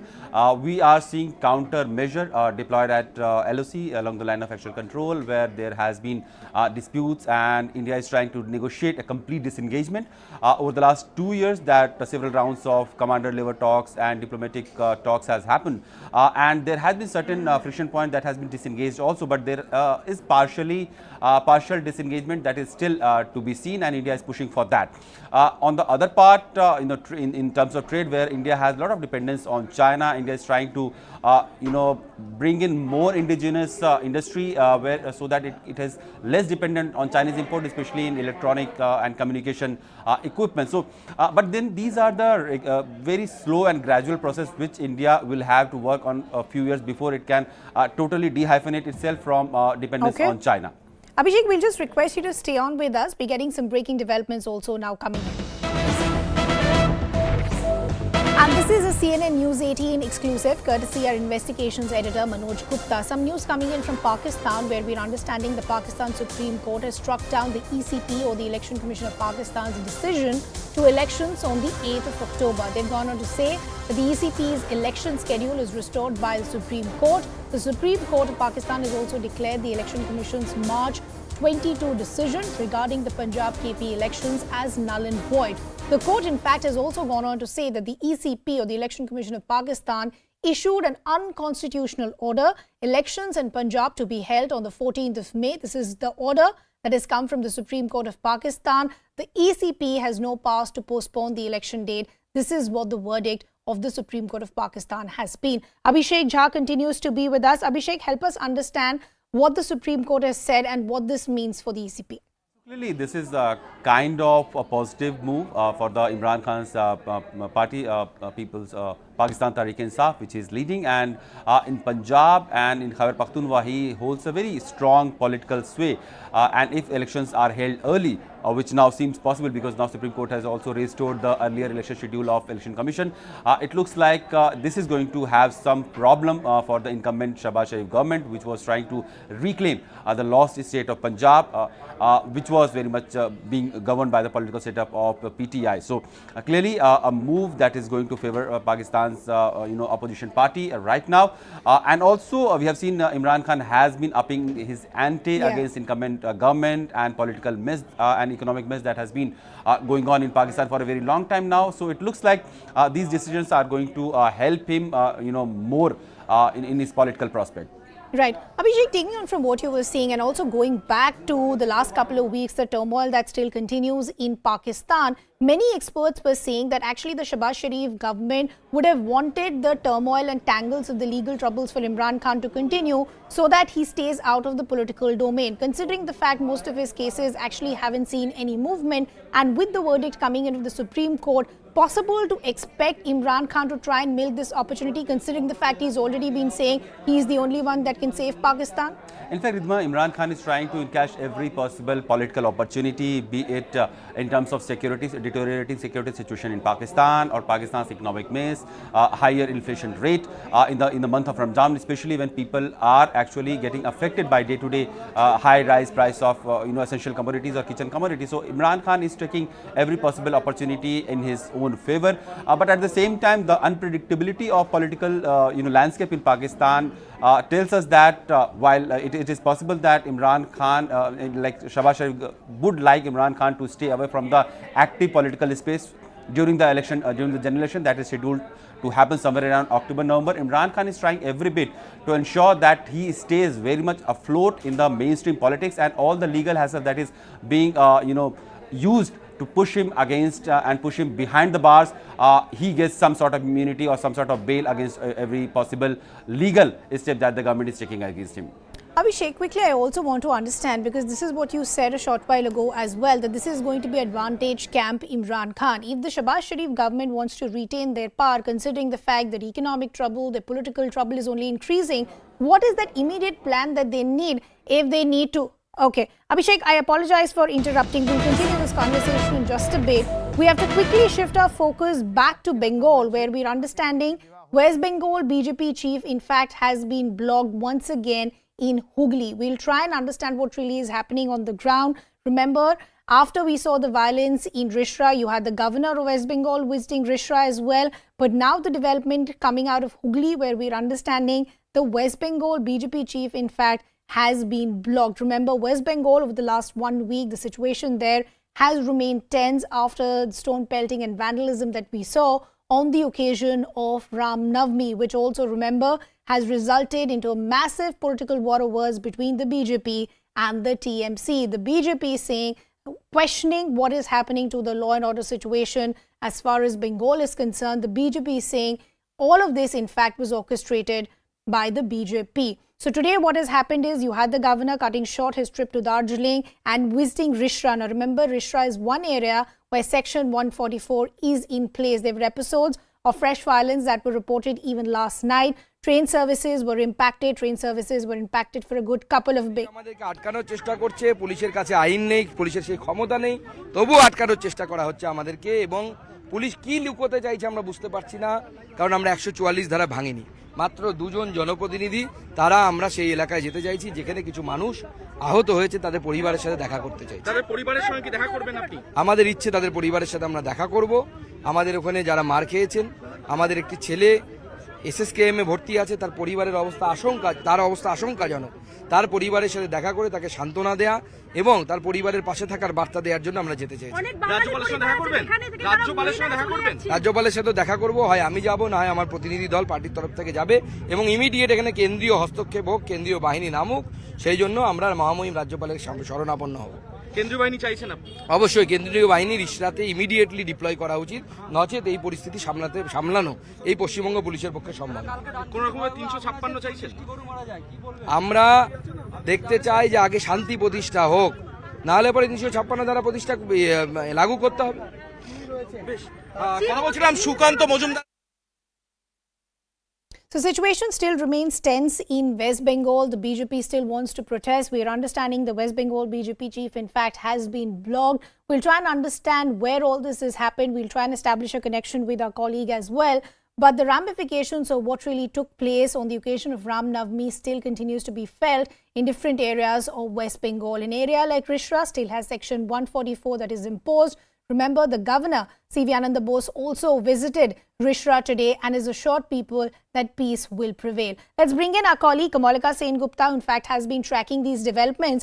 So Kamalika, first coming to the recent development that West Bengal BJP chief has been blocked. Where has he been blocked and what are police officials saying? He has been blocked in Dankuni, which is a little far from Rishra. So he has come out from Kolkata, and on his way to Hooghly he has been stopped in this place called Dankuni, and the police is saying that he can't come in because the situation is tense and under control, but the situation is tense, and he has been stopped in an area called Dankuni, which is quite far away from the place of occurrence, but police is saying they can't allow him in Rishra. Okay. We've had the governor visited Rishra as well. Section 144 is in place. What is the assurance that has been given by the governor today, Kamalika? The governor obviously was briefed by Chandanagar Commissioner Amit P. Javalgi, and he has said what has actually happened yesterday night, why this incident took place. He took a stock of the entire situation, and he has said that the culture of violence will not be entertained and the culprits will be put behind the bars, and no anti-Indian or anti-national activities will be allowed. Mobocracy will not be allowed. He will go assess. He has seen all the things today, and he will then assess, and probably has not said that, but it is quite likely that he is going to submit a report to the centre regarding the activities out here. So it is very significant, Governor coming directly from airport to here. Kamalka, I want to understand what is the plan of action as far as the West Bengal BJP is concerned. They've been trying to protest since yesterday, being stalked by police officials. Now we're understanding they will continue with a sit-in dharna? Yeah, obviously, like yesterday, Shukanta Majumdar is likely to sit in Dharna, where he has been stopped, and we know in Kolkata also a rally is expected to come out in the afternoon, protesting whatever is happening, protesting the violence which took place regarding Ram Navami. So obviously, the Shukanta Majumdar BJP state chief is now going to sit in Dharna in Dankuni, where he has stopped. But Kamalka, going back to the larger question, which is that why are we even seeing these fresh episodes of violence? Even yesterday, train services were disrupted and impacted. So the BJP is questioning that why is the TMC government unable to get a complete hold of the situation? See, the thing is that this has happened after the Ram Navami processions. Obviously, the question mark will come on the state government. That's the allegation of BJP. BJP is saying that the state government has failed. But the state government, on the other hand, Mamata Banerjee has clearly said that this Ram Navami riots is now a new culture of BJP, and it's happening not only in Bengal but all over the country, in Karnataka, in Gujarat, here she has mentioned in Maharashtra, she has mentioned it has happened in Bihar. So it's not that the state government is responsible. Rather, she has said that BJP's culture is a riot culture. So clearly a war of words is there. The state government is not ready to take in the responsibility only because they are saying that it is the BJP who is instigating into the entire thing. Kamalka, we'll just request you to stay on with us. Some other breaking developments also now coming in.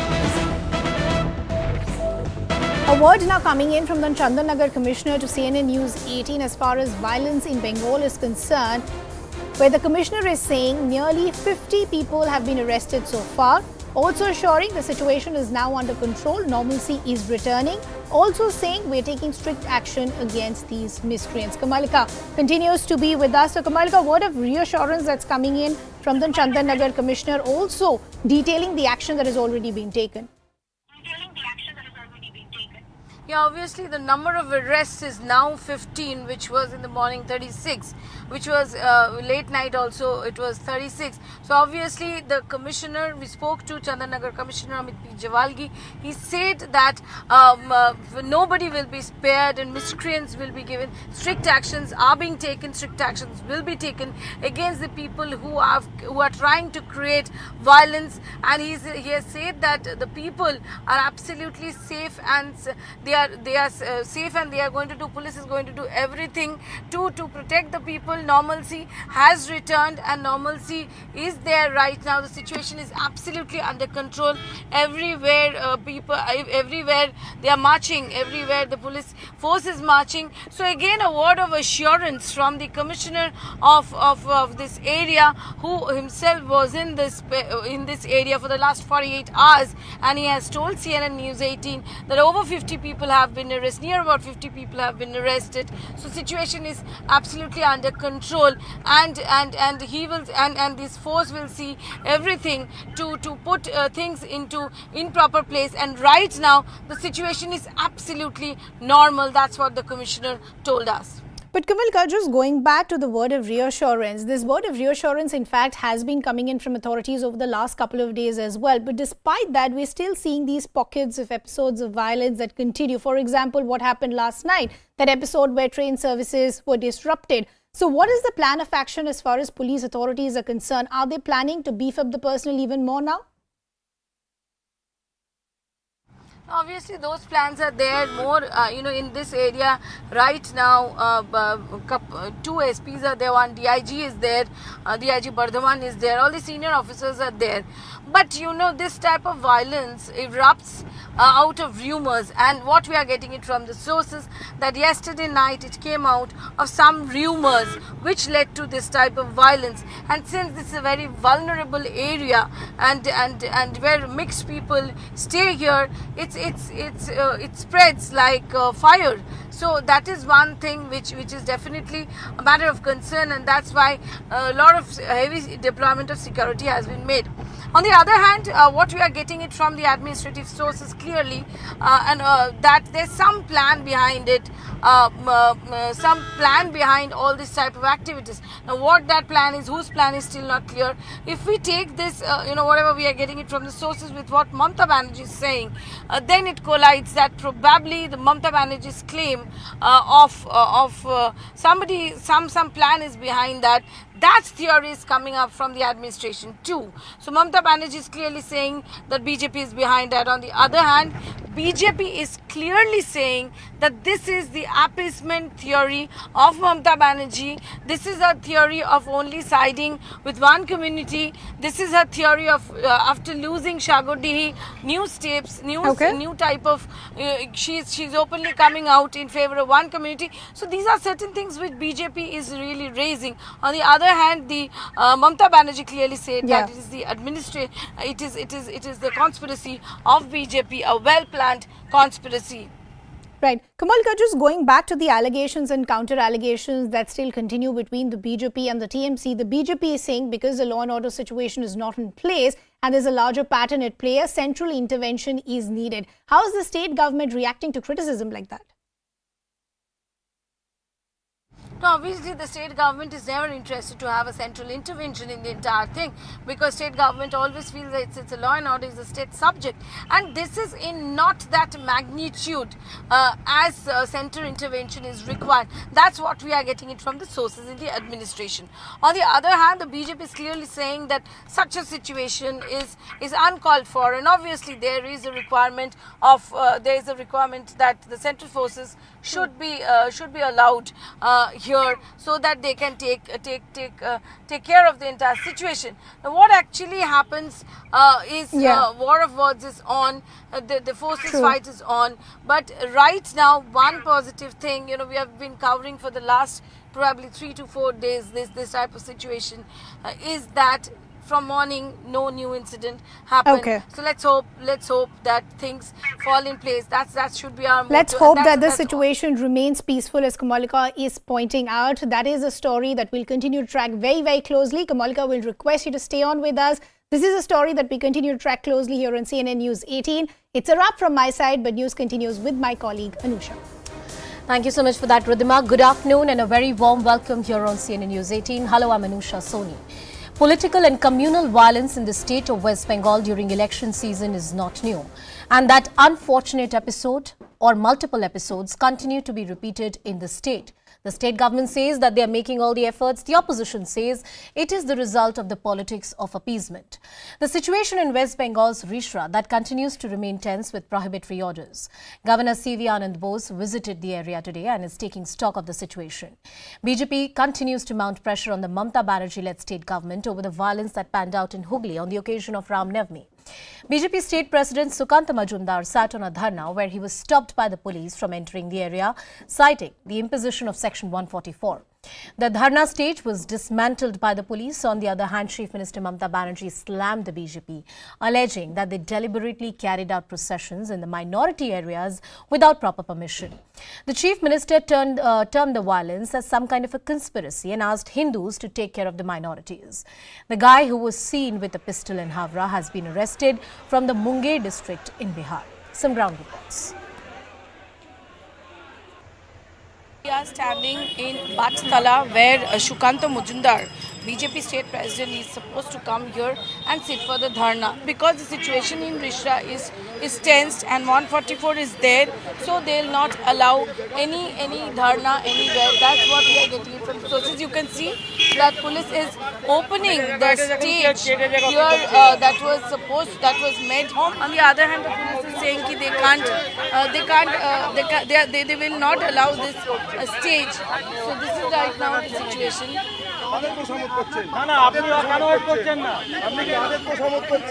You can see that the discussion is on. Police in no ways will allow them. They don't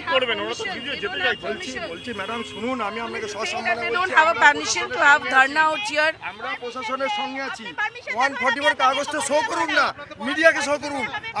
BJP is saying police to show 144s. यहाँ पे आपका permission है? हम लोगों का intimation थाना में दिया है.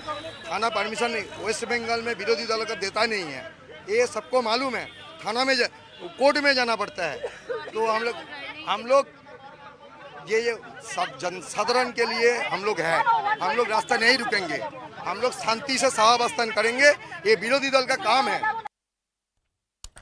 Shifting our focus to another big story, in order to re-emphasize its claims over Arunachal Pradesh, China has released a set of new names for about 11 places in the state, saying that they are standardizing some geographical names in the region. This is the third time that China has quote-unquote renamed these places in Arunachal Pradesh, which it calls Zangnan, the southern part of Tibet. The list of these names released by China includes 5 mountain peaks, 2 land areas, 2 residential areas and 2 rivers. Ministry of External Affairs has rejected the move by saying that Arunachal is and will always be an integral part of India.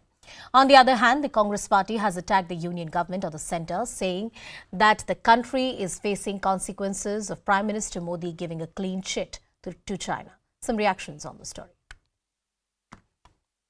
This is a part of their campaign to keep the Arunachal Pradesh pot boiling.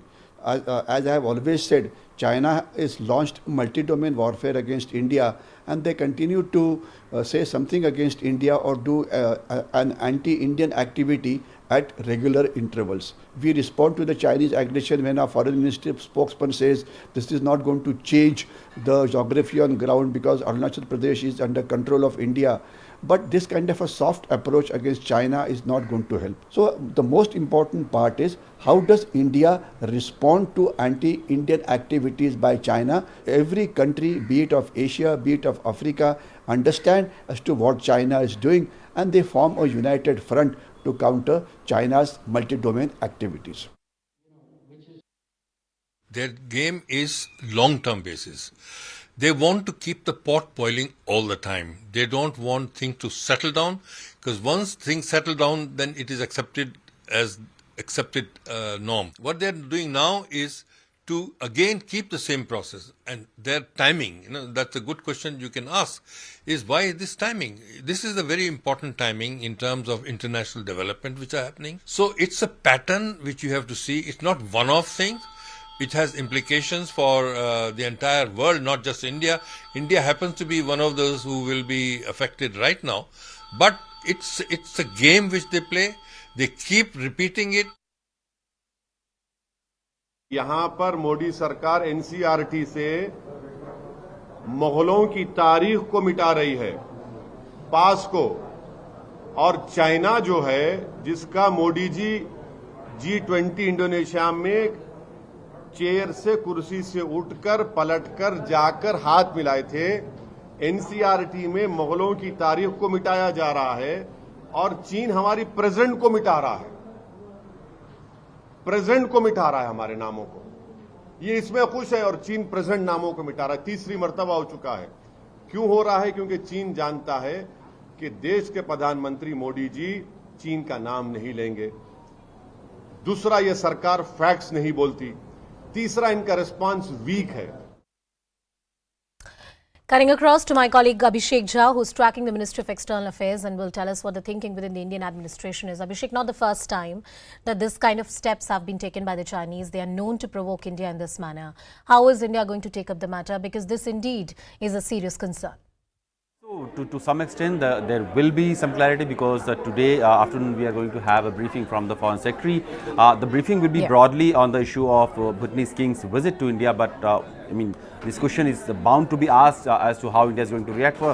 Meanwhile, India has reacted officially. ME has issued a press statement where it has said that we outrightly rejected the stance of China naming 11 places in Arunachal Pradesh as its own and giving the coordinates as well. And it has also said that, like in past, Arunachal Pradesh is an inalienable part of India and it remains so, and any attempt to change the names of any particular places does not have much of difference to it. So this is the standard position of India that India has always maintained in case of Arunachal Pradesh or any other sovereign part of India that China has claimed its own territory in the past also. So what we are witnessing in Arunachal Pradesh currently is not the first time. As you mentioned, there has been instances of such renaming of a particular geographical location in 2017, 2021, and Indian government has been watching very carefully onto this, but it looks like Chinese authorities are very much undeterred by the Indian response so far, because had it been any impactful assertion from the Indian side, these renaming would have not happened. So it looks like China is not very much or sort of unperturbed by the Indian reaction or Indian statements, and it continues to claim that territory as part of its southern state, that is southern Tibet, which India's sovereign state is Arunachal Pradesh. Abhishek, as you pointed out, that not the first time, they have done this before as well. India continues to insist on the position, which is the reality of the day, that Arunachal Pradesh is a sovereign part of India and will remain so. The fact that the Chinese continue to be belligerent over this entire issue, and the fact that there are already various friction points on which disengagement or some kind of de-escalation is yet to happen, LSE continues to remain tense. This latest move by the Chinese, would it be seen as an escalation of a different nature by the Indian side?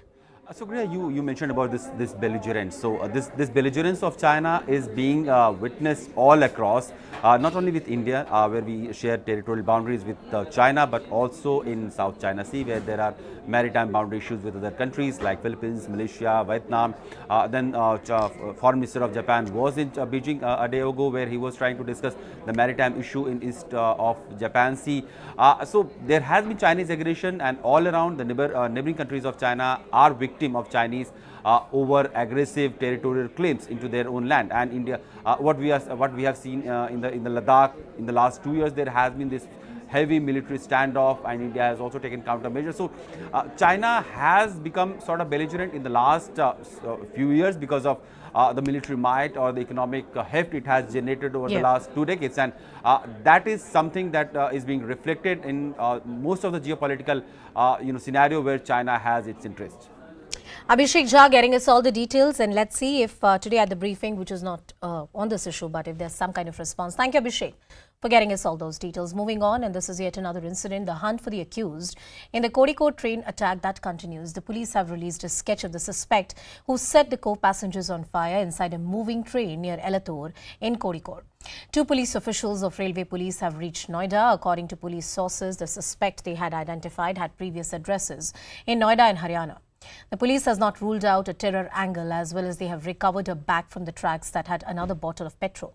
Remember, 3 people, including a 2-year-old child and a woman, were killed as they jumped out of the train after the man set the co-passengers on fire. The incident took place inside the D1 compartment of the Alappuzha-Kannur Executive Express train. അന്വേഷണം ആരംഭിച്ചിട്ടേ ഉള്ളൂ. Preliminary സ്റ്റേജിലാണ് അന്വേഷണം നടക്കുകയാണ്. കേസിൻ്റെ അന്വേഷണം preliminary level സ്റ്റേജിലാണ്. Further investigation നടക്കുന്നതനുസരിച്ച് കൂടുതൽ വിവരങ്ങൾ തരാൻ പറ്റുള്ളൂ. ഡിപ്പാർട്ട്മെൻറ്റ് ഒരു പുതിയ അന്വേഷണ സംഘത്തിനെ ഫോം ചെയ്തിട്ടുണ്ട്. അന്വേഷണത്തെ സൂപ്പർവൈസ് ചെയ്യാനായിട്ട് വന്നത്. അല്ല, ഇതുമായിട്ട് ബന്ധപ്പെട്ട് ഏതൊക്കെ ഏജൻസീസാണ് കോർഡിനേറ്റ് ചെയ്യേണ്ടത് അവരുമായിട്ടെല്ലാം കോർഡിനേറ്റ് ചെയ്യും.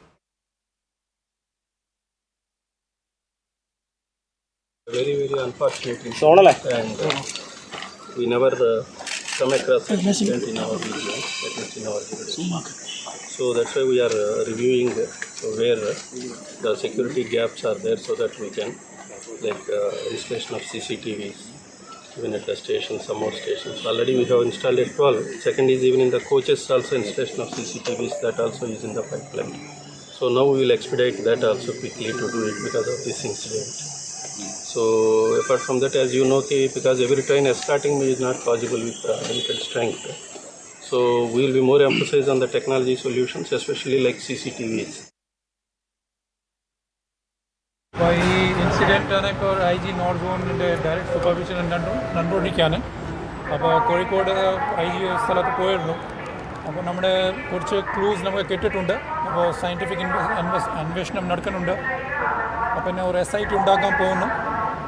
പെട്ടെന്ന് കേസ് സോൾവ് ആവും. അതിൻ്റെ പ്രതികളാരാണ് നമുക്ക് പെട്ടെന്ന് ഐഡൻറ്റിഫൈ ചെയ്യാൻ പറ്റും. നമുക്ക് കുറച്ച് ക്ലൂകൾ കിട്ടിയിട്ടുണ്ട്. My colleague Neetu is joining us on the broadcast. Neetu, the terror angle has not been ruled out, but preliminary inquiry, what has it revealed so far? What are the antecedents? Are there any criminal antecedents of the accused? See, so far those details have not come out, or rather the police have not released those kinds of details. What they are saying is that they have zeroed in on a suspect. They have one suspect who the teams are looking for that suspect. And this person has previous residences or addresses in both Noida and Haryana. So a railway police team or two officials are in Ghaziabad and Lodi area in Ghaziabad. They have also come to do some checks there. So the police is also looking into all these angles.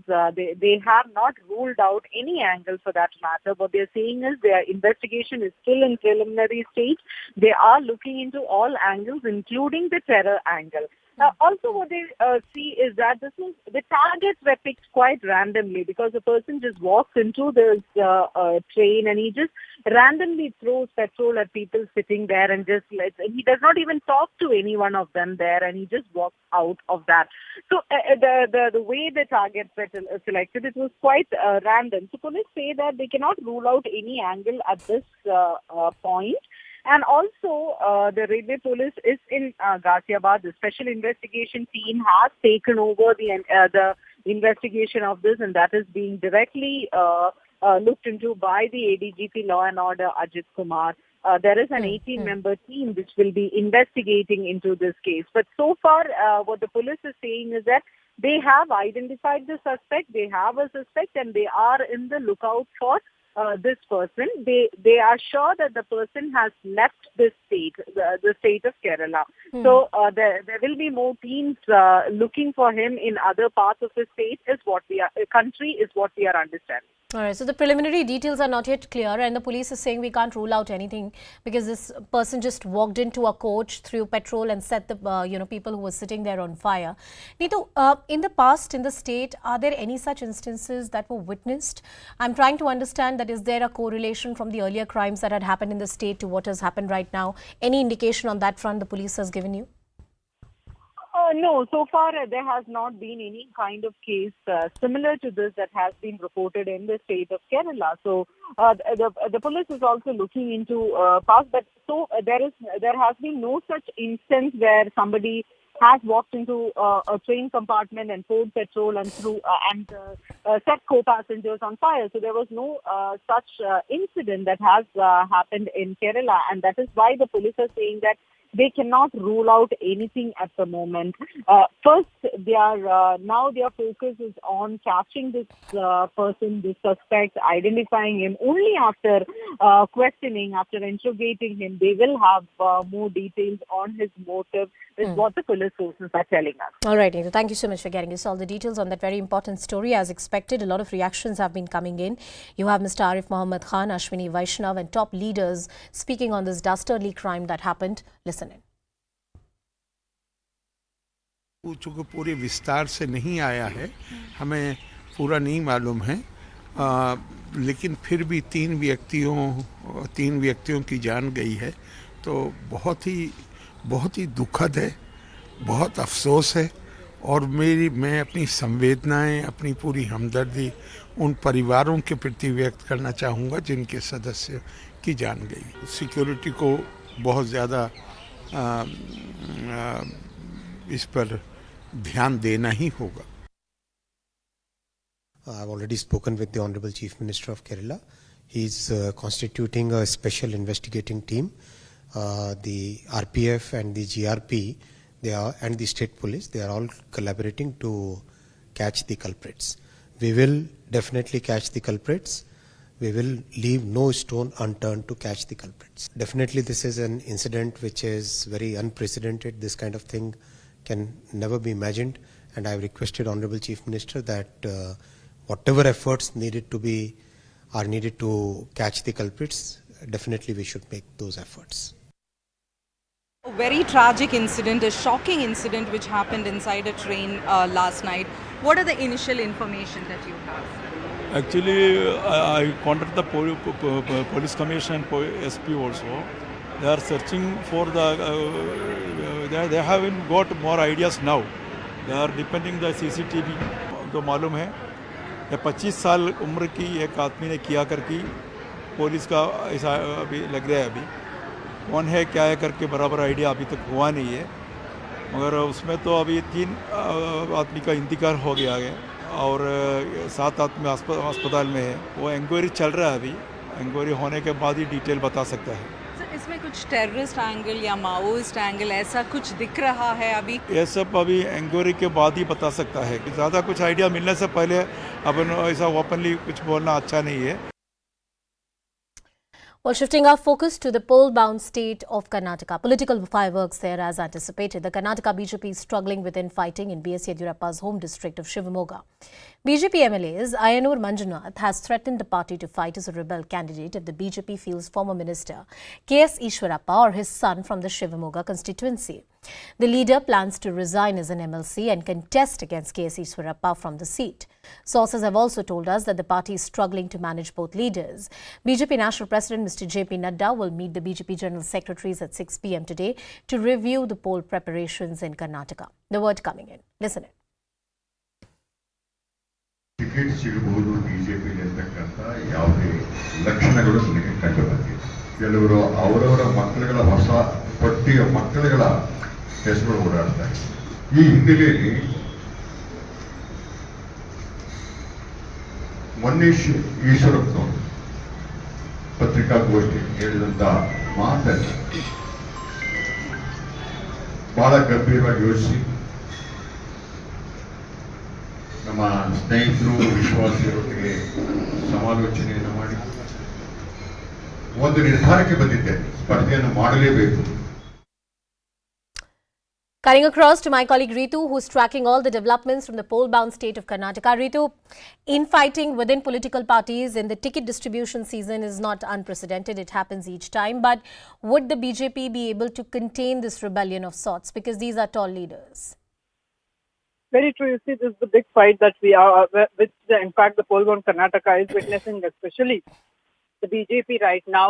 Because one, of course, the kind of mocking that the BJP has done regarding the Congress. So Congress, in fact, now goes on to say that it's their internal matters, let them solve it on their own. But however, while that party was very keen to keep mocking on Congress, now that all their parties, in fact, openly out in the public domain, and thus, how the party leaders will control their infighting is something that one will have to wait and watch out, is what the Congress is, in fact, saying. But on the other hand, you see the Shivamoga district, especially, which happens to be former Chief Minister Yediyurappa's in a home district as well, and a very strong hold that the BJP also has it in the district, and again both of them happens to be the senior leaders as well. So this, of course, has is in fact the kind of puzzle that we are witnessing right now in the Shivamoga district. We'll have to see to what kind of discussions will take place in the party forum, and the party ensuring that both the leaders do not come out and openly speak about their infighting, and they should be resolving within themselves. But however, you see the BJP MLC has made his mind that he's ready to resign from the party and join any party who will be giving him a ticket to contest against, especially against the K.S. Ishwarappa or his son, to show them his strength, is what he is in fact claiming. But we'll have to see how party will take this whole infighting now. How the party will take the whole infighting now. What is the hope within the party? The Congress and the JDS, compared to the BJP, have been able to put out their list of the candidates. JDS had put out much in advance. Is the BJP lacking in some kind of preparedness? Is that the view coming in from the expert really is? Ritu?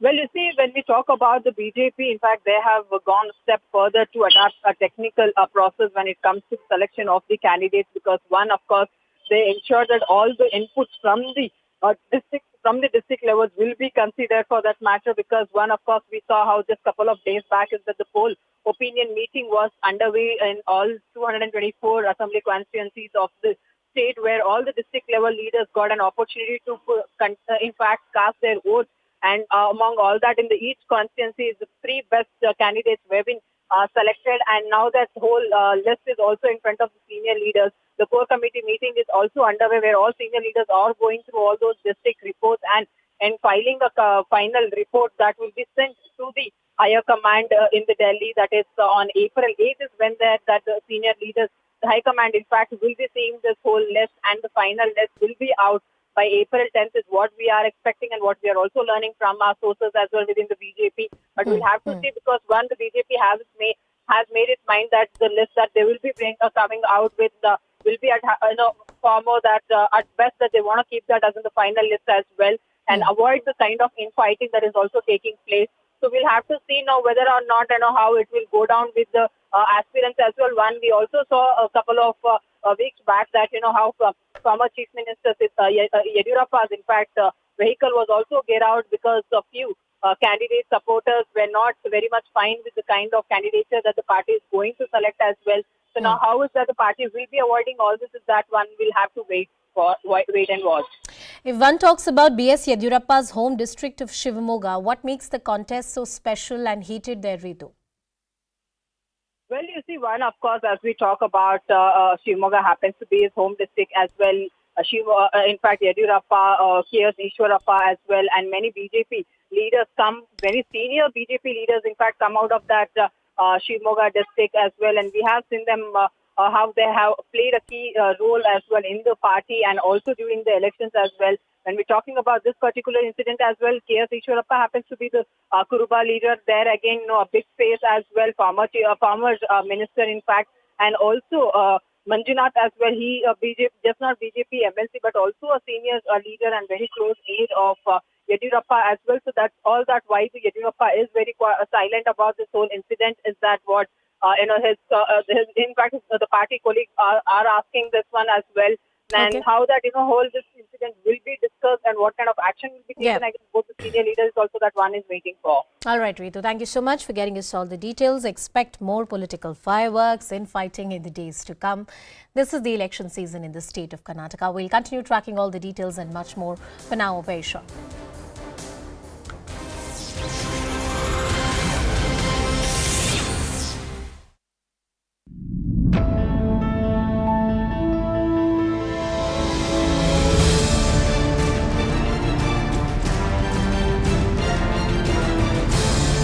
Why should anyone care about Rahul Gandhi's disqualification apart from the Congress party? It's not as if what he's been disqualified for is a larger public cause. Are we seeing a sleeper Khalistani nexus at play in Punjab, which has allowed Amrit Pal to evade the law? Unfortunately, Punjab has that sleeper cells right from 80s.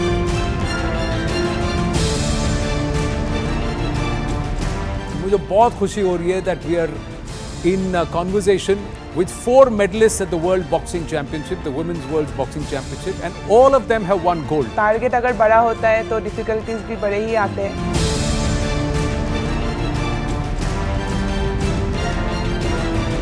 Donald Trump trying to run for office again. Do you reckon he'll be able to win the Republican Party nomination? And why are Republicans still sort of rallying around him? That Trump will get the Republican nomination. I think if he is nominated, he will lose for sure.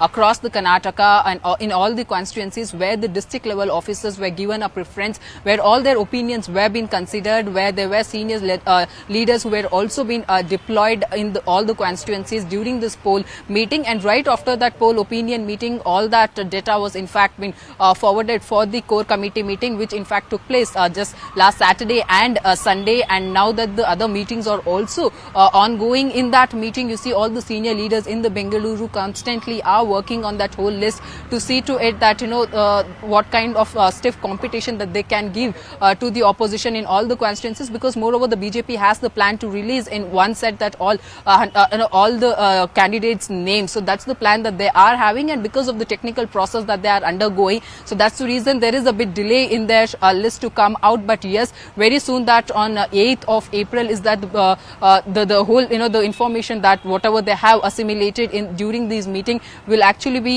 forwarded to the Delhi office, to the BJP, higher command there, and therefore that list will again go through. The senior leaders will again in the Delhi go through that whole list and will be releasing the BJP's candidates list by let's say April 10th, was that we are expecting the BJP's list to be out.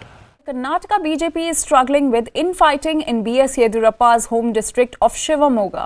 BJP MLC Ayanur Manjunath has threatened the party to fight as a rebel candidate if the BJP fields former Minister K.S. Ishwarappa or his son from the Shivamoga constituency. The leader plans to resign as an MLC and contest against K.S. Ishwarappa from the seat. Now, sources have also told CNN News 18 that the party is struggling to manage both leaders. Meanwhile, BJP Parliamentary Board is likely to meet on April 8 to finalize the list of BJP candidates for the upcoming polls. Ticket ಸಿಗಬಹುದು ಬಿಜೆಪಿಗೆ ಅಂತಕ್ಕಂಥ ಯಾವುದೇ ಲಕ್ಷಣಗಳು ನನಗೆ ಕಂಡುಬಂದಿಲ್ಲ. ಕೆಲವರು ಅವರವರ ಮಕ್ಕಳುಗಳ ಹೊಸ ಪಟ್ಟಿಯ ಮಕ್ಕಳುಗಳ ಹೆಸರು ಓಡಾಡ್ತಾರೆ. ಈ ಹಿನ್ನೆಲೆಯಲ್ಲಿ ಮೊನ್ನೆ ಈಶ್ವರಪ್ಪನವರು ಪತ್ರಿಕಾಗೋಷ್ಠಿ ಹೇಳಿದಂತ ಮಾತನ್ನು ಬಹಳ ಗಂಭೀರವಾಗಿ ಯೋಚಿಸಿ ನಮ್ಮ ಸ್ನೇಹಿತರು ವಿಶ್ವಾಸಿಗಳೊಟ್ಟಿಗೆ ಸಮಾಲೋಚನೆಯನ್ನು ಮಾಡಿ ಒಂದು ನಿರ್ಧಾರಕ್ಕೆ ಬಂದಿದ್ದೆ, ಸ್ಪರ್ಧೆಯನ್ನು ಮಾಡಲೇಬೇಕು.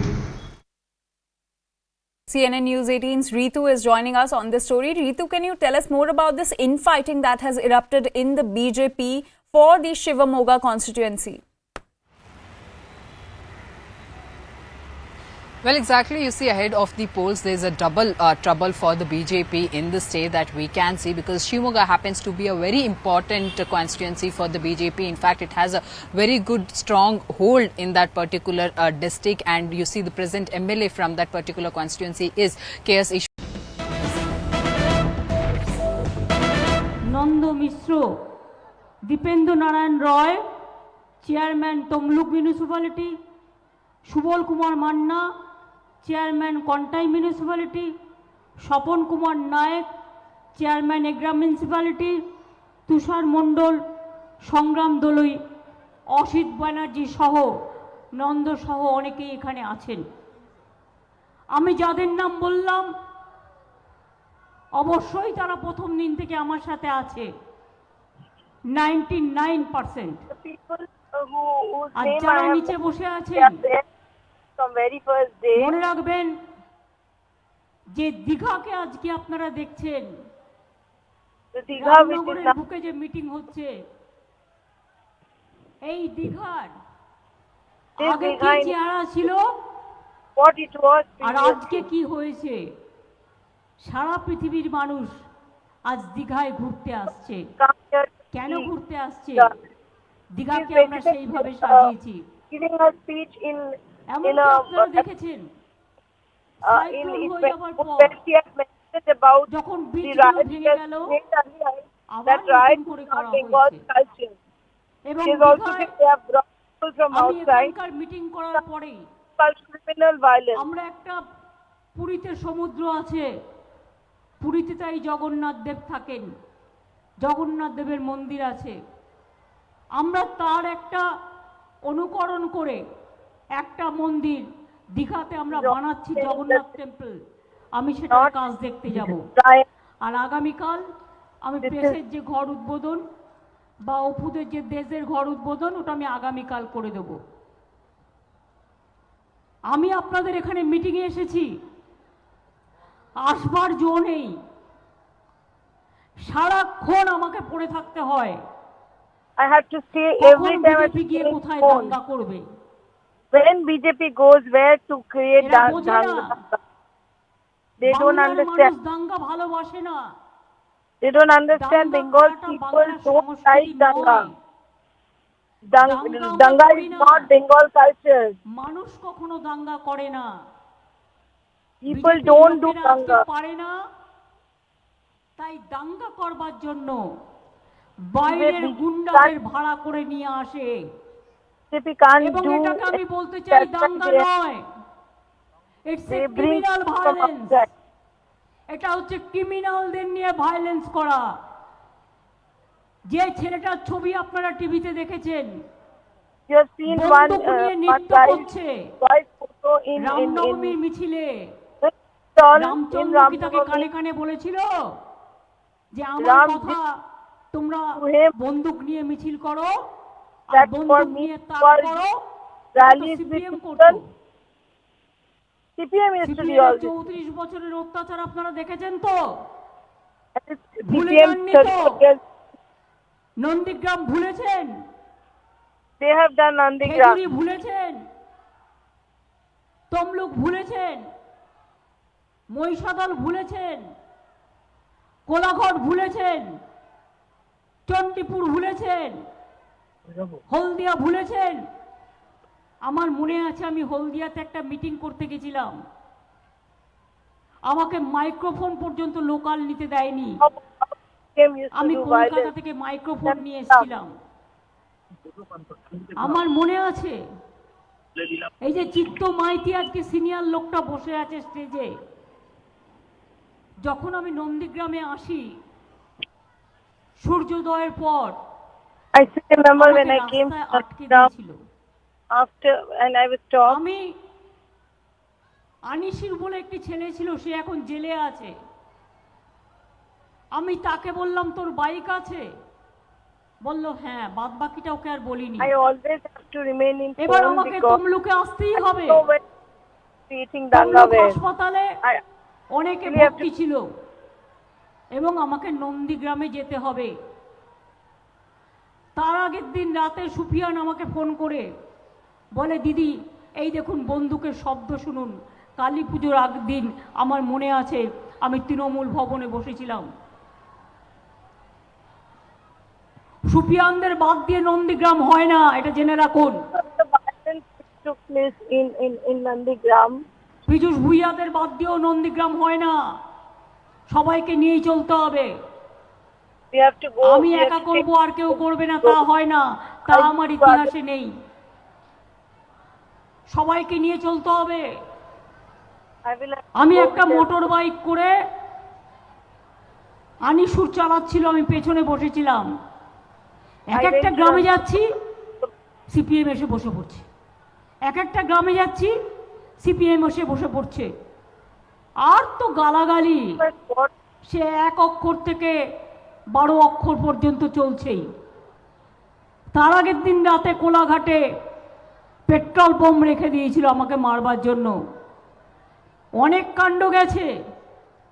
কোলাঘাটে আমাকে রাজ্যপাল তখন বললেন, গোপাল গান্ধী ছিলেন, মানুষটার কথা আমি মনে করছি এই কারণে, তিনি আমাকে খবর দিলেন আপনি কোলাঘাট থেকে রাত্রে বেরিয়ে যান, এখন 1টা বাজে, ওরা আপনাকে পেট্রোল বোম মেরে উড়িয়ে দেবে। রাজ্যপালের কথা শুনে কোলাঘাট গেস্ট হাউস আমাদের বুক করা ছিল, ঢুকতে গেলাম, দেখলাম বড় বড় গাড়ি দিয়ে, বড় বড় ডাবল ডেকার বাস দিয়ে কোলাঘাট গেস্ট হাউসের সব দরজা বন্ধ। কিন্তু আমি একটু গ্রামের মেয়ে, জন্ম আমার গ্রামে, আমি সাঁতার কাটতেও পারি, গাছে উঠতেও পারি, ডাঙায় বেরোতেও পারি, ধান কাটতেও পারি, ধান পুঁততেও পারি, সুতরাং আমাকে কি করবে? আমি মাছ ধরতেও পারি। আমি একদম ডাবল ডেকার বাস বেয়ে বেয়ে উঠে লাফ দিয়ে আমরা ঢুকলাম। ওই রাতে লাগেজ সহ বুঝুন। পরের দিন যখন বাইক নিয়ে বেরোলাম, সব রাস্তায় আটকাচ্ছে, আমরা কোথাও হেঁটে, কোথাও বাইকে, কোথাও চালাকি করে অন্য ভেতর ভেতর দিয়ে ঘুরে ঘুরে, ওটা ধরতে পারেনি আমি কোন রাস্তা দিয়ে যাব। আমি যখন তমলুক এসে পৌঁছালাম, তমলুক হাসপাতালে যাব বলে আবার বসে পড়ল রাস্তায়। তখন আমি হাঁটতে শুরু করলাম, হাঁটতে হাঁটতে এসে তমলুক হসপিটালে গেলাম। এবার রাতে তো কোথাও থাকতে হবে, কোথায় থাকবো? তমলুকের একটা ছোট্ট জায়গা ছিল, তখন একটা ছোট্ট হোটেল ছিল সাধারণ মানুষের জন্য, আর কোথাও থাকার জায়গা নেই, তো আমরা 2 দিনের জন্য সেটাকে বুক করলাম। আমি তো বাড়ি থেকে বেরিয়েছি এক কাপড়ে, একটা দাঁত মাজনও ছিল না আমার সাথে, ব্রাশও ছিল না, চিত্তমাইতি তখন ওখানে ছিলেন, আর তার বউ শিখা মাইতি ছিল। আমি চিত্তদাকে বললাম, চিত্তদা আমার একটা কাপড় সায়া ব্লাউজ লাগবে, আর একটা দাঁত মাজন লাগবে, আর একটা ব্রাশ লাগবে। সেদিন উনি সেটা নিয়ে এসেছিলেন, তাই সেদিনটা আমি থাকতে পেরেছিলাম ওখানে। Well, that was Mamata Banerjee speaking, talking about the violence and multiple other issues. We'll continue tracking what's happening in the state of West Bengal and the politics. Another important story, an Indian origin student from the London School of Economics has alleged that there's a discrimination on the basis of religion and anti-India rhetoric prevalent on the campus. Karan Kataria, a lawyer who is pursuing masters at the LSE campus, who was running for the General Secretary of the LSE Students' Union, demanded that he was disqualified, and he also made a statement that the manner in which his disqualification took place was not proper. He claimed that he was disqualified from fighting for the General Secretary position for being, and I'm quoting, Hindu nationalist. He further added that he faced personal vicious and targeted attacks due to an anti-India rhetoric and Hindu phobia. He further asserted that he will not be silent and he will not be a victim of this narrative. CNN News 18 also reached out to the university and the Students' Union to verify the claims and get their response. We are awaiting a response coming in from them. Karan Kataria, who's a law student at the LSE, is joining us on the broadcast. Good afternoon, Karan. Thank you so much for speaking with us. Why don't you tell us what exactly happened? And when you argue that there is a narrative, a Hindu-phobic narrative which is responsible for your disqualification, what exactly happened that led you to reach this conclusion? This is not the first instance that I encountered. Before coming up to this event, I would like to tell few previous events that happened at LSC, and I've been targeted for that as well. When I came to foreign soil, before starting, yes, we need to acknowledge that every system, every society, every country, for that matter, a unit, every family have a problem. Yeah. But it is not our duty to come and clear our laundry, our dirty laundry on someone else's place. So I thought that there is a gap. Whatever narrative that flows through these elitist top institutions across the globe is that India, all negative image about India. All institutions are corrupt. We don't have not a vibrant democracy, what we claim to, and such things that I was encountered with. So I founded India Policy Forum, wherein we celebrated Bharat. We celebrated the ancient culture, the civilization, the great civilization that we are, and an institution which is so important, especially for our country, because Dr. Bhimrao Ramji Ambedkar, the great visionary, studied here. So we thought to do certain events on these lines. So I did G20, which Vasudhaiva Kutumbakam, bringing the students of all nationalities together and discussing about the pressing issues that the world is facing. Again, it was targeted. G20 was targeted, that G20 is again being made political. I was silent. Secondly, no, I want you to pause there so that our viewers are able to understand. When you say you were targeted by whom? What did they do to target you? Yeah, I'll come up when I discuss this second, and I'll share it with you. So Republic Day event, first time ever at LSC. We organized a Nukkad Natak, because West is unaware of the concept of Nukkad Natak. We did a Nukkad Natak in English, wherein we told about Ambedkar, Indian constitution, and Indian journey as a republic, as a democracy. And we had a panel discussion wherein we had Aniruddha Rajput, former International Law Commission member of United Nations. We had one of the a prominent professor from LSC who joined us, Amish Tripathi ji joining, and Justice Kaul sent his recorded video, the present Supreme Court Justice. Okay. So the accusations that were made, even, you know, it said that this is not a panel, this is a manel. 75 years, still no women. Beside all upper caste individuals in this panel, one individual from the panel, because we students, I never thought it from the perspective of caste, race, color. If it just as a student, whomever we could approach on a foreign soil, whoever can give their time. No, Karan, I understand. I understand what you're talking about. That, you know, you were trying to put together ideas and people who really matter and create a discourse where you can exchange ideas and a thriving and a dynamic platform. Who were these people who were making these kind of comments? Did it come from the university? I'm asking you this question repeatedly, so that all that you're saying gives us a broader picture and a context as to who exactly was targeting you within the campus. Yes, there were few LSC individuals themselves who wrote on WhatsApp groups. If you want, by hiding their names, I can share those proofs with you, wherein they're terming exactly that this is manal, not a panel, wherein the highest authority, our Supreme Court Justice, will be delivering a lecture. So this, on a foreign soil, this will actually come upon and tamper the very democracy that we celebrate.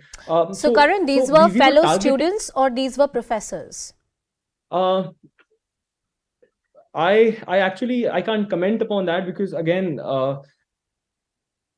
there were students who personally directly told me. The role of professors, I can't comment upon that, with pertaining to the Republic Day event specifically. Is there any special reason why you're withholding your comments on the professors? I don't want to put you in a difficult spot. Confidentiality, safety, and other things are also important, and coming up with a thing which I can't prove. I understand, because I have proof. I have WhatsApp chats of people accusing in terms of this is not a panel, this is a manel, and all upper caste people sitting on this. So yeah, I have, but I can't rely on hearsay that I said, because particularly for this event. Karan, I ask you this question, and I ask this question to you very responsibly. I've studied abroad for 2 to 3 years at different universities, and the reputation that India enjoys for decades across the globe is a reputation of diversity, a thriving culture, and even our democracy, which is an outlier from the political science point of view as well. The entire world marvels at the manner in which we have preserved the ethos of this country. How does one draw the line between difference of opinion, criticism, fair criticism, or some kind of targeting that you're accusing of? You're a law student, and that's why I'm asking you these questions. Yes. So I'll relate to what personally this incident of election that happened. You have full authority to have difference of opinion, and that's the beauty of a democracy. But you cannot demean someone else's faith, someone else's ideology, someone else's view of point. As a firm believer of Swami Vivekananda, where he said it's journey of truth from truth. Saying that this is truth and one is lie is not what I believe in. But not acknowledging the fact that the student on a foreign soil within a month or two try to manage these individuals, lack resources, lack support, but still they're managing it, and our own people coming up and criticizing, even before they didn't even reach out to us. We have written to many justices in India, and I can give you email. We have put in efforts, but again, you're demeaning. This is a cancel culture which we need to acknowledge. So Karan, I want to understand two things from you. One is rather a contextual question, and the second one is rather personal. Why does this narrative bother you so much as an Indian? And I ask you this question to understand your sentiment, because you're not the first one who's making such problems or highlighting it in the public domain. Point number one, you can speak about that. And secondly, what kind of support did you get from the university, if at all any, when you wrote to them, when you told them this is the problem? Yeah. So coming to your first point, and first, because I've not touched upon what happened during the election process. So on 24th of March, 2022, a smear campaign was launched, so strategically planned.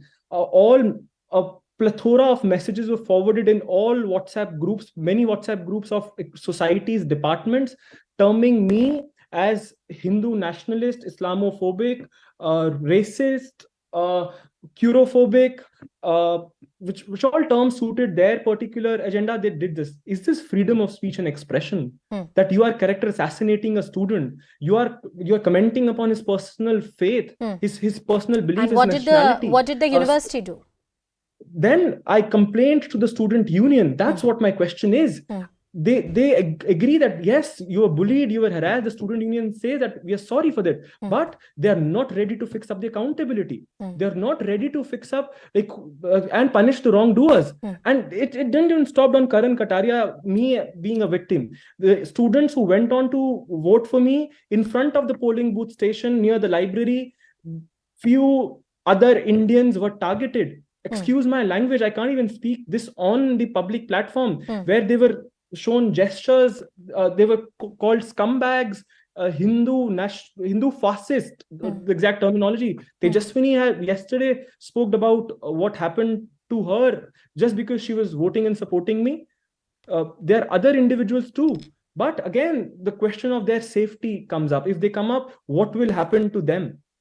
Because in just a student union election, where a concern of debate should be my manifesto, my policies that I aspire to bring in, my faith, and I think, my nationality. What we look forward to hearing from the university and the students' union is that once you made these complaints, why did they not think that it was ground enough for them to take some kind of action? Because the allegations and the kind of complaints that you're putting forward in the public domain indeed are very serious in nature, and this kind of racism or targeted personal attacks and harassment are taken very seriously at the foreign universities. Why did they make this exception is something we await to hear from the university. But Karan, I appreciate your time. Thank you for joining us on the broadcast and sharing your story with us. Let's see what transpires here and what the university has to say. Well, we'll continue tracking this story here on CNN News 18. That's the voice coming in, that one of the students says that a particular ideology, in a certain way, he was harassed at the campus, and despite his complaints, the action was not taken. We are awaiting to hear from the university concerned here. Slipping into a very short break.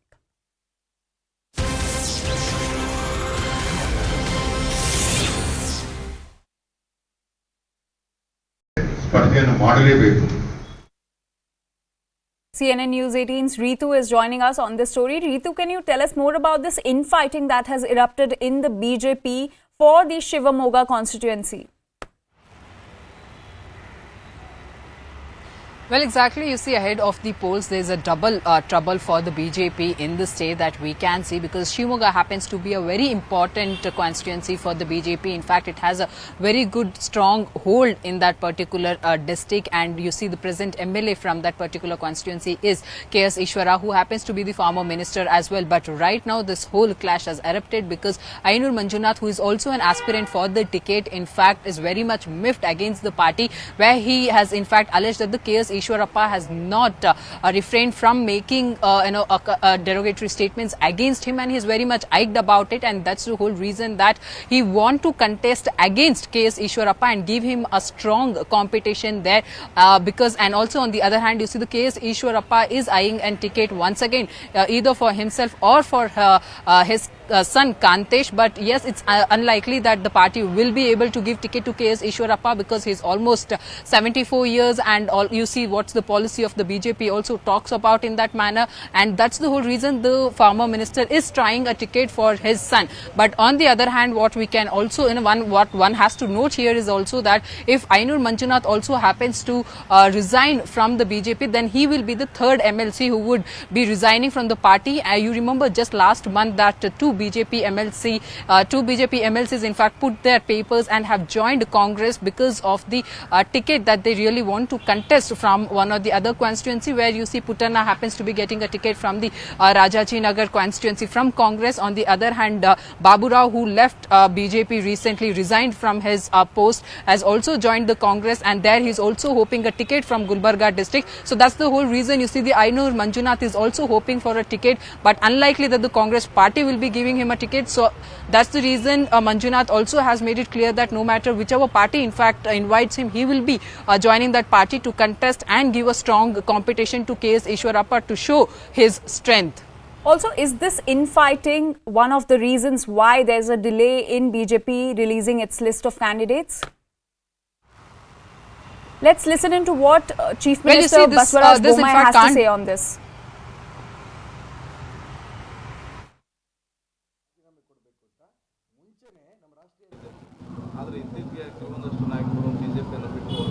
ಇಲ್ಲ ನೋಡಿ, ನಾನು ಹೇಳ್ತೀನಿ ಕೇಳಿ. ಇದೇನಾಗಿದೆ ಅಂತಂದರೆ, ಈಗ ನಮ್ಮ B J P ಈಗಾಗಲೇ 125 ಶಾಸಕರು ಇದ್ದಾರೆ. ಅಲ್ಲಿ ಕೆಲವರು ಆಕಾಂಕ್ಷಿಗಳಿದ್ದಾರೆ, ಅವ್ರಿಗೆ ಅಲ್ಲಿ ಅವಕಾಶಗಳು.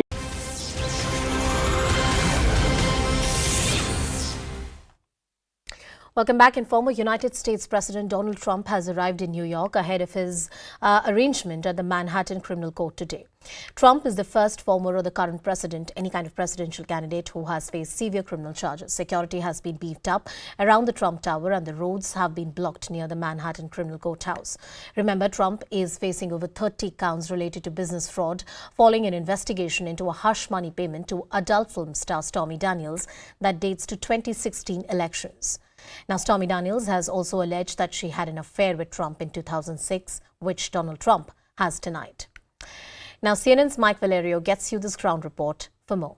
Take a look.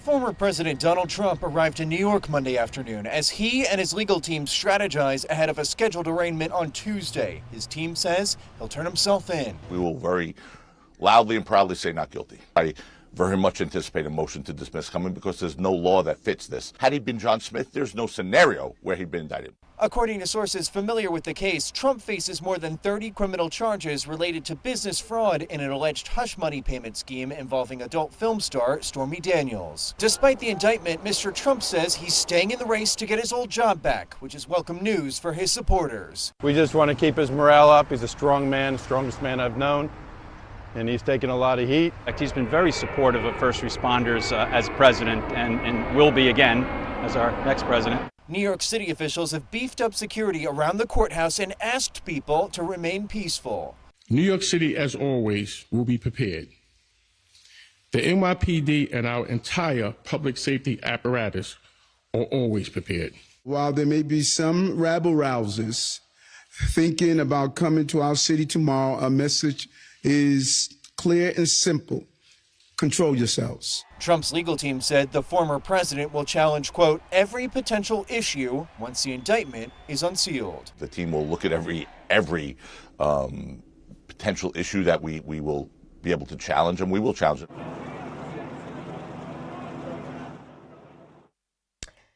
Meanwhile, Trump's attorney has said that there is no purpose in taking a mugshot. Take a look at this report. In 1 second, one flash, one photo, an indelible image is produced, steeped in the long history of the justice system. Eyes forward, looking right into the camera, that exposure exposing the person, becoming a lasting part of their own legacy. Al Capone, Pablo Escobar, John Gotti. These mugshots of famous suspects have become iconic. Lee Harvey Oswald's taken just hours after he assassinated President John F. Kennedy. O.J. Simpson's mugshot as enduring as images of his white Ford Bronco racing down a California highway. Now all eyes are on the former president's movements, and the palace intrigue is building. If Trump, known for his media and image savvy, will become the first former president to have a mugshot taken or not. And the leaning has been not to because, A, it's not really necessary. Everybody knows what he looks like. It's not like if he fled the jurisdiction that they would say, wow, we really should have had that mugshot. B, if they need to, they can create a mugshot from existing pictures. But the real concern is that the mugshot is going to be misused. New York state law prohibits the release of booking photos unless police say there is a legitimate law enforcement purpose to release them. Sources tell CNN authorities are concerned about the potential photo leaking. The Trump team is trying to avoid it. I do have a problem with leaking of pictures. I think that because we're in a campaign, because he's the leading GOP candidate, it's not going to help anything. Mugshots are for people so that you recognize who they are. He is the most recognized face in the world, let alone the country right now. So there's no need for that. There's no need for the theatrics, no. Other politicians like John Edwards, Tom DeLay, and Rick Perry attempted to turn their mugshot into more of a pleasing headshot, smiling with perfectly coiffed hair, suit, and tie. Then there are the mugshots that go on to become celebrated. Martin Luther King, Rosa Parks, John Lewis, Jane Fonda, a badge of defiance. The world waits now for Tuesday's historical moment, a moment that would only be punctuated by this unparalleled mugshot. Mugshot and the unparalleled moment. All eyes on the developments in New York. Moving on and talking about the poll-bound state of Karnataka. Ahead of the assembly elections, former Karnataka Chief Minister Siddaramaiah has stoked new controversy over his remarks. Earlier, Mr. Siddaramaiah claimed that DK Shivkumar will not be the Chief Minister phase. Now he has clarified, calling it a democratic process. He said that the portal had wrongly quoted him, and he further said, I'm quoting what he said, "All I said is that the selection of the Chief Minister is a democratic process. I am an aspirant for Chief Minister. Mr. DK Shivkumar is also one." Unquote. Mr. Siddaramaiah conceded that both he and Mr. Shivkumar are contenders for the high-profile job, and the High Command will take the last call on this matter. Assembly polls in Karnataka will be held on the 10th of May. Results will be declared on the 13th. Ritu with us on the broadcast. Ritu, this infighting between Mr. Siddaramaiah and Mr. DK Shivkumar not new, and in the run-up as we inch closer to the elections, we are likely to see more such confrontations. A tough job clearly for the Congress High Command. Well, very true. You see, now that the Karnataka is in fact, of course, a poll-bound state, this is not something new that we are witnessing in the poll-bound state. Of course, we have seen how DK Shivkumar had made it very clear that he's not wearing a saffron robe, that we shouldn't be talking about being an aspirant for the CM. And he does, it's been quite a long time that we had always seen how DK Shivkumar has been an aspirant for the CM, but never ever was made Chief Minister, in fact. So that's the whole reason you see this time again where he sees that and a chance there, sensing the chance. He is against earlier also made it very clear that he is an aspirant, and in a democratic setup, there's nothing wrong that if one is an aspirant. But however, we have seen how the mass leader Siddaramaiah has his own views, loyalists and big fans of him, and huge fans as well across the Karnataka. So that's the whole reason you see now that Siddaramaiah is also very making it clear that there's nothing wrong that if one is an aspirant for the Chief Minister's post. But however, it is also the party's high command to take the final decision. Ritu, I remember the intervention of Rahul Gandhi, the Bharat Jodo Yatra, the kind of theatrics that they've put out, Mr. DK Shivkumar and Mr. Siddaramaiah on the same stage. And there's a larger perception that the Congress party in the state unit has tried to put out that all is well within these two camps, and these two top leaders are not fighting with each other. But Mr. Siddaramaiah says it in as many words that I'm a Chief Minister contender, so is Mr. DK Shivkumar. Yes, he's being polite in the political narrative, but one can't rule out the kind of confrontation and the competition within the party. How healthy it would be in the days to come, that's a wait and watch. As you pointed out rightly, you see, just not in that phase as well. We have seen in the multiple phases as well whenever it comes to ticket distribution as well. So it's the KPCC President DK Shivkumar who moreover has that whole power to decide on the candidates. We have also seen clashes taking place between both the senior leaders in that matter as well, where the DK Shivkumar has his own loyalists and Siddaramaiah also enjoying his own loyalists, wanting to back them, and that's not going down well with the DK Shivkumar as well. We have seen that kind of confrontation also taking place, but yes, on the other side, we have seen the kind of clashes that both the leaders have had when it comes to the Chief Minister's post as well. And again, as you pointed out, whenever the Rahul Gandhi or the senior leaders, Mallikarjun Kharge, in fact, has been in the state, we have seen both the leaders being very much clear to both the senior leaders that there shouldn't be any sort of an issue heading into an election, because that might really affect the party in a huge manner and might damage the party's image as well.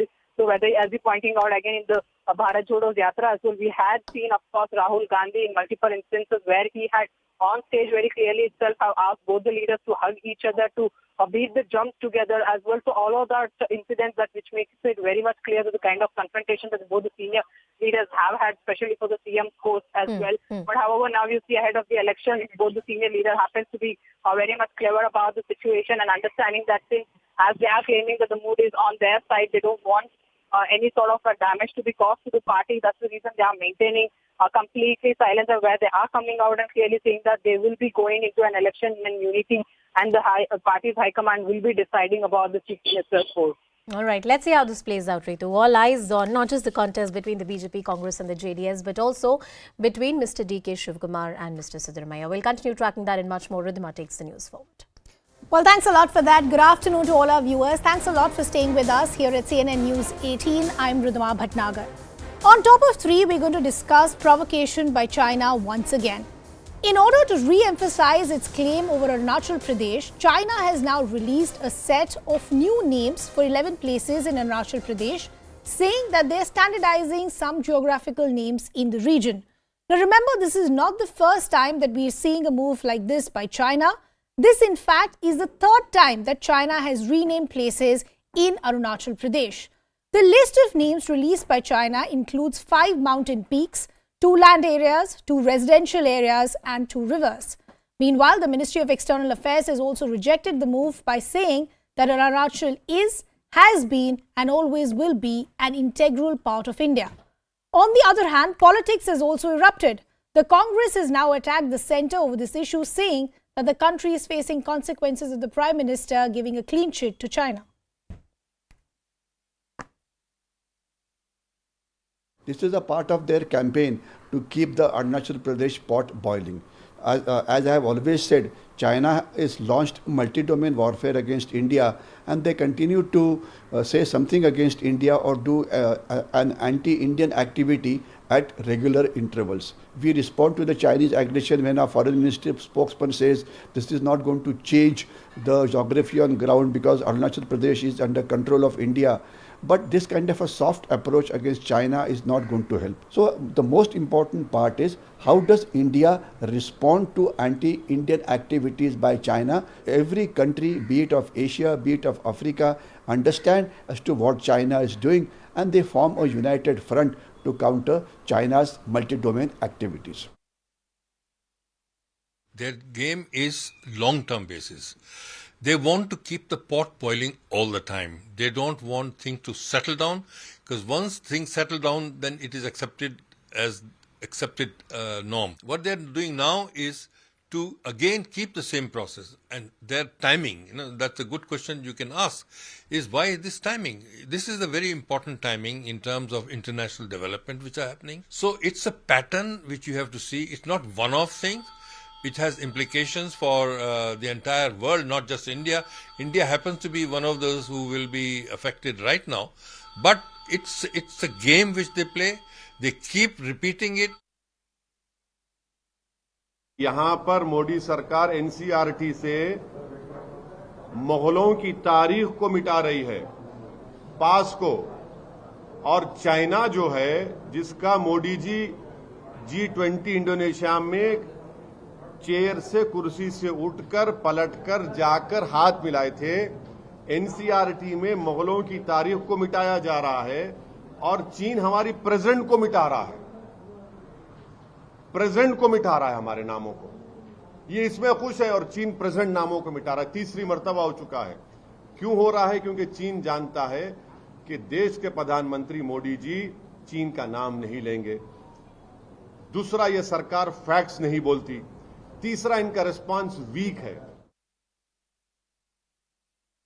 Modi सरकार की एक और कलंक गाथा भारत के सम्मान के लिए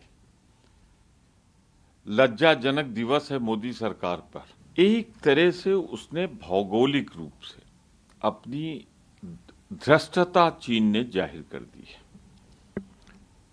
अरुणाचल पर नाम बदलकर कब्जे का उद्घोष किया है।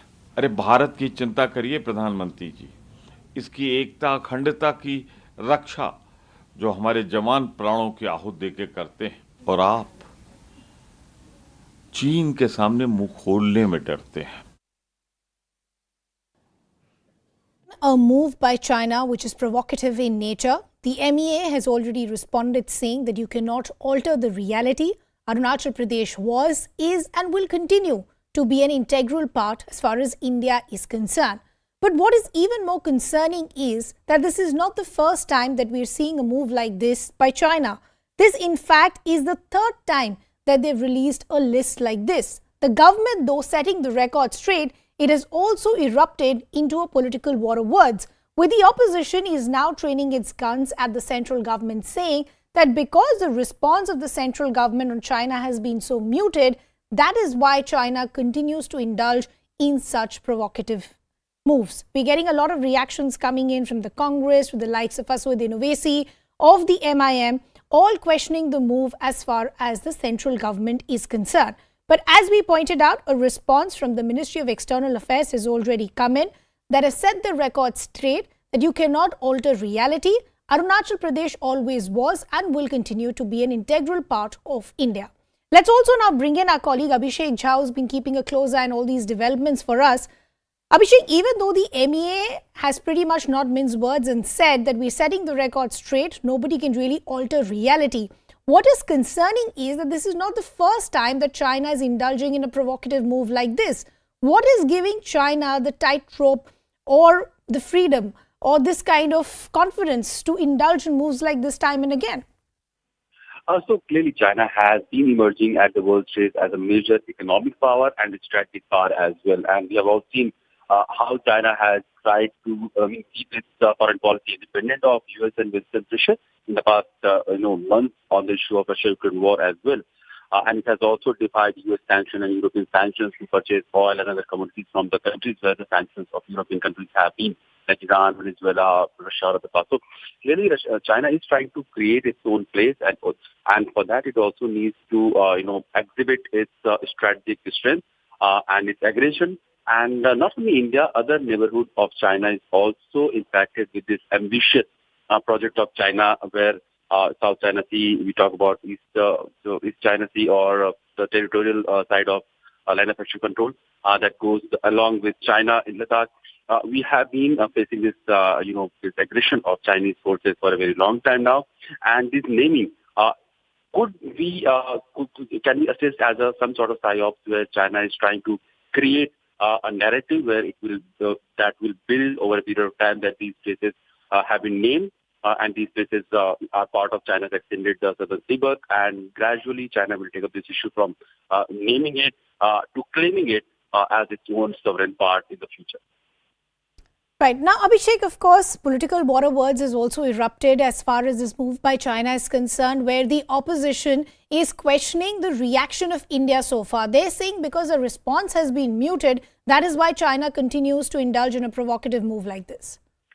This whole issue of China, claiming or naming these 11 geographical lands in Andhra Pradesh as its own, was sure to create some political uproar as well, and it has happened. Well, political parties are blaming government for its lax attitude and not, replying China in its own way.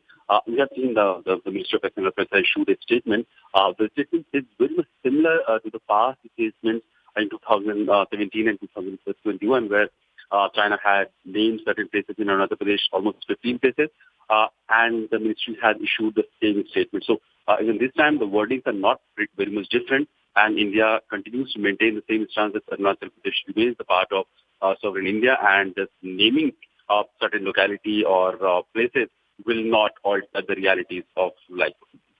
Abhishek, we'll just request you to stay on with us. We also have defense expert, retired Major S.P. Sinha also now joining us. So good to have you on the broadcast with us. How do you react to this move by China? Not the first time. You have to understand the strategy of China, the bigger game. The bigger game started from Mao time days, and he developed a concept called Zonghua. Zonghua means China should be the center, the superpower number one of the world. From there, strategy evolved 5-finger strategy, and that 5 fingers were Nepal, Bhutan, Sikkim, Ladakh, and Arunachal Pradesh. So you see, on all these 5 areas, China has been concentrating for a long time to grab these areas. Now, from this 5-finger strategy comes out the policy of expansionist. And as there is a fish,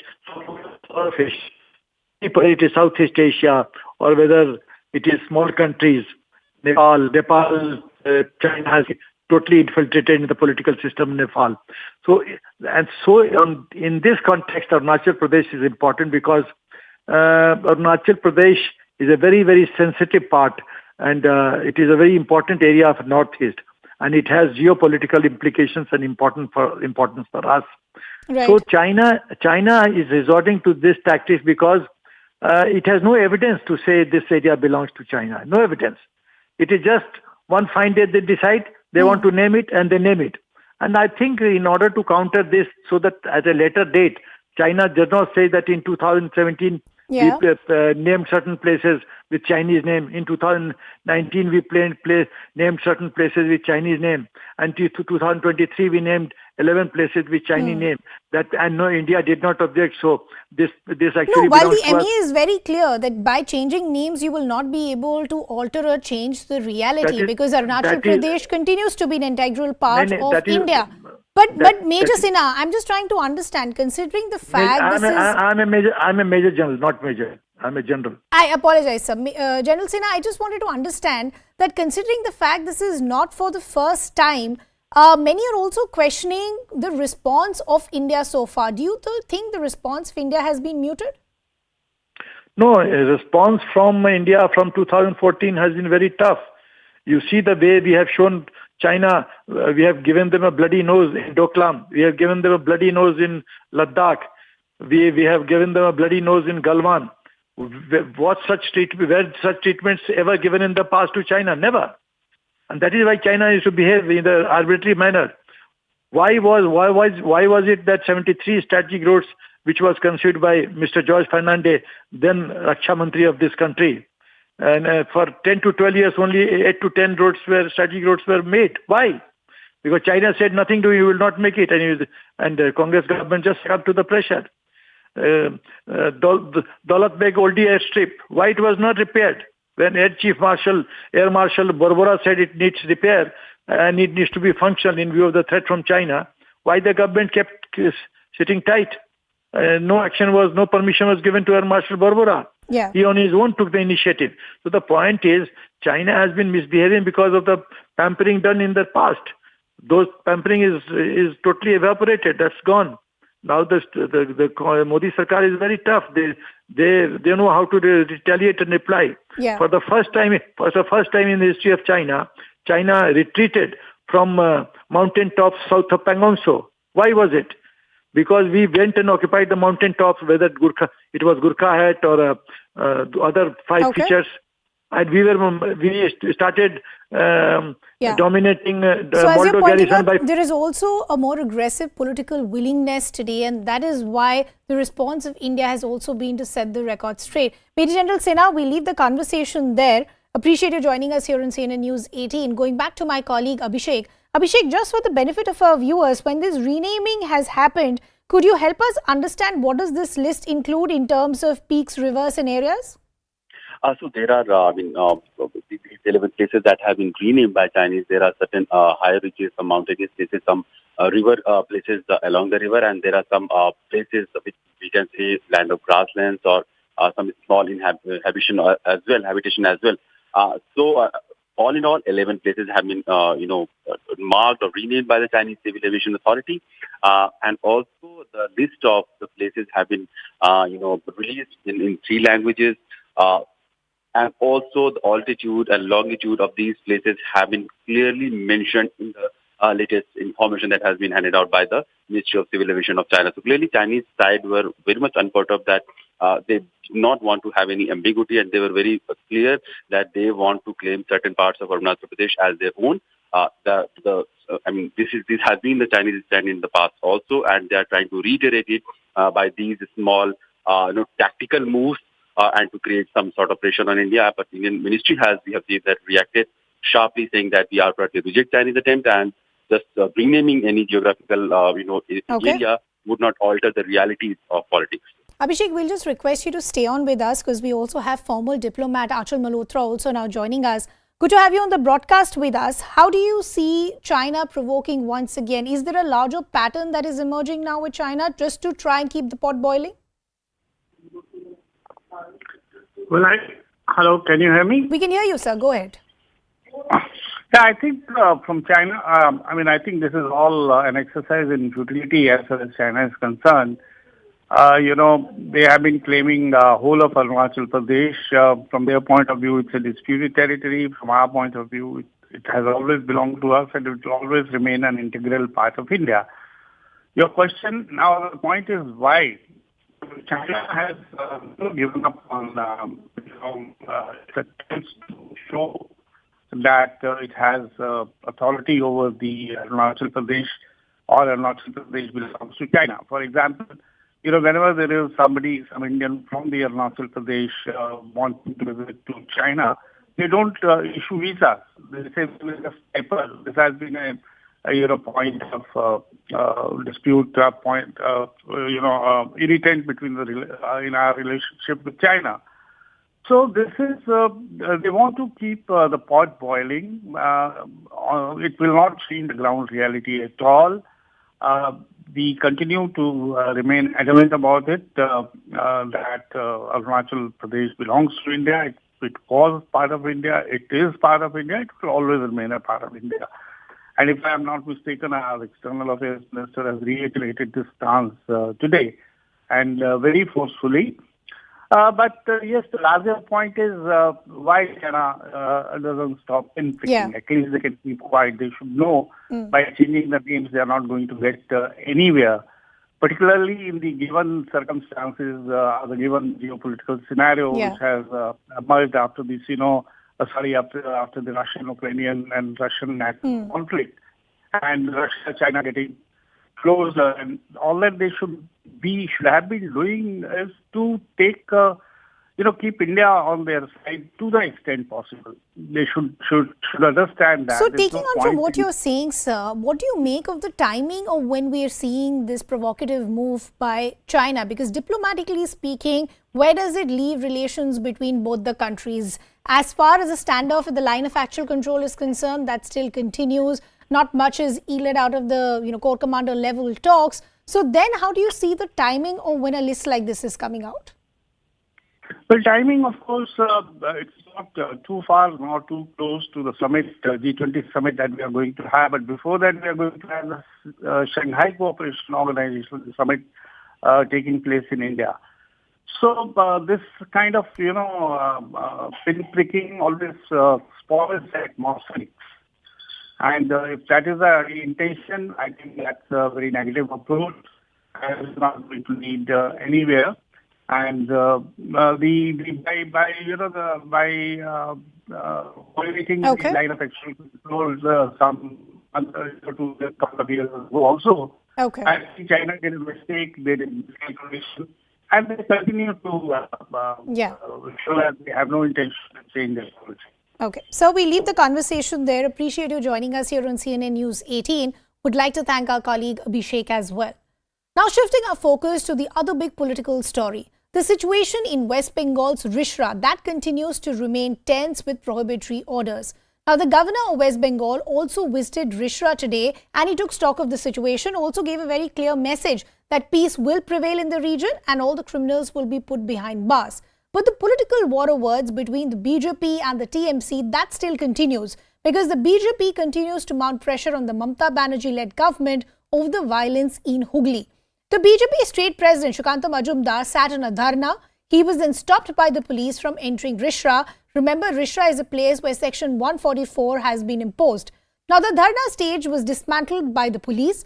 On the other hand, Chief Minister Mamata Banerjee has also slammed the BJP, alleging that BJP brings goons from outside the state to instigate riots as far as Bengal is concerned. We are standing in Bajtala where Shukanta Majumdar, BJP state president, is supposed to come here and sit for the dharna. Because the situation in Rishra is tensed and 144 is there, so they will not allow any dharna anywhere. That's what we are getting from sources. You can see that police is opening the stage here that was made. On the other hand, the police is saying that they will not allow this stage. So this is right now the situation.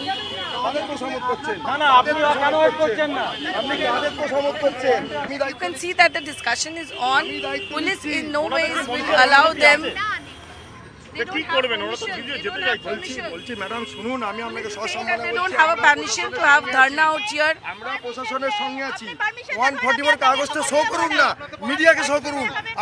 BJP is saying police to show 144s. यहाँ पे आपका permission है? हम लोग का intimation थाना में दिया है. थाना परमिशन वेस्ट बंगाल में विरोधी दल का देता नहीं है. ये सबको मालूम है. थाना में कोर्ट में जाना पड़ता है. तो हम लोग ये सब जनसाधारण के लिए हम लोग हैं. हम लोग रास्ता नहीं रुकेंगे. हम लोग शांति से सहाबस्तान करेंगे, ये विरोधी दल का काम है। সারাক্ষণ আমাকে পড়ে থাকতে হয় কখন বিজেপি গিয়ে কোথায় দাঙ্গা করবে। তাই দাঙ্গা করবার জন্য বাইরের গুন্ডাদের ভাড়া করে নিয়ে আসে এবং এটাকে আমি বলতে চাই দাঙ্গা নয়, ইটস এ ক্রিমিনাল ভায়োলেন্স। বন্দুক নিয়ে নৃত্য করছে রামনবমীর মিছিলে। রামচন্দ্র কি তাকে কানে কানে বলেছিল যে আমার কথা তোমরা বন্দুক নিয়ে মিছিল করো আর বন্দুক নিয়ে তাক করো? এটা তো সিপিএম করতো।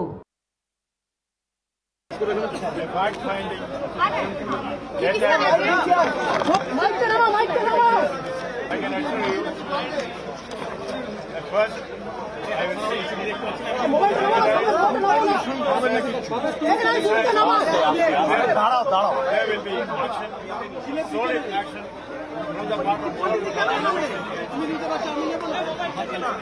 we will never allow hooligans on the road to take the law into their hands. Police will come down heavily on them.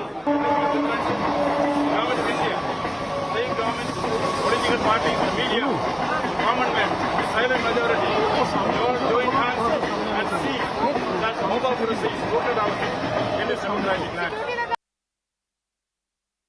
Vote দিয়ে আমাদেরকে পাঠিয়েছে জনগণের সুরক্ষার কথা ভাবার জন্য এবং আমি ভারতীয় জনতা পার্টি ভারতবর্ষের নয় পৃথিবীর সবচেয়ে বড় দল, সেই রাজনৈতিক দলের স্টেট প্রধান হিসেবে, বিরোধী দলের স্টেট প্রধান হিসেবে আমার দায়িত্ব পশ্চিমবঙ্গের যেখানে কিছু হোক জনগণ যেখানে বিপদে পড়বে সেখানে যাওয়া। পুলিশ পুরো দমে মানে একদম মানে একদম ওয়ার্থলেস পুলিশের কাজ হচ্ছে বিজেপিকে আটকানো আর দুটো বাড়ি পাহারা দেয়া। নতুন করে 144 ধারা জারি হচ্ছে, ব্যারিকেড লাগানো হচ্ছে, এখানে পারলে বাড়ি থেকে বেরোতে দিত না। দেখাতো এই যদি স্পিডি অ্যাকশন দেখাতো তাহলে এই অবস্থা হতো। Sumit has now confessed to this crime. He has confessed to the fact that yes, he was carrying this pistol in the BJP procession and that he is a BJP worker. So now what does BJP have to say about this? They are the ones who manufacture fake news and fake videos. We wait for their answer. जितने agency है वो सब विस्फोट और छुपने के लिए काम किया ममता का पुलिस, इसलिए वो इकट्ठा करने के लिए मुस्लिम वोट वो एक काम घटा रहा है, वो साजिश जानबूझ के कर रहा है।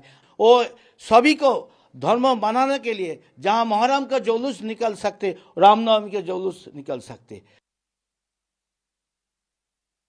मैं जो वायलेंस होता है उसकी जिम्मेदारी स्टेट गवर्नमेंट पर आयद होती है, वो उनकी नाकामी है। और जो प्रोसेशन निकालते हैं उन पर भी जिम्मेदारी आयद होती है कि उनका प्रोसेशन निकाला गया, उनकी भी जिम्मेदारी होती है कि वायलेंस को ना होने दें। पक्षपात करने का काम करते हैं, वो अपने आप में बहुत बड़े प्रश्न चिन्ह खड़ा करता है। ये वायलेंस के पीछे एक वर्ग है या ये तुष्टिकरण की राजनीति उनको और हवा देने का काम करती है। क्या वोट बैंक की राजनीति में हम अशांति फैलाने का काम इस तरह से भी किया जाता है? ये अपने आप में बहुत सारी चुनौतियां, समस्याएं देश के सामने खड़ा करता है। Let's also now bring in our colleague Kamalika Sengupta, who in fact is joining us live on the broadcast from the Delhi Road in Hooghly. Now, Kamalika, you've been keeping a close eye on all these developments over the last couple of days. The governor of West Bengal also today took stock of the situation and said that peace will prevail. So first, help our viewers understand what does the ground situation look like in both Hooghly as well as Risha, where Section 144 was imposed. See, Risha is in Hooghly district and this violence took place in Risha. So right now the situation is normal, but situation is tense and it's under control. That is one positive point. Huge deployment of security is there, and as we have spoken to the commissioner, Chandannagar commissioner, he has told us that more than 50 people have been arrested in last 2 days incidents, and now that peace will prevail there and confidence building measures are going on. So presently on ground the situation looks to be normal, but yesterday also all day the situation was absolutely normal, and the people on ground, they really require, they really want peace. That is very clear. Now, on the other hand, we see Governor visited Ground Zero today, the place where yesterday tension erupted. That point, Governor went there. The Chandanagar Police Commissioner gave report to the Governor. Governor took stock of the entire situation, and then after that he said that peace will prevail, but strict action will be taken against the culprit. Now, Governor has said that he will analyze, assess the situation, and then he has assured that strict actions will be taken and all law enforcement agencies will be working together. But at the same time, he has said that Bengal has a culture of this violence, and this criminalization will not be tolerated. Okay. Now, here where for the first time Governor is actually pointing out to in the violence, saying it that it's a culture, and that will not remain, that will change. Yeah. Here lies the important question, that this is the first time governor saying something like this is interesting. And on the other hand, let me tell you the latest development. Shukanta Majumdar, who is sitting in the Delhi road, is expected now to go to Raj Bhavan. He's going to give letter to the governor and speak that it is only the BJP leaders, that's what their claim is, who are not allowed there inside Rishra. And how in the morning... So as Kamalika is pointing out, it looks like that the political war of words, or the political temperatures were only soar because the BJP and the BJP delegation in fact will go to Raj Bhavan to meet the governor shortly as well. Kamalika, we'll just request you to stay on with us. Let's listen in to some political reactions. Bengal की हालत ऐसी हो गई है कि वहाँ हिंदू समाज अपना घर में ही रहे, त्यौहार घर में ही मनाए, बाहर ना निकले। जैसे 10 साल पहले कश्मीर था, अभी बांग्लादेश अफगानिस्तान की हालत जैसी है, बाहर निकलने की अनुमति नहीं है। निकलेगा तो उसके ऊपर पथराव होगा, आक्रमण होगा, महिलाओं पर अत्याचार होगा। और जो सरकार है, कानून व्यवस्था संभालने की उनकी क्षमता नहीं है। धीरे धीरे रसातल में जा रहा है बंगाल। आर्थिक जैसे कि भ्रष्टाचार हो रही है, उसी प्रकार प्रशासनिक भी सारा डामाडोल चल रहा है, और खुद संभाले न जा रहे तो दूसरे ऊपर इशारा थोप रहे हैं। मेरे आंखों के सामने सब कुछ हुआ, किस प्रकार डर के लोग भाग रहे थे, बच्चे, महिलाएं। बहुत बड़ा हादसा होने वाला था, और बार बार जगह जगह हो रहा है। सरकार को सब मालूम होते हुए भी हो रहा है। क्यों सरकार व्यवस्था नहीं लेती है? Some leaders of BJP, they are trying to provoke the situation and create untoward incidents, violating the norms, violating the routes. They are taking entry in the particular areas, and with revolver, with swords, with provocative slogans, they are trying to damage the unity of the particular area, trying to damage the unity, the peace, and Shukanta Majumdar is the captain of that party. हमने कभी नहीं सुना रामचंद्र जी ने उनके शिष्यों लोगों को बताया कि जाओ पिस्तौल लेके, सोड लेके जुलूस निकालो और हरे रे करके गुंडागर्दी चालू कर दो। दुख की बात, सबसे दुख की बात यह है कि रामचंद्र जी को भी इन्होंने बीजेपी का पार्टी कैडर मानते हैं क्या? मुस्लिम वोट को इकट्ठा करने के लिए, मुस्लिम लोगों को खुश करने के लिए ये प्री प्लान्ड जो कॉन्स्पिरेसी ममता बनर्जी ने किया था, और उसका फल रिजल्ट आप लोग देख रहे हैं। एपीसमेंट का पॉलिटिक्स ममता बनर्जी कर रहे हैं। सामने पंचायत इलेक्शन है, लोकसभा इलेक्शन है, उसका वोट, मुस्लिम वोट डिवाइड हो गया। मुस्लिम वोट को एक साथ के लिए पूरा प्री प्लान्ड है। Allegations and counter allegations still continue. This is a big story that we'll continue to track very, very closely. We're slipping into a very short break, coming back with lots more.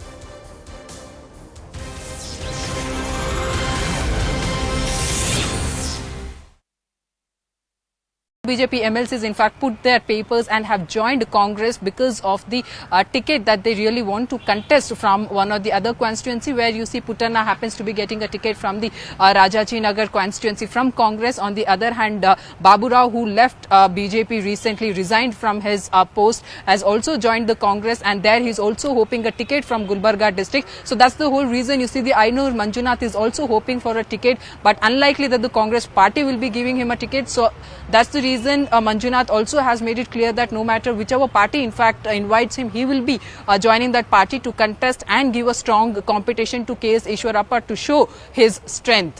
Also, is this infighting one of the reasons why there's a delay in BJP releasing its list of candidates? Let's listen into what Chief Minister Baswaraj Bommai has to say on this.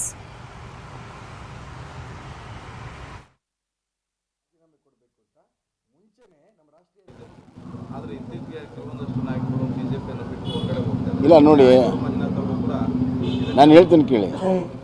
ಇದೇನಾಗಿದೆ ಅಂತಂದರೆ, ಈಗ ನಮ್ಮ B J P ಈಗಾಗಲೇ 125 ಶಾಸಕರು ಇದ್ದಾರೆ. ಅಲ್ಲಿ ಕೆಲವರು ಆಕಾಂಕ್ಷಿಗಳಿದ್ದಾರೆ. ಅವ್ರಿಗೆ ಅಲ್ಲಿ ಅವಕಾಶಗಳಿಲ್ಲ ಅಂತ ಮನ್ಕೊಂಡು 2-3 ಜನ ಬಿಟ್ಟೋಗಿದ್ದಾರೆ ಹೊರತಾಗಿ ಇದರಿಂದ ಬಿ ಜೆ ಪಿಯ ಚುನಾವಣೆಯ ಮೇಲೆ ಯಾವುದೇ ರೀತಿಯ ಅದರ ಎಫೆಕ್ಟ್ ಆಗೋದಿಲ್ಲ. ಸರ್, ಡಿ ಕೆ ಶಿವಕುಮಾರ್ ಹೋಗಿ ಬಂದ ಕಡೆ ಎಲ್ಲ 45 ದಿನ ಅಷ್ಟೇ ಈ ಸರ್ಕಾರ ಹೋದ್ಮೇಲೆ ನಮ್ಮ ಸರ್ಕಾರ ಎಲ್ಲ ಕ್ಲೀನ್ ಮಾಡ್ತೀನಿ ಅಂತ ಕೂತಿದ್ದಾರೆ ಸರ್. ಈಗ ನೋಡಿದ್ರೆ ಆಮೇಲೆ CM ಫೈಟ್ ಬರೀ ಸ್ಟಾರ್ಟ್ ಆಗಿದೆ. ಏನಲ್ಲ, ಡಿ ಕೆ ಶಿವಕುಮಾರ್ಗೆಲ್ಲ ಗೊತ್ತಿದೆ, ಅವ್ರದ್ದು ಅಧಿಕಾರಕ್ಕೆ ಬರಲ್ಲ ಅಂತಲೂ ಗೊತ್ತಿದೆ. ಜನರನ್ನ ಈ ಥರ ಮಾತಿನಿಂದ ಮರಳು ಮಾಡುವಂಥ ಒಂದು ಪ್ರಯತ್ನ, ಅದರಿಂದ ಭಾಳ ಜನ ನಾಯಕರನ್ನ ಕರ್ನಾಟಕ ಜನತೆ ನೋಡಿದೆ. ಸರ್, ಸಿದ್ದರಾಮಯ್ಯನವ್ರಿಗೆ ಏನಾದರೂ ಆತಂಕ? Ritu, coming back to you. So, is infighting one of the reasons why there's a delay in BJP releasing the list of candidates?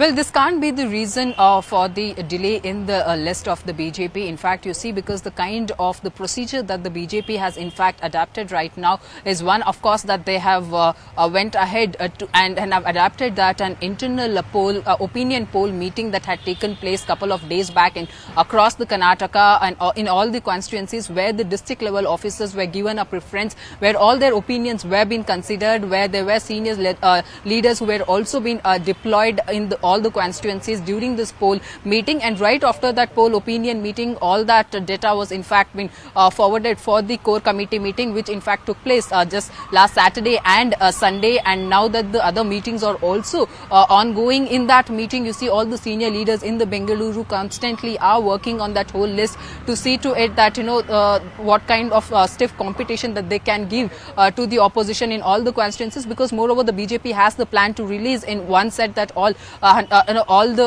candidates' names. So that's the plan that they are having, and because of the technical process that they are undergoing, so that's the reason there is a bit delay in their list to come out. But yes, very soon, that on 8th of April is that the whole the information that whatever they have assimilated in during these meeting will actually be forwarded to the Delhi office, to the BJP higher command there, and therefore that list will again go through.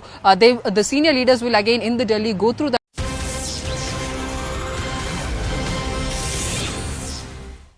Welcome back. Thanks a lot for staying with us. Now, the hunt for the accused in the Kozhikode train attack still continues. The police have now released a sketch of the suspect who set the co-passengers on fire inside a moving train near Elatur in Kozhikode. 2 police officials of Railway Police have reached Noida. According to the police, the suspect that identified at previous addresses in Haryana as well as Noida. The police has not ruled out a terror angle, as well as they've recovered a bag from the tracks that had another bottle of petrol. Remember, 3 people, including a 2-year-old child and a woman, were killed as they jumped out of the train after the man set the co-passengers on fire. The incident took place inside the D1 compartment of the Alapura-Kannur Executive Express, which was later sealed along with D2 compartment. അന്വേഷണം ആരംഭിച്ചിട്ടേ ഉള്ളൂ. Preliminary സ്റ്റേജിലാണ് അന്വേഷണം നടക്കുകയാണ്. കേസിൻ്റെ അന്വേഷണം preliminary level സ്റ്റേജിലാണ്. Further investigation നടക്കുന്നതനുസരിച്ച് കൂടുതൽ വിവരങ്ങൾ തരാൻ പറ്റുള്ളൂ. ഡിപ്പാർട്ട്മെൻറ്റ് ഒരു പുതിയ അന്വേഷണ സംഘത്തിനെ ഫോം ചെയ്തിട്ടുണ്ട്. അന്വേഷണത്തെ സൂപ്പർവൈസ് ചെയ്യാനായിട്ട് വന്നത്. അല്ല, ഇതുമായിട്ട് ബന്ധപ്പെട്ട് ഏതൊക്കെ ഏജൻസീസാണ് കോർഡിനേറ്റ് ചെയ്യേണ്ടത് അവരുമായിട്ടെല്ലാം കോർഡിനേറ്റ് ചെയ്യും. Very unfortunate and we never come across such incident in our region, at least in our jurisdiction. So that's why we are reviewing where the security gaps are there, so that we can installation of CCTVs even at the station, some more stations. Already we have installed at 12. Second is even in the coaches also installation of CCTVs, that also is in the pipeline. So now we will expedite that also quickly to do it because of this incident. So apart from that, as you know, because every train starting is not possible with limited strength. So we will be more emphasized on the technology solutions, especially like CCTVs. അപ്പോൾ ഈ ഇൻസിഡൻറ്റാണ് ഇപ്പോൾ IG north സോണിൻ്റെ direct supervision നടന്നുകൊണ്ടിരിക്കുകയാണ്. അപ്പോൾ Kozhikode IG സ്ഥലത്ത് പോയിരുന്നു. അപ്പോൾ നമ്മുടെ കുറച്ച് ക്ലൂസ് നമുക്ക് കിട്ടിയിട്ടുണ്ട്. അപ്പോൾ സയൻറ്റിഫിക് അന്വേഷണം നടക്കുന്നുണ്ട്. അപ്പോൾ ഒരു SIT ഉണ്ടാക്കാൻ പോകുന്നു. പെട്ടെന്ന് കേസ് സോൾവ് ആവും. അതിൻ്റെ പ്രതികളാണ് നമുക്ക് പെട്ടെന്ന് ഐഡൻറ്റിഫൈ ചെയ്യാൻ പറ്റും. നമുക്ക് കുറച്ച് ക്ലൂകൾ കിട്ടിയിട്ടുണ്ട്. अभी यूँ बता रहे ATS वाले ले गए, मैंने न देखा उन्हें. Released by officials on the ground. Who are the suspects at this stage? See, according to what police sources are telling us, they have a clear suspect. They have zeroed in on one in the northern part of the country is what sources are telling us. His two previous addresses, one is in Noida and one is from Haryana. That is what we are getting to know through sources. Today, two railway police officials had reached Ghaziabad area. They were doing some enquiries there. So the police say that they know the suspect. I mean, they have zeroed in on the suspect, and now their focus is on nabbing the culprit. He is still on the run, and for sure they are saying that the person has left the state of Kerala. The special investigation team, the 18-member team, has been constituted for this, and it is directly being supervised by the ADGP Law and Order MR Rajat Kumar. We heard him saying that the investigation is in the preliminary stages, but what we understand is that more teams will be now deployed outside the state in the hunt for this culprit or this suspect. Now, what the police is saying is that as far as the motive is concerned, only after nabbing this accused and questioning him, they will have they will know more about it. At this point, they are looking into all angles, including the terror angle. Nothing has been ruled out at this moment, and police also looks at it from all these angles because it was a random attack. No, it was not like there is any personal enmity between any of those passengers. He just walked into this compartment and just threw petrol at them and set the co-passengers on fire. So as Neetu is pointing out, you have the NIA and the ATS keeping and monitoring the situation closely, not ruling out a terror angle as of now. Neetu, we leave the conversation there. Thanks a lot for getting us all those details. Shifting our focus to the poll-bound state of Karnataka. Ahead of the Karnataka Assembly polls, the Karnataka BJP is now struggling with infighting in B. Yediyurappa's home district of Shivamogga. The BJP MLC Ayanur Manjunath has threatened the party to fight as a rebel candidate if the BJP fields former Minister K.S. Ishwarappa or his son from Shivamogga constituency. The leader plans to resign as an MLC and contest against K.S. Ishwarappa from the seat. Sources are also telling us here at CNN News 18 that the party is struggling to manage both the leaders. Meanwhile, BJP National President JP Nadda will meet the BJP General Secretaries later this evening to review the poll preparations in the state of Karnataka. Ticket ಸಿಗಬಹುದು ಬಿಜೆಪಿಗೆ ಅಂತಕ್ಕಂಥ ಯಾವುದೇ ಲಕ್ಷಣಗಳು ನನಗೆ ಕಂಡು ಬಂದಿದೆ. ಕೆಲವರು ಅವರವರ ಮಕ್ಕಳುಗಳ ಹೊಸ ಪಟ್ಟಿಯ ಮಕ್ಕಳುಗಳ ಹೆಸರು ಓಡಾಡ್ತಾ ಇದೆ. ಈ ಹಿನ್ನೆಲೆಯಲ್ಲಿ ಮೊನ್ನೆ ಈಶ್ವರಪ್ಪನವರು ಪತ್ರಿಕಾಗೋಷ್ಠಿ ಹೇಳಿದಂತ ಮಾತನ್ನು ಬಹಳ ಗಂಭೀರವಾಗಿ ಯೋಚಿಸಿ ನಮ್ಮ ಸ್ನೇಹಿತರು ವಿಶ್ವಾಸಿಗಳೊಂದಿಗೆ ಸಮಾಲೋಚನೆಯನ್ನು ಮಾಡಿ ಒಂದು ನಿರ್ಧಾರಕ್ಕೆ ಬಂದಿದ್ದೇನೆ, ಸ್ಪರ್ಧೆಯನ್ನು ಮಾಡಲೇಬೇಕು. Let's also now bring in our colleague Ritu, who is joining us on the broadcast. Ritu, now this infighting, if this continues to escalate, could become a big headache as far as the BJP is concerned. Considering the fact you have a threat coming in from this BJP MLC who's saying, I will fight as a rebel now, what are sources on the ground telling you? How is the BJP planning to tackle this situation?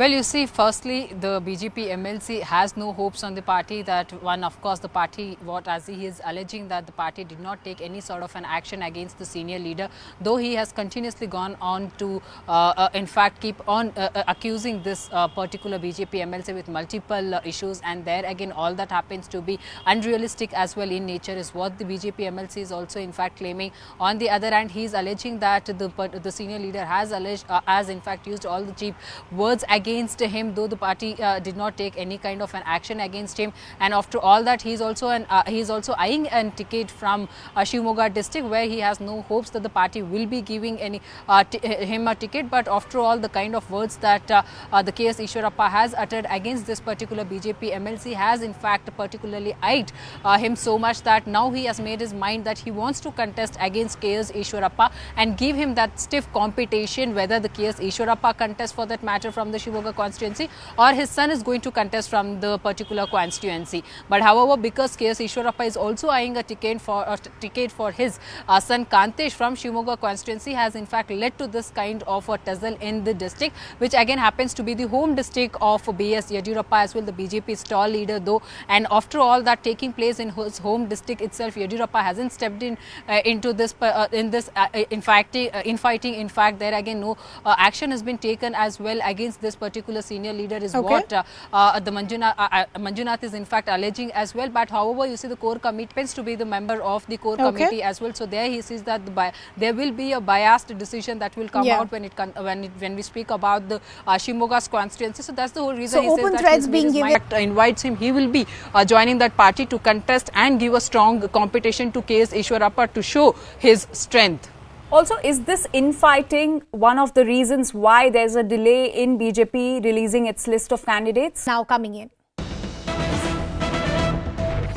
So days after Bhutan's Doklam demand, India's first response is out, says India and Bhutan remains in touch regarding security interests. That's what we're hearing from the Foreign Secretary. Let's listen in. From Indian media and in fact Indian side. And right after that, this state visit has come.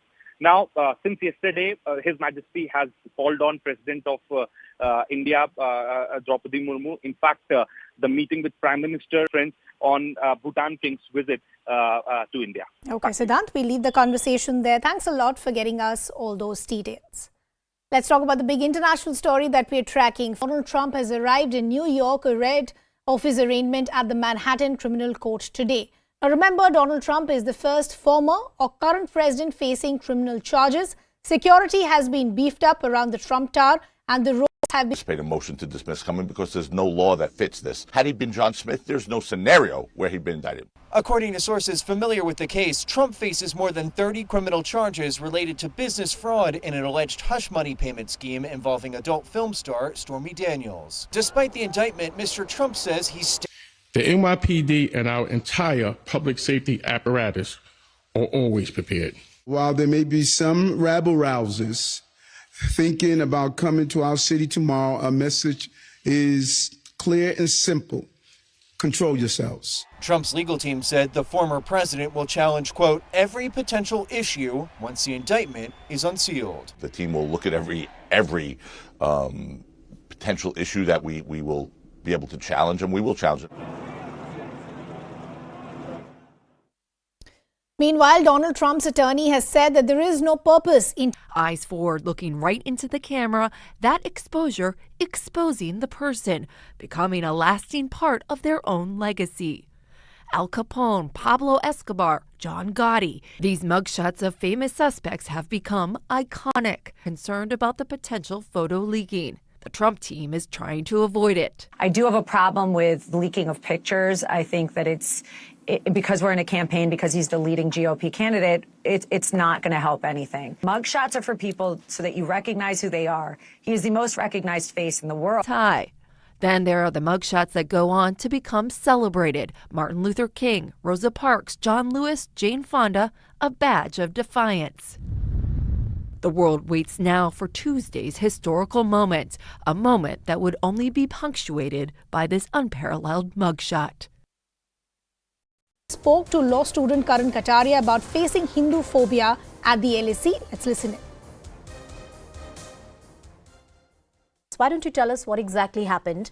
And when you argue that there is a narrative, a Hindu-phobic narrative which is responsible for your disqualification, what exactly... Told about Ambedkar, Indian constitution and Indian journey as a republic, as a democracy. Who exactly was targeting you within the campus? Yes, there were few LSC individuals themselves who wrote on WhatsApp groups, if you want union. That's what my question is. they agree that yes, you were bullied, you were harassed. The student union says that we are sorry for that, but they are not ready to fix up the accountability. They are not ready to fix up and punish the wrongdoers. And it didn't even stop. 5 to 30 people are still stranded there. This is what the officers are telling, but we have no confirmation on the number, Ridhima. But the fact is that Indian Army and Border Road Organization, these two agencies are working for the rescue operation as of. It's a law and order issue which the state of West Bengal faces each time, whether it's a local election or an assembly elections, or this time close to the panchayat elections. The unfortunate violence that panned out in Hooghly over the auspicious occasion of Ram Navami has sparked an intense political battle between the TMC and the BJP. Some of both the sides, that what we are getting it from the police sources, that's their claim. He is the letter which he has written to Home Minister, and as I am talking to you, Shukanta Majumdar is on his way to Bhavan. I have written the report. Mostly, this letter is nothing but a report regarding the present situation of the Rishra and the adjoining area. Even yesterday night also the rioters rioted, and they have thrown bombs and pelted stone towards the rail and the train. Rail compelled to stand on the different stations, and for 3 hours they have been stopped in the different stations. And I have written all these things in this letter. Now I am going to meet Honorable Governor of West Bengal, and we will a delegation led by me will meet Honorable Governor of West Bengal, and we will also inform the Honorable Governor regarding the law and order situation of Rishra and adjoining area. As the West Bengal BJP president, you have the right to go and meet the governor and highlight the concerns that you want the governor to take cognizance of. But the governor is already apprised of the situation. In fact, he hit the ground and he wanted to figure out what exactly is the police authority doing. But when you spoke to the Union Home Minister, is there a particular demand you have made of any kind of inquiry or any kind of intervention that you seek from the central government? Actually, we are proceeding through proper channel. We will ask or urge upon the governor to forward that letter to the Honorable HM sir and appropriate report, along with that his own report, and appropriate action will be taken by the HM sir, I believe so. All right. Mr. Majumdar, the TMC accuses you, by you I mean to say the BJP, of stoking this violence for your own political benefits. The argument of the TMC is that it's only on the plank of polarization that BJP can make electoral inroads. They've been defeated multiple times in the state of West Bengal, and all that's happening right now in Hooghly and in other parts is your political tactic. See, the Mamata Banerjee, before this Ram Navami, she first indicated that this kind of violence may take place in the Ram Navami. That means all the information was present with her, but she could not take any action, or rather, I should say, she did not take any action deliberately. Not only that, in all the cases, the Ram Navami procession was attacked by the goons, the rioters in different areas. Those are generally known and designated as the minority area by the CM herself. And CM also want the Hindus not to go through those areas. So this is the thing. That means it is totally planned by Mamata Banerjee, and the plan was done to reconsolidate the minority vote bank of TMC. Well, sir, as far as all I can say as an objective person is that if the politics has interfered with the law and order administration in the state, then there's a petition before the High Court, and let's see if the High Court decides to intervene into this matter. For now, a report has been sought. BJP continues to build up the pressure that we need some kind of intervention from the union government or from the governor's office. Proper channels are being pursued. Some more reactions lined up on the story. Listen in. সারাক্ষণ আমাকে পড়ে থাকতে হয় কখন BJP গিয়ে কোথায় দাঙ্গা করবে। তাই দাঙ্গা করবার জন্য বাইরের গুন্ডাদের ভাড়া করে নিয়ে আসে, এবং এটাকে আমি বলতে চাই দাঙ্গা নয়, ইটস এ ক্রিমিনাল ভায়োলেন্স। বন্দুক নিয়ে নৃত্য করছে রামনবমীর মিছিলে।